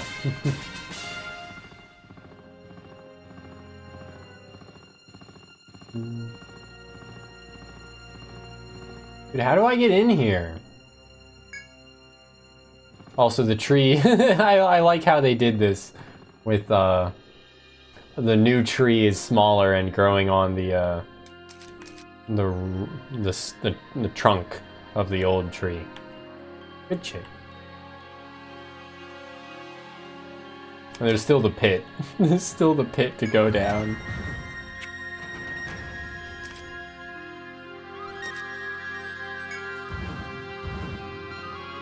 Yeah, but genuinely, how do I get in here?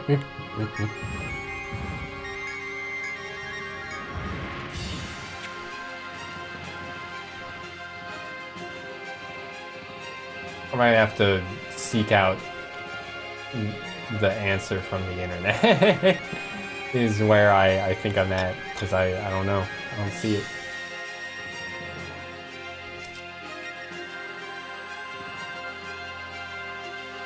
You get in from the does it like just exit? I thought it was a 6th stratum from the Golden Deer Keep, but maybe it just like exits and then that leads to a overworld 6th stratum. I guess that would make sense. Appreciate the help.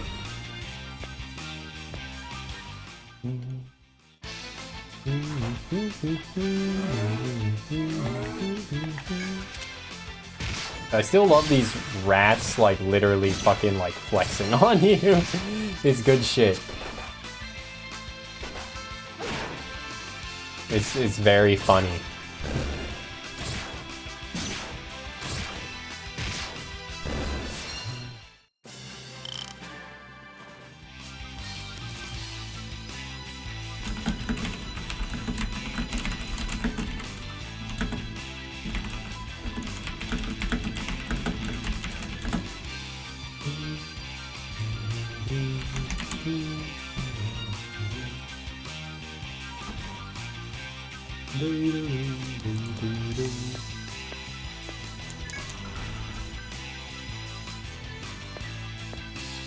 Yeah, fancy that.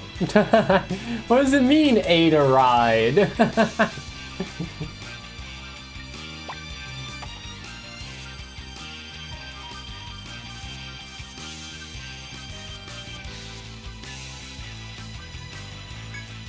Where'd your skyship? How did we get our skyship through this dungeon?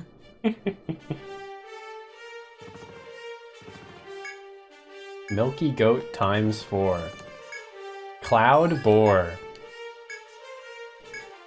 Put it in the pot. You have gathered all the ingredients and the quest is complete. Yippee!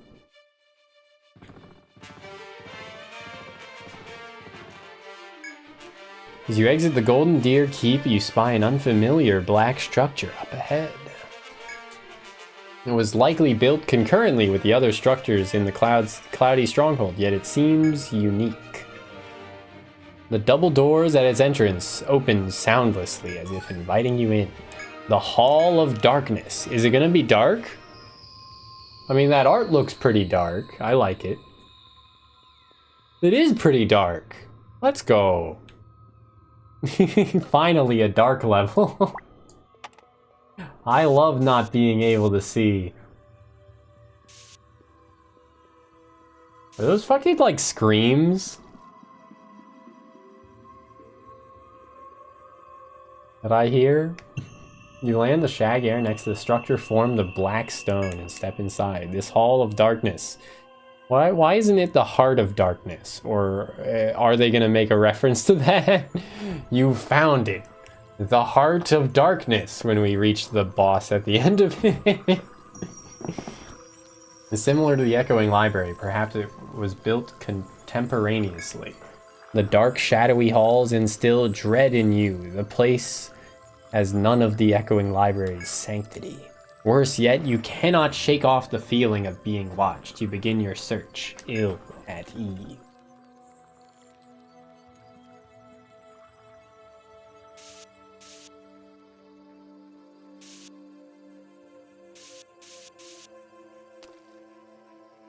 Oh, perfect.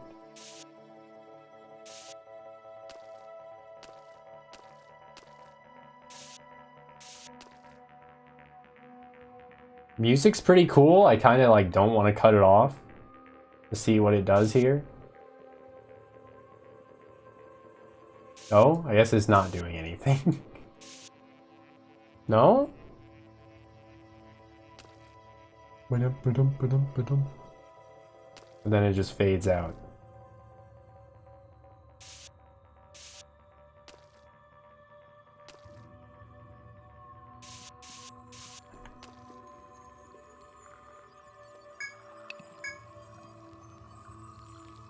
But as soon as I click save, the music's gonna loop.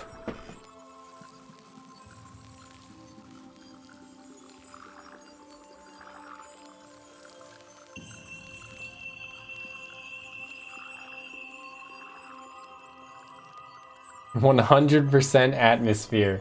Yeah, that tracks. Speaking of music, any of y'all see the FOE concert?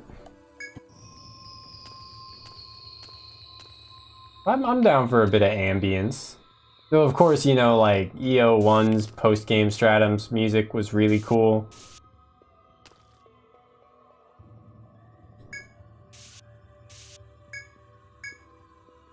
So, moderately missed, but ambience is fine too.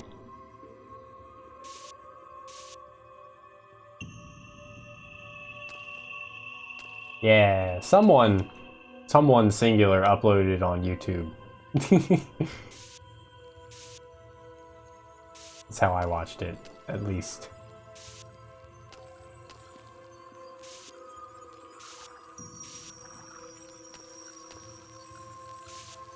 Oh, just a dead end?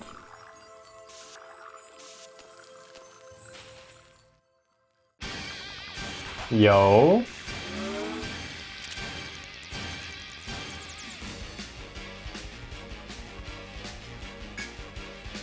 Stun Eringi in Beetle Lord. Why does it sound like spacey? Is this gonna be revealed that this was actually a spaceship? This sounds spacey. It sounds.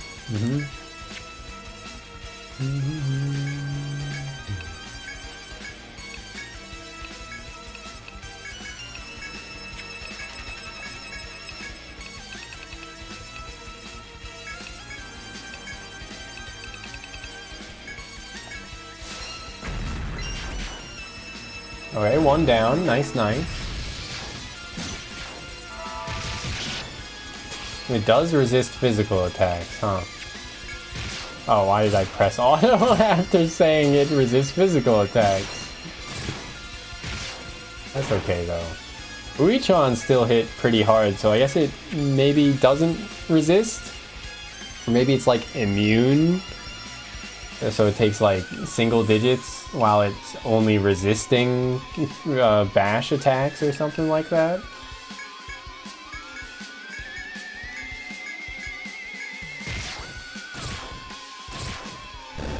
Who knows? Or it just has really high defense.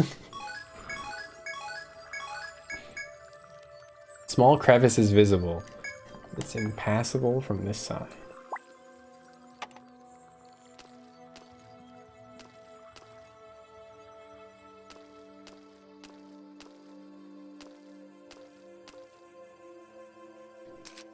I don't know how much of this area I should explore right now.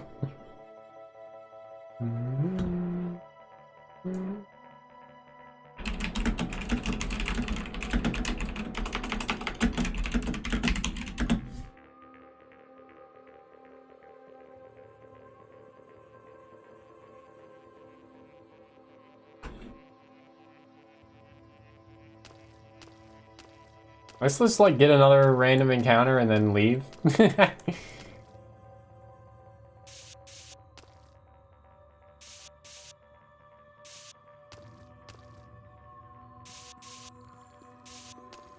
Oh. Hello.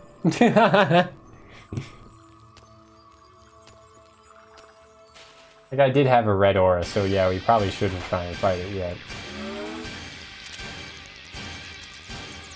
Plated roller. Probably want to try elements, right?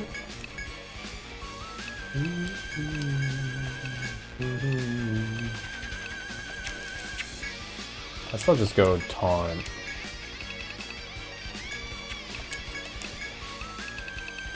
Did we get spread throw? We did. Love to see it. So I could also go for poison. Nice. Clean in house. Sky iron shell. I saw that as a required ingredient for crafting something.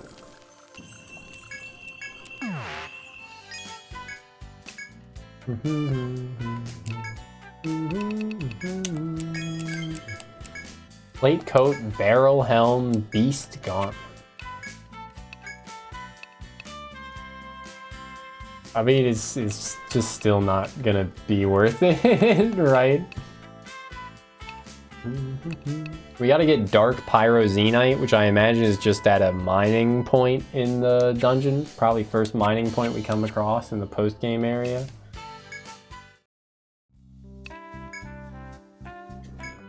I'm gonna take a bath or a break real quick.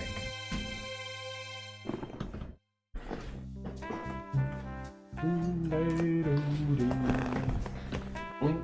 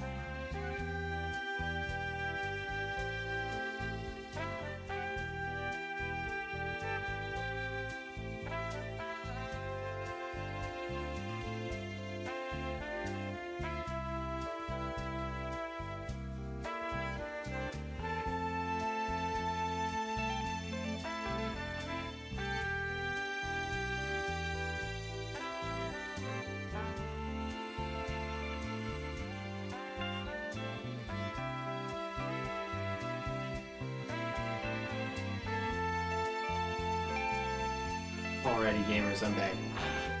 I've been watching. This is where my head goes when I step away for a bit. Instantly, it goes to other EO games. I've been watching Dark Dives, either or, on YouTube. Playing EO2 is the game she's on right now. And she'll get to EO3 shortly, so that's cool. But,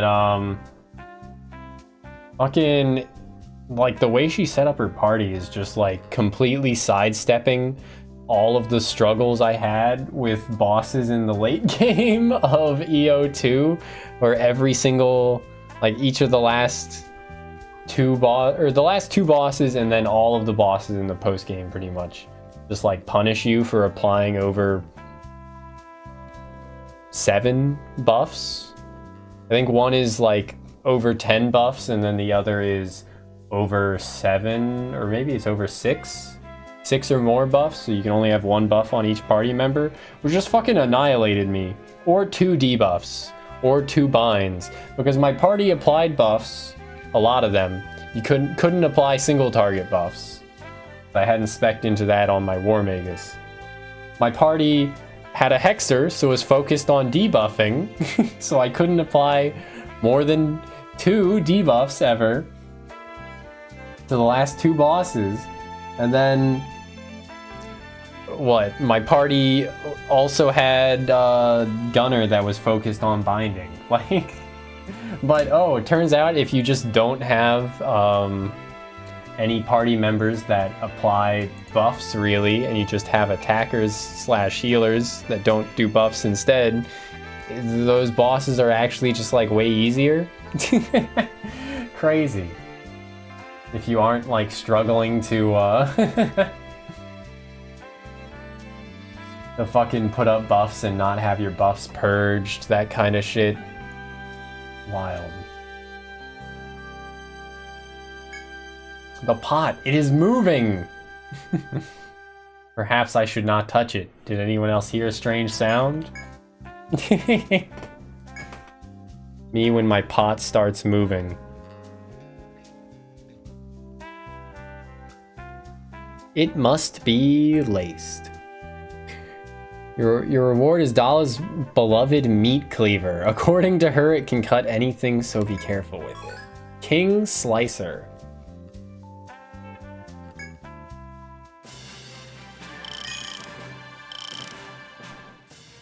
Well, at least it was some good XP. I guess let's check that out. Oh my god. Dala's meat cleaver. It says 1 second. Next second it says a large sword. Howdy, Girardi. How you doing? Ah, I definitely should use an alchemist if I ever replay it then. Them having Megiddo is pretty cool.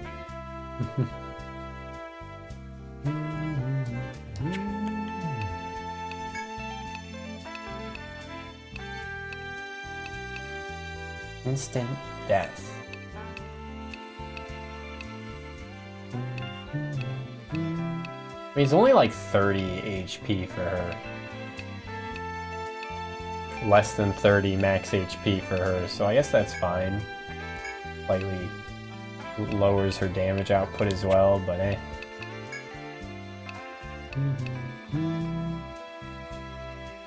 I could also swap the struggle out for the grunting. That's probably better.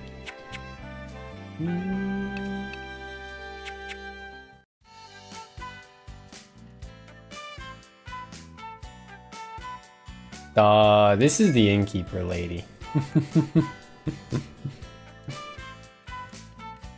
But the bar lady, the quest giver at the dancing peacock.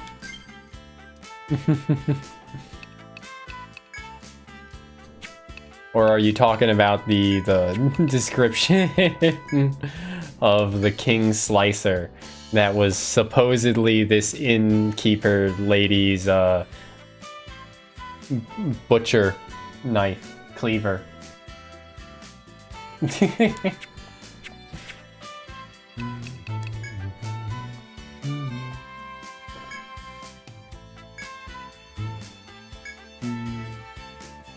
Is a pretty good knife. It's funny that it says, or said it was her cleaver, and then the description just says a large sword.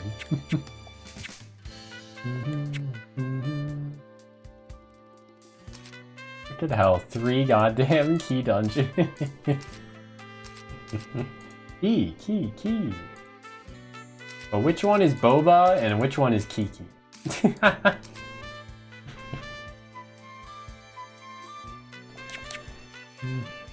Yeah.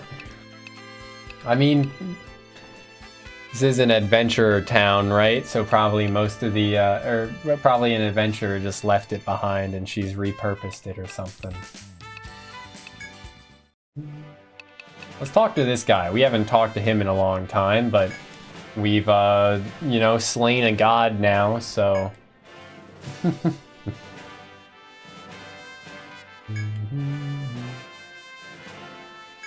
Okay, thanks, bud. We do have a Lager, Kibagami, and Stick. I guess this might be my only game where I haven't created like additional characters at some point. Like in EO1 I had a gathering party, in EO2 I had a gathering party. In EO3, I did have a gathering, or I didn't have a gathering party initially, but I had a farmer, singular. And then I did a second playthrough and had a ton of additional characters. Yeah, this I only have my 5 main party members and then the 3 like story characters they force on you. Well, force, I could have said no. You find she was a night seeker, so it's probably just hers. Interesting. I kind of like, I feel bad because I can't get the QR shit working. But also there's so many QR quests that I probably wouldn't want to do them all anyway, right? But it feels a bit weird that they just go out of their way to like have content that you can't do without finding relevant QR codes, right?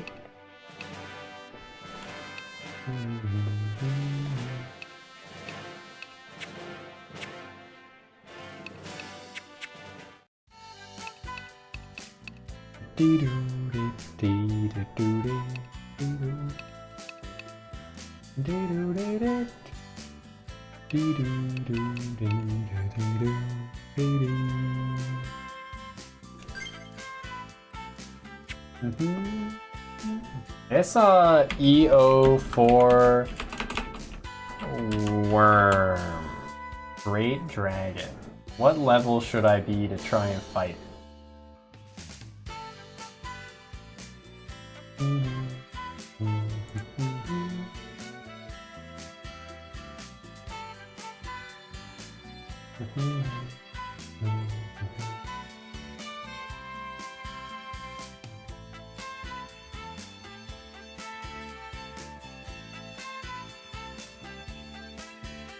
It is highly advised that you be approaching level 70 and that you cook the golden egg found in the northeast corner of the Windy Plains, which will give you a much needed fire resistance. Having a rune master with fire rune and equipping your party with fire charms will reduce the damage to single digits. Without any protection, it will easily hit up to 600 damage, even with a level 99 party. You can decrease your resistance to fire if any members in your party have the... You can decrease your resistance to fire if any members in your party have the fire charm equipped? Huh? What does that mean? If I equip the charm to increase my fire resistance, then it can do something to decrease it?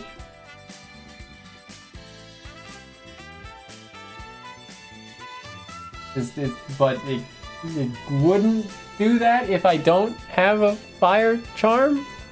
Huh? I don't know, dude. I don't know what it's saying. This wiki's worded weirdly.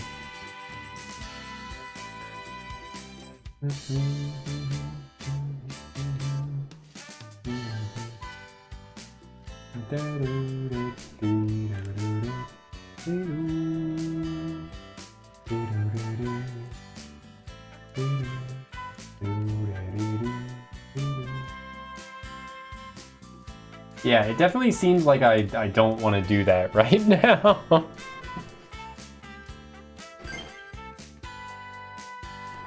But I could probably like go and... I might be able to craft fire charms.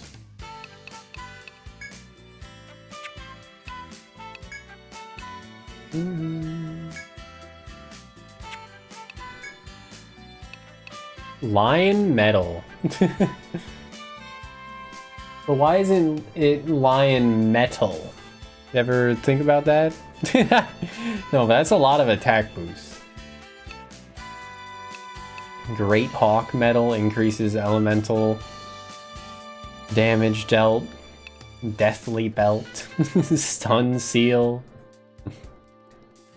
Honestly, I don't know where we get blue blood, but this could be pretty funny. We could get a, we could equip that on our Night Seeker.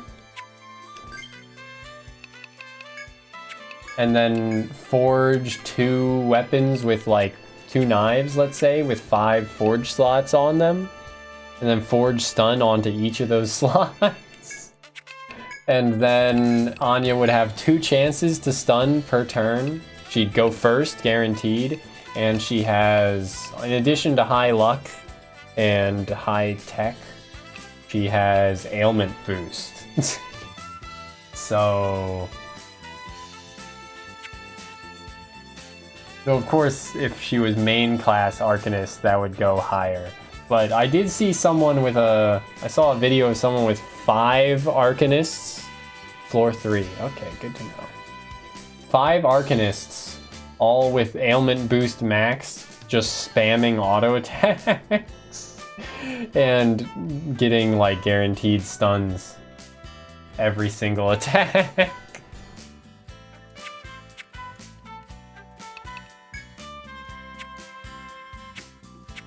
Or not every single attack, but every single turn somebody stunned the each of those 3 elemental dragons. Seems pretty absurd.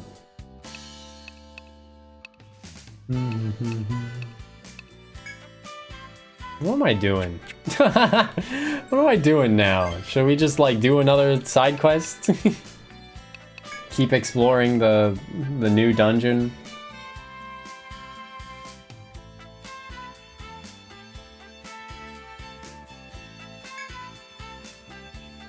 Oh, right, we could go and do this one, actually. We either have investigate the dragon, or get something from the furries. So let's get something from the furries.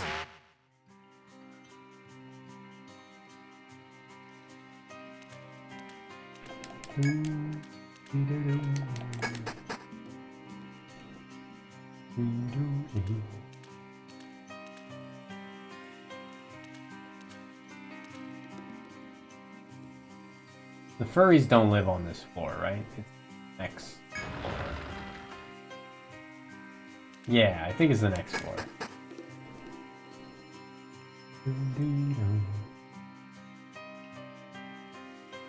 No, I guess they...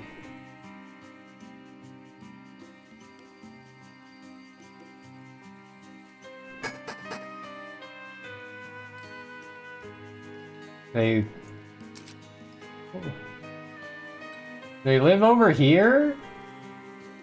Where do they live? I guess it is... Huh? Is it on the first floor? Oh yeah, no, it's on the first floor and it's here. This is where the furries live.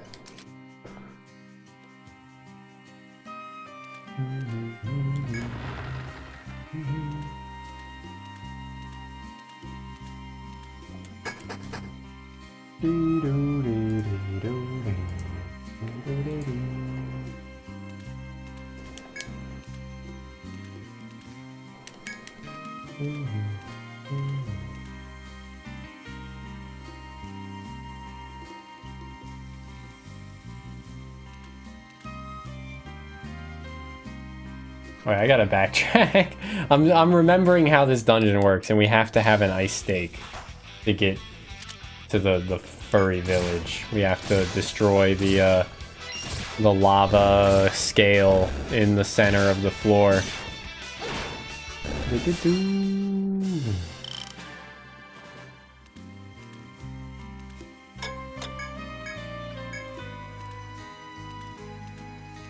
I'm sure 2 is enough.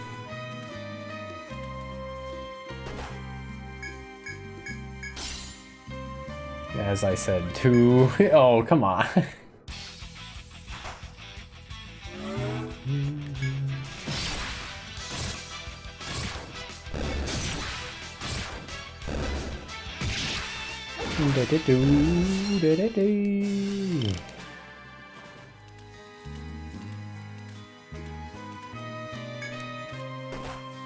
Yoink. Goodbye.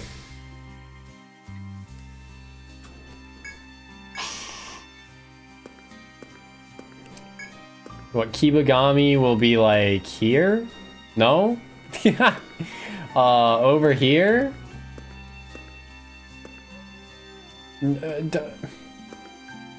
Who the fuck is this guy?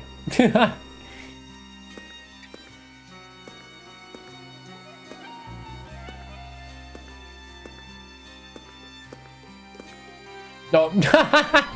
God fucking damn it.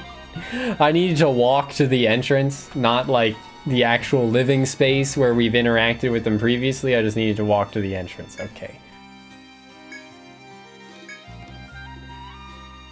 Welcome to the Sentinel's village. Is there something you would like to ask? You hand the metal shard to the Sentinel and ask if he has a notion of what it might be. Seeing something with this exact shape at a shrine in a stone cave.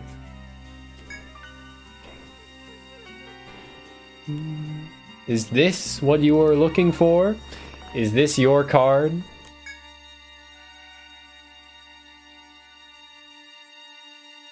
Metal shard he holds is the same shape as the one from the vessels. When fit together, they form a disc.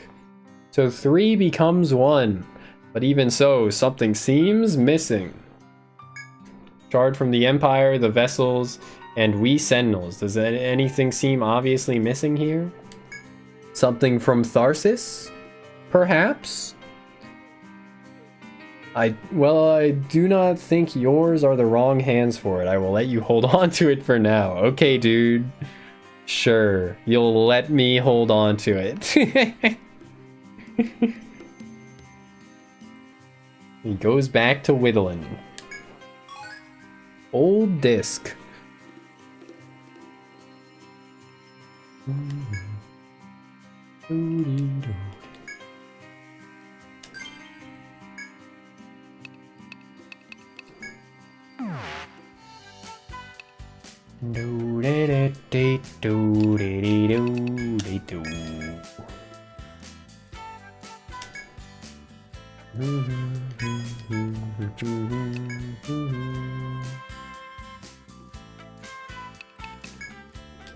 Buy another thread since I just used one.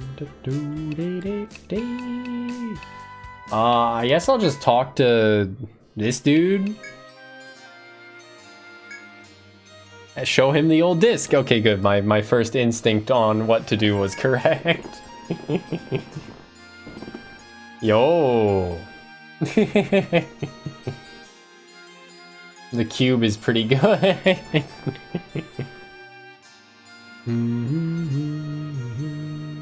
Smart tray.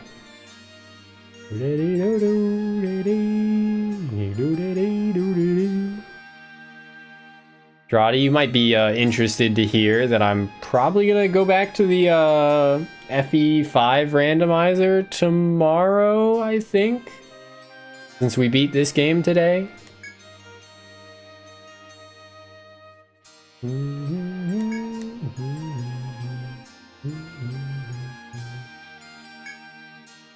You're gonna insert a gemstone into the hole in the center of this disc. This treasure was passed down by our ancestors, but was supposedly found originally in the lush woodlands, of course. And aha, it fit perfectly. Take a look, my friends. The disc is complete. Yes. Cool. Omni key. Omni key. What a great name. Okay, I guess select the Moth's Garden. We'll see what's the deal. Oh my god, fuck off about this fucking dragon. I'll look for Regine later.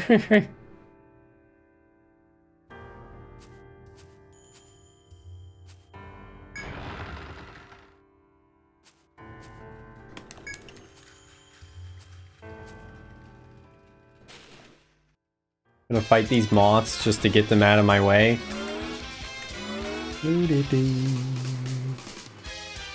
only got 1500 HP. Dude's fucking dead. Dude is dead. We have the preemptive as well. Burst, flame wall, skills. Oh, weak to ice. Interesting.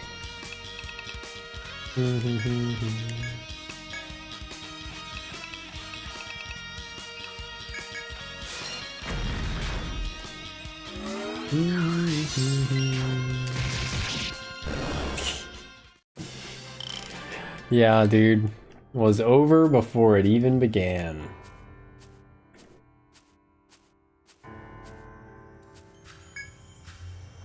Intent on completing the request from the Imperial Scientist, you arrive at the door. Though it is tightly sealed, you can place the assembled disc into the recession on the door.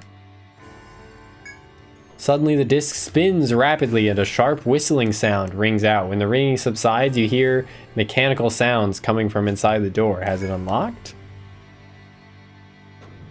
You know not what awaits you beyond the door. You wipe anxious sweat from your brow as you consider opening it. I guess we'll make a save state. Yoink.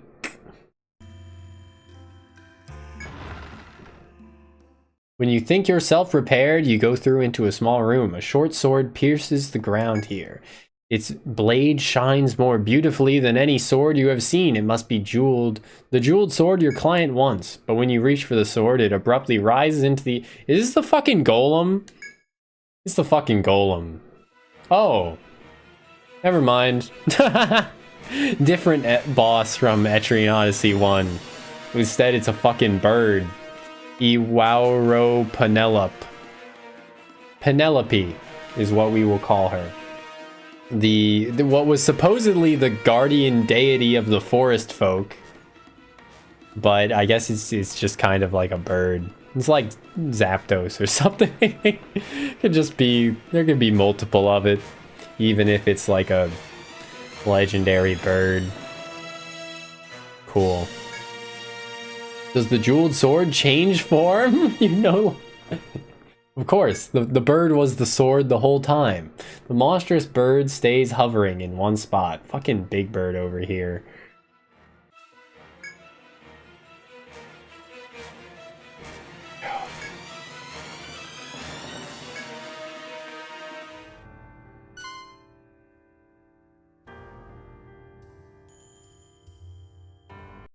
Make another quick save. Hello.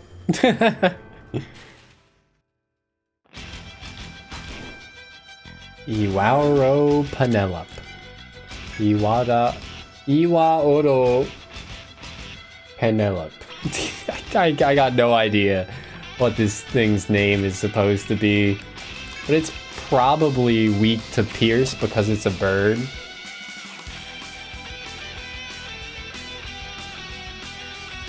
Was Koro Trongle in EO3?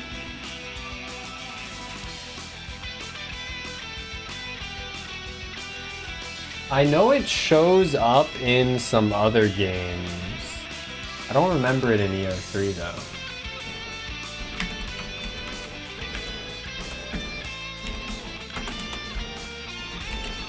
Oh wait, it's one of the sea quests.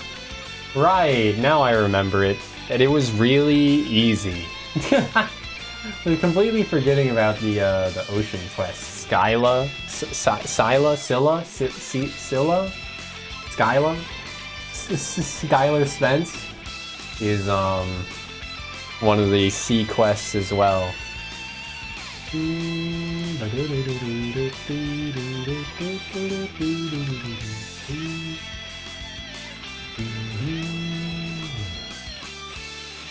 It's weak to ice, it resists lightning.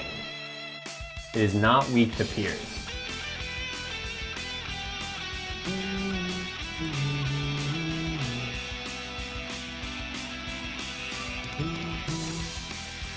Okay. Seems we are not too low of a level for this.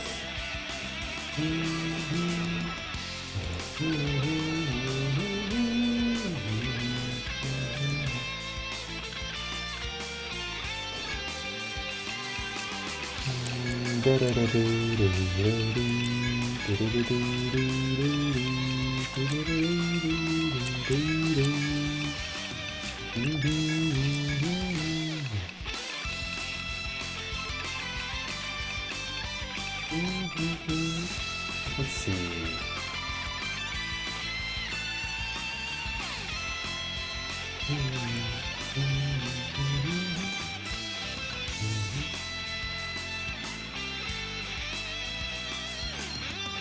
Guess we want to bind its head so it can't, like, peck us. It's also the one that has the highest odds on it, and then we can, once we have the circle in place, we can try and poison it for good shmamage.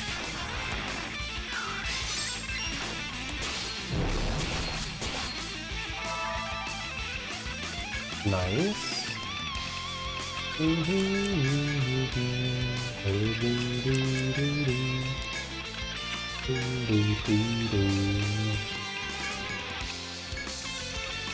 If I had known it was weak to ice beforehand, I could have set a good burst for 3 burst to, you know, do ice damage. But whatever.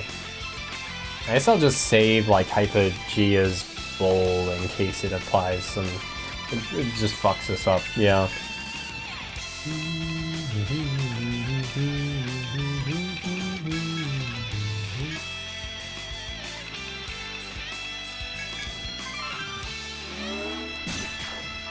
We did get the poison, like, instantly. That's pretty wild. Uichan being, panicked is kind of bad, but I think we'll be fine. It does not seem to have that much health, huh?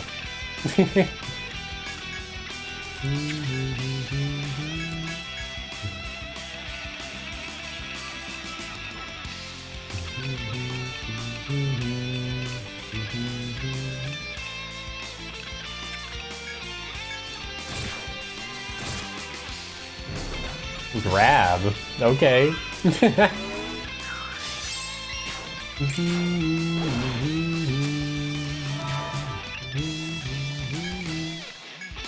The poison did wear off, but that was still like 1400 damage.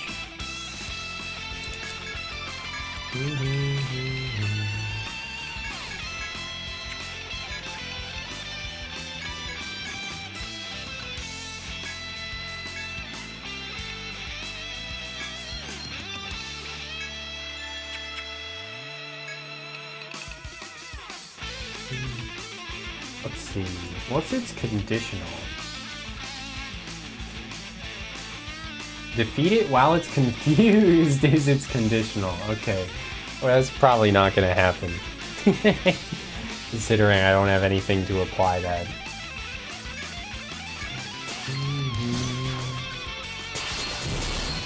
Oh. Well, easy auto revive.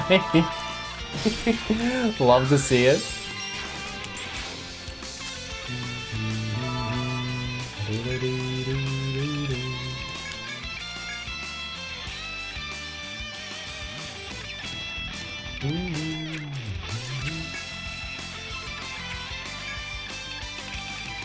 I guess I'll just attack and we'll go for burst.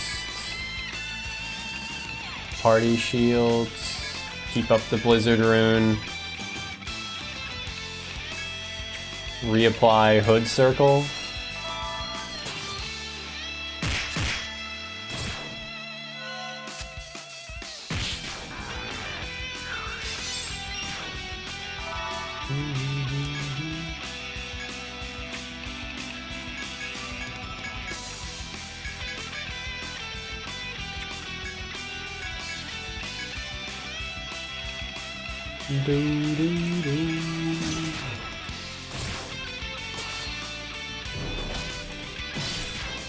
What did it bind?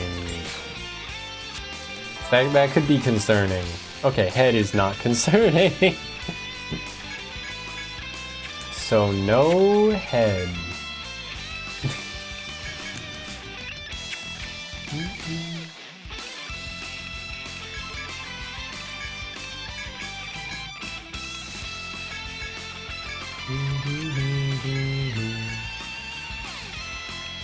I guess I could use a Releasal spell to reduce its poison resistance and increase the odds that we poison it again. I don't think it's gotten bound even once. Oh my lord, that was a lot of damage. The fuck?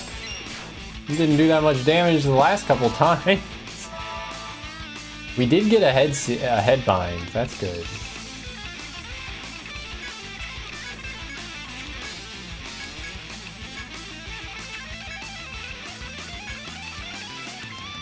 5 episodes of Shangri-La. Okay, nice. I was under the impression you were saying you weren't interested. Mostly skimming. Makes sense with how quick it was. A lot faster than what, an hour and 40 minutes that actually watching 5 episodes would entail.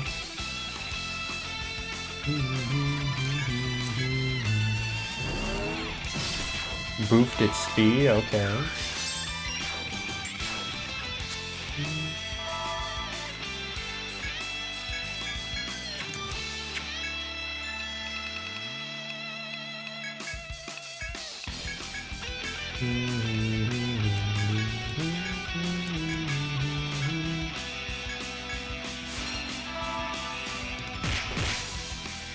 Fucking stoned her, dude. Fucking stoned my tank, man. She's stoned.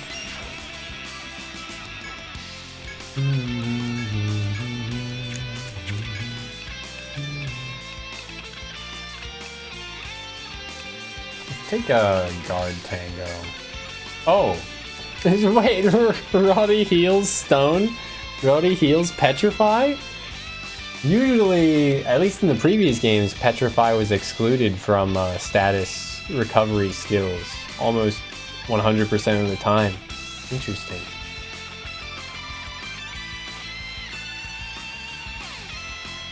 Going for dramatic scenes interspersed with just playing a video game! I don't know, I think it's going for the angle of like what? It matters because they choose to have it matter, right? Like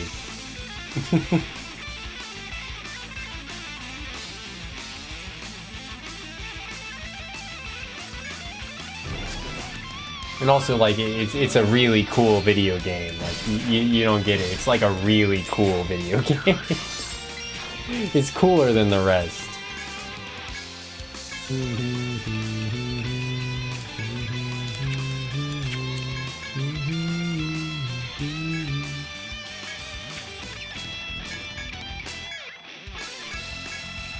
I could obviously try and heal Uichan right here. Oh, it outspeeds Uichan even with the I see. Even with the plus like 30 active time or active plus 30 activation speed on Party Shield. It's outspeeding Uichan because of, I assume, a buff it applied to itself, or maybe it's just always been that fast and it wasn't an issue. So I'd have to go like quick step on Uichan to make it happen. Anyway, we'll go Hypogea's Bowl, and I guess I'll quick step Uichan to get the Party Shield off in time. And then it boofed its speed again instead of attacking. That's okay. It's almost dead. Quick step, Uichan, skills, Party Shield, Blizzard, Venom. Oh my god! Fucking annihilated, dude. Despite this thing hitting so hard, it isn't that bad of a fight.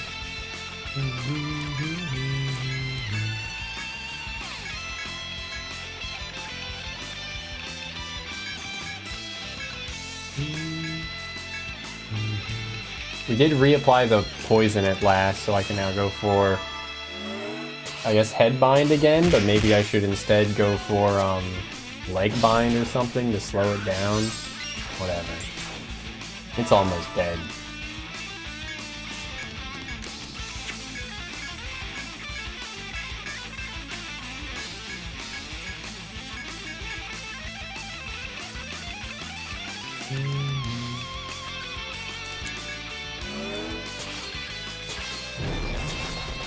Oh. Oh.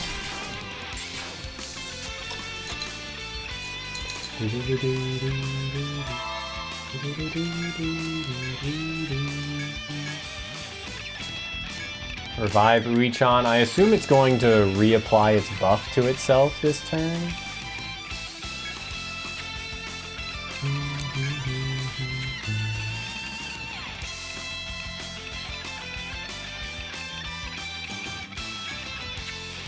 Let's, I guess just go for, like, Curse Throw. Fuck it. We did curse it? Oh my god. There's a chance. Oh no, we just killed it. I was hoping to see it, like, kill itself with Curse Backlash, but that's fine. The Damascus Claw. Nice. Though its blinding speed tosses you about, your indomitable spirit eventually brings the bird down. Who would win, the unending suffering of the universe versus the indomitable human spirit?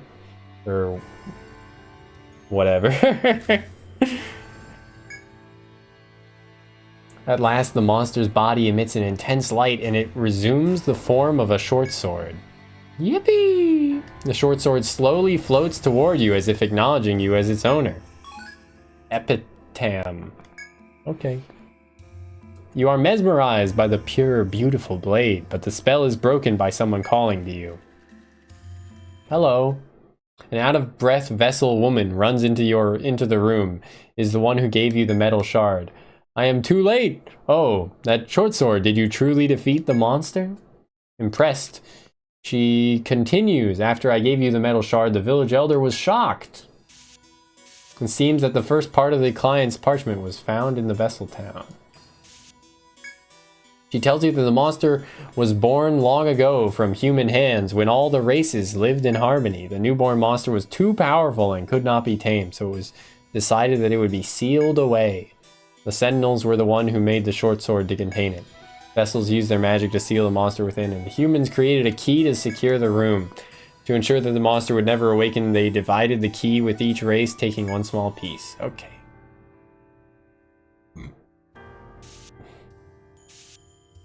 No one ever dreamed that a monster the Ancient Ones could not tame would be defeated. You are mighty indeed. That short sword seems to pose no threat now. In fact, it appears to have grown attached to you, of course. I must report this to the Elder, and walks away to her town. Yep.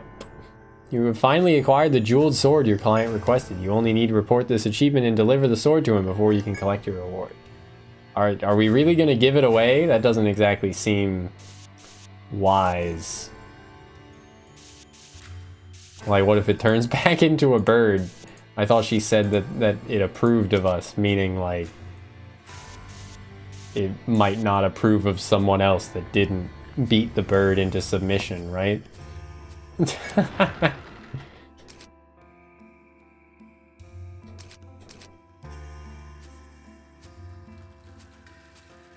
Oh, Goldan FOE, but it's probably not really worth fighting it. Even if it's Goldan, it's not going to give much XP when we're so much higher a level. Giant bird that becomes knife-sized would be pretty convenient. Like Pokemon. Being able to have a massive monster at your disposal, but also have it be small enough that it's not an issue.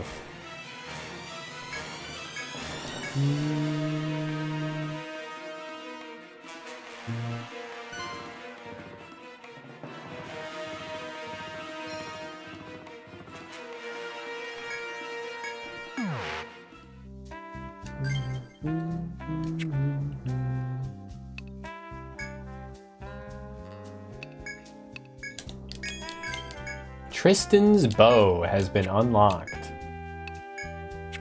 But who is this Tristan?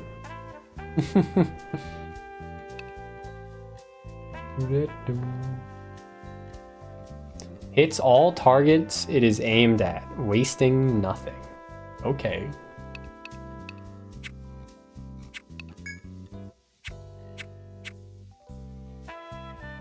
Shift finally over, let's go.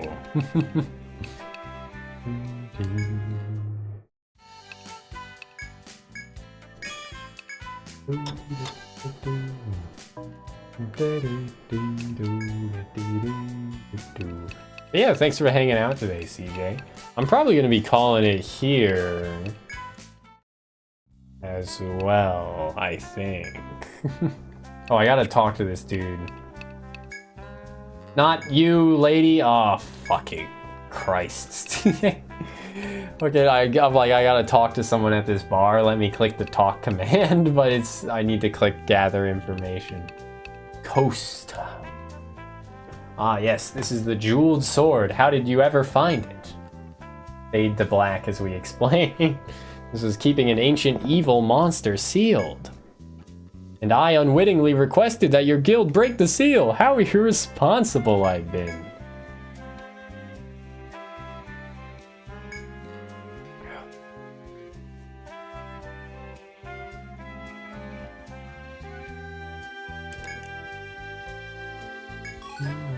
Oh, and then we get to actually take the sword with us, but it's not really a sword, it's a knife. As our reward for that quest. The raging bird within. Let's see how good that knife is. Alright. I mean, not really that good. A brutal yet powerful dagger that can fly around in search of blood? Huh? Yeah, hopefully, CJ.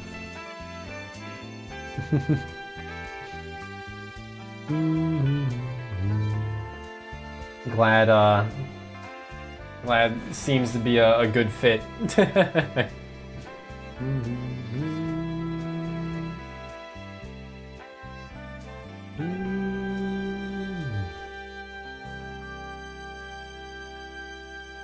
We do a lot of talking. Hippo talk. One of these days, 7TV will stop being so glitchy and I'll be able to set up 7TV emotes for YouTube side of things as well. That'll be pretty cool. I guess I might as well try that again right now.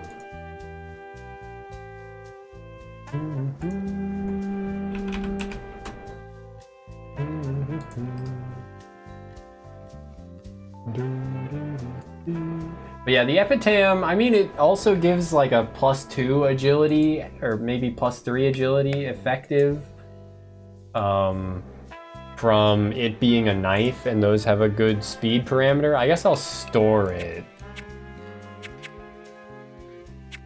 at the inn instead of selling it. Maybe if I need to set up like a hyper-specific cheese setup for a final boss that's given me trouble, I could use all that agility boosts, but we'll see.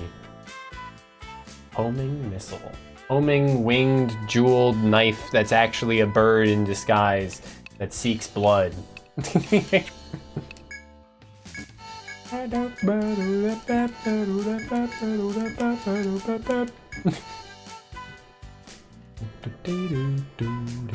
Save state as well.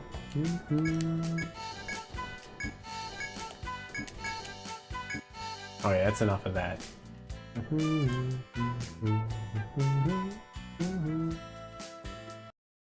Yoink. Let me close out that as well. Pop up the kitty picture for a better background.